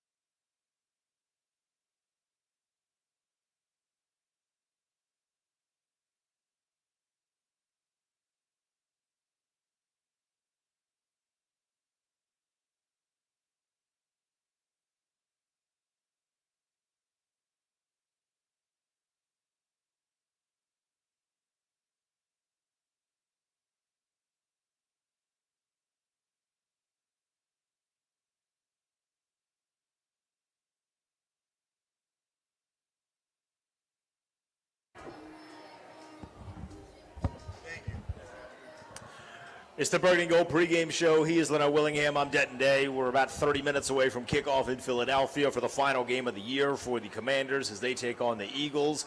Outside of our game, the Browns just won it on a game-winning field goal in Cincinnati.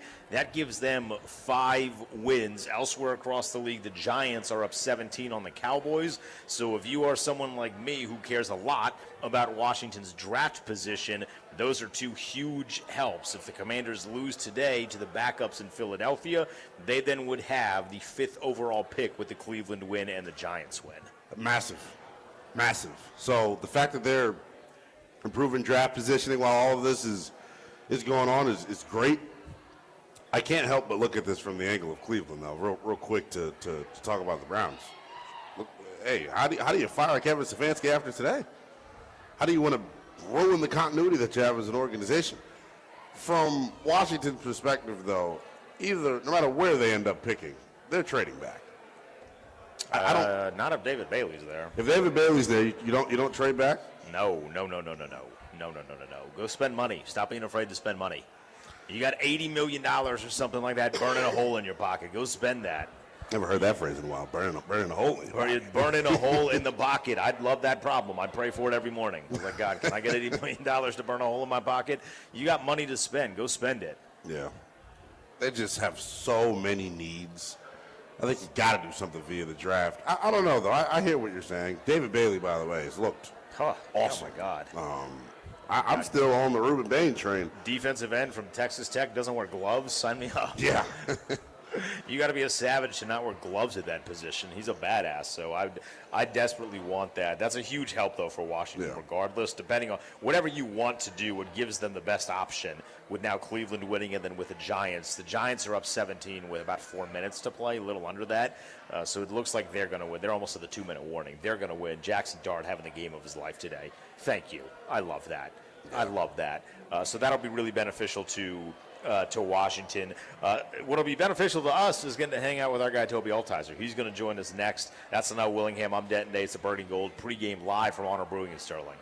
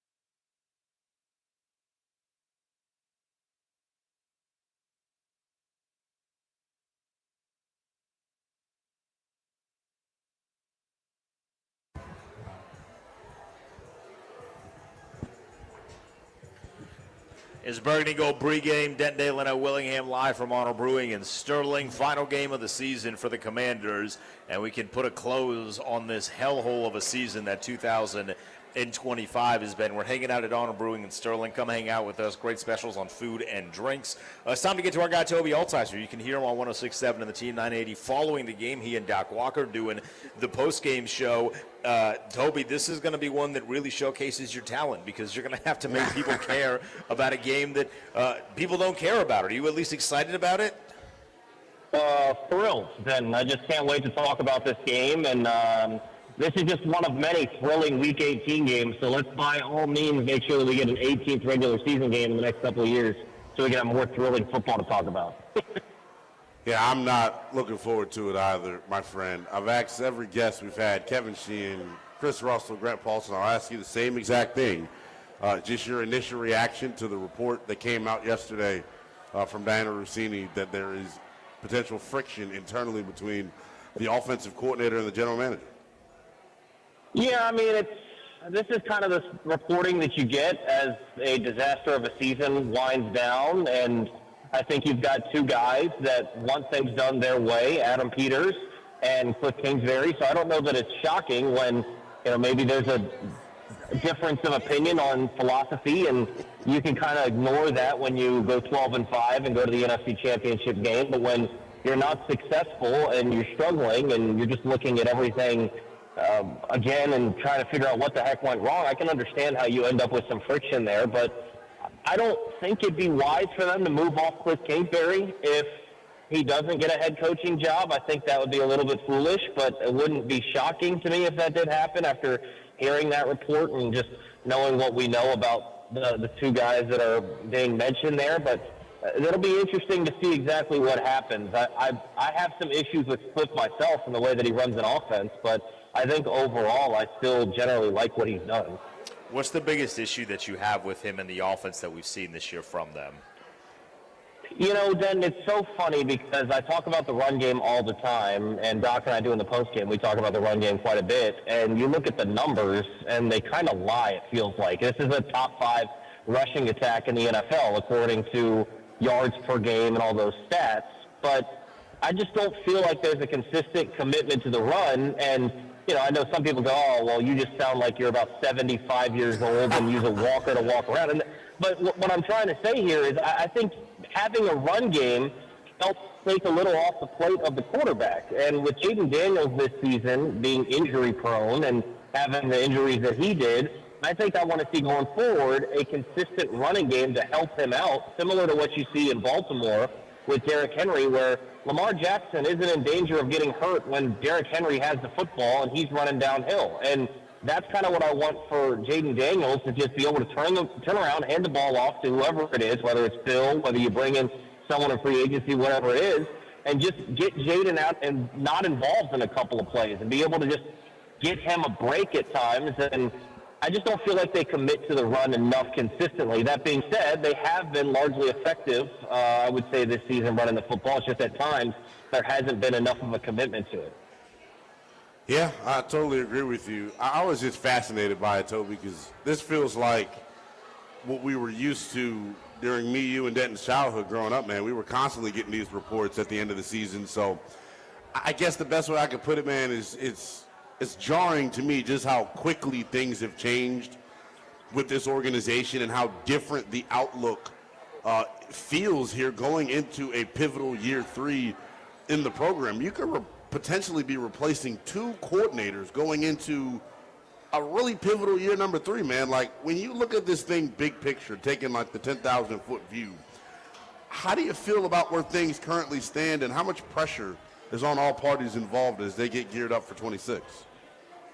Well, I feel good about a couple of things on the team. Obviously, Jaden is one of them, and I've talked plenty. I still have confidence that he's going to be a spectacular quarterback. It's just about the health for him. And I still have confidence in the offensive line going forward. Outside of that, there are lots of questions, and I do think that there needs to be pressure on all parties involved. I know we've had this discussion plenty over the last couple of weeks, whether DQ should be on the hot seat or not. I don't think they were ever going to fire him, but I don't understand the idea that you couldn't have ever had a discussion. If they lose today and you've lost 11 of 12 down the stretch. Why the heck could you not move on from him? Especially, like your point, if you're moving off of both coordinators, especially a defensive head coach whose defense has been atrocious, and it's been marginally better since he's taken over the defensive approach, but all reports sound like he wants to hire a defensive coordinator and go back to being the CEO and not really touch the defense. So then what exactly are you doing here when I'm watching Mike McDonald last night continuing to call defense and be incredible and have a spectacular defense in the 1 seed? And I don't know. I mean, everybody has to feel their seat warming a little bit because of the fact that this season wasn't just bad. It was horrendous. It's one thing if you go from 12-5 and then you go 8-9, and we can have the discussion about a more difficult record and some of those one-score games going the other direction. And people talk about the injuries this year as like a major reason why they've ended up where they're at, and they've played a factor, but they're losing games by 20 points, 30 points, and I don't think that a couple of injuries, even though there's some critical guys, would have changed all of that. I think you saw some real flaws that were, whether it was coaching, scheme, players, whatever it is. I think everybody's got a hand in this, and so I think going into year 3, there's got to be real pressure on just about everybody in the building, because to go from 12-5 to potentially 4-13 is just, you don't see that. Toby Altizer with us here on the Burgundy Gold pregame show. He is Leno Willingham. I am Denton Day. Is there any players that you were at least excited to somewhat see today in the final game of the year? Yeah, I want to see the running backs. I like those guys. I want to see if Bill can follow up another good performance. I want to see what C-Rod. And then Johnny Newton. I mean, Here's Johnny. You have 3 sacks on Christmas, and I know Linnell was out there parading that he still wasn't very good. Look, Linnell, I don't necessarily disagree with what a lot of you are saying. He's not good against the run, but when they drafted him, it's not like they drafted him to be a run stuffer. He was supposed to be a pass-rushing, disruptive defensive tackle. And so for him to get at least something where he showed a flash in one game, granted, we've seen him for 2 full seasons basically. We haven't seen those flashes. So at least seeing him flash once, can you do it again? Even though there's going to be starters down for Philly and talk about it almost like a preseason vibe, I don't care. Like, this is an opportunity to show that final 2 games of the year, you're still playing hard and potentially show us something going into the offseason, because, I mean, it felt like it was hopeless. But then you have 3 sacks on Christmas, whether they're all his, doing or not, I don't really care. Just to see him actually productive on the football field was a change of pace. We hadn't seen that. So I'd like to see him follow that performance up with another good one. Yeah, I think everybody feels that way. When it comes to that, the running back situation, I asked Grant about this earlier. What is your thought, I guess, on the room as we get geared up for the offseason? I like the room that they have. And, when I talked about the run game a little bit earlier with you guys, the thing is, I think they have the guys in that room that if they truly wanted to, they could commit to the run and they could do it. And they'll say they trust the guys in that room. But whether it's Cliff just not committing to it or whether it's him not fully trusting, then that's the question. Because I've had this discussion with people around the office a couple of times.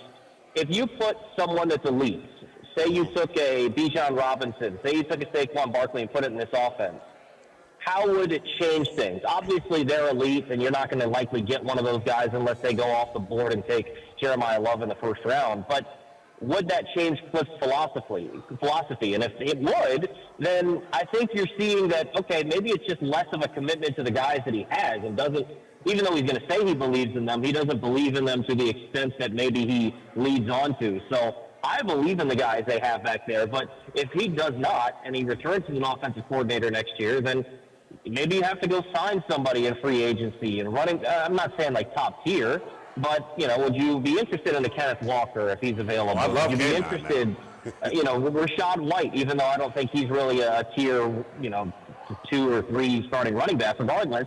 If it means that you trust a guy that you're willing to be able to run the ball with them more, then you might have to do that, even though, to me, I would just hand the ball to Bill and see what he can do with 20 carries. I would just hand the ball to C-Rod if he's playing it. Whoever it is, I believe in the guys they have in that room, so I don't have an issue, but I truly believe in the guys they have in that room.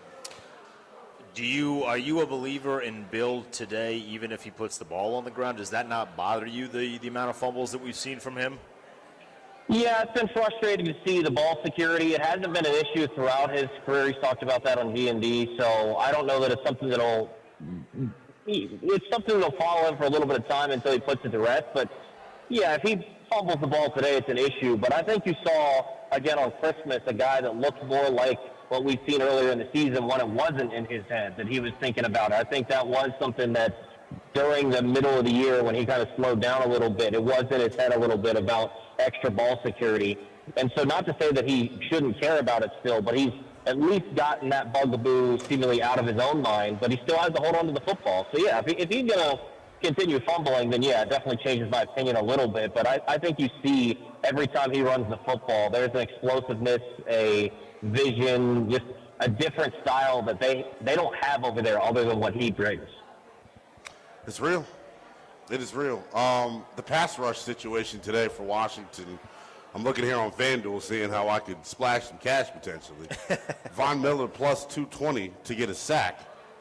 Do you think that would be, 9 on the season That'd for be him? 9 on the season.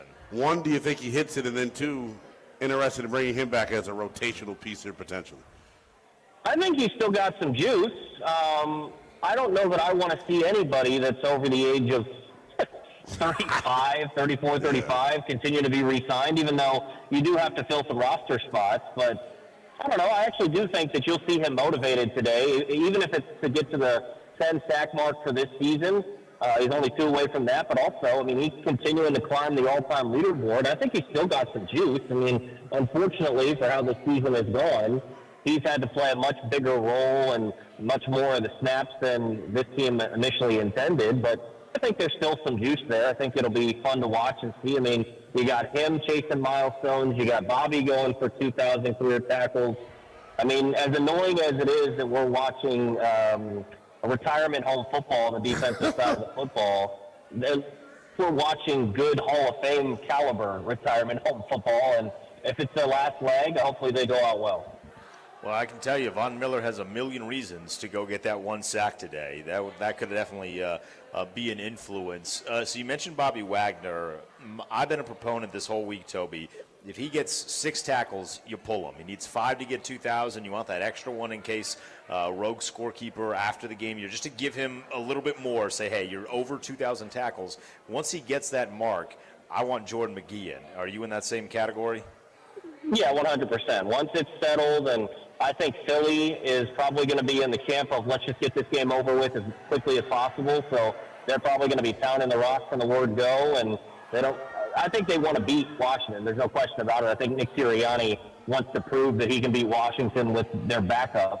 So I don't think it's that they care about winning, but they also would prefer this game to have the fewest amount of plays possible. So they're going to have opportunities, running the football. Bobby's going to have opportunities to throw those tackles as quickly as possible. So, yeah, for me, get the young guys in and playing. I mean, you're seeing it around the NFL.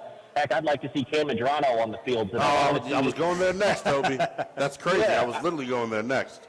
I was going to say, man, the young guys. He's played, this will be 18 weeks or 17 weeks of football. He hasn't played 1 defensive snap. Does that change today?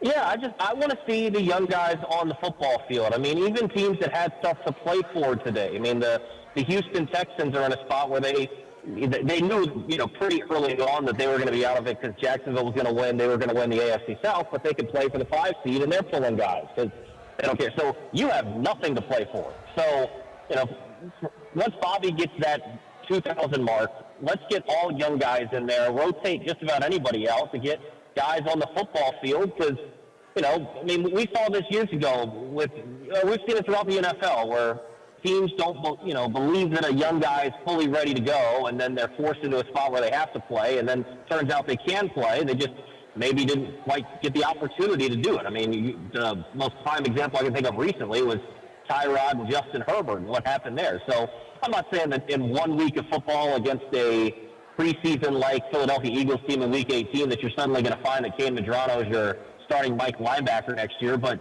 at least get these guys reps and stuff that they can build on going into the offseason and not just practice film and hit somebody else. Yeah. Hit somebody else, please, for the love of God. Hit somebody else. All right, Toby, an official pick for the day. Does Washington, one, do they win? And if they don't win, can you at least give me the amount of points they score? Does Cliff kind of stick it to the man with the strong performance today? Well, here's the thing. I've generally been in the camp that I couldn't really care if they won or lost. Seeing how some of these games earlier today have played out, I need them to lose. Yeah. Them picking behind the Giants would be hilarious. Because not actually, though, but just them moving themselves out of the draft position. So I want to say the Eagles win this one, but it's going to be ugly. It's going to be some boring football to watch. Let's go 17-13 Philadelphia. That would be very, very ugly. That also hit the under 38.5 is the total. Toby, we appreciate it. We look forward to you and Doc after this one. It's going to be entertaining. I know that. I don't know how you guys will make it entertaining, but I know that you will. We appreciate it as always. thanks, Tobes. Yeah, about 7:30. I'm looking forward to it. We're on to next year. Even the post-game show. We might just start looking ahead to the offseason. It's just all draft talk tonight. That is Toby Altstar, so you can hear him on 106.7 and the Team 980 on the post-game show with Doc Walker. Following the game, when we get back, we will make our official predictions, plus a very enticing draft scenario for Washington that could come to fruition. I share that with you when we return. He's the Noah Willingham. I'm Dan Day. It's the Burgundy Gold pregame show.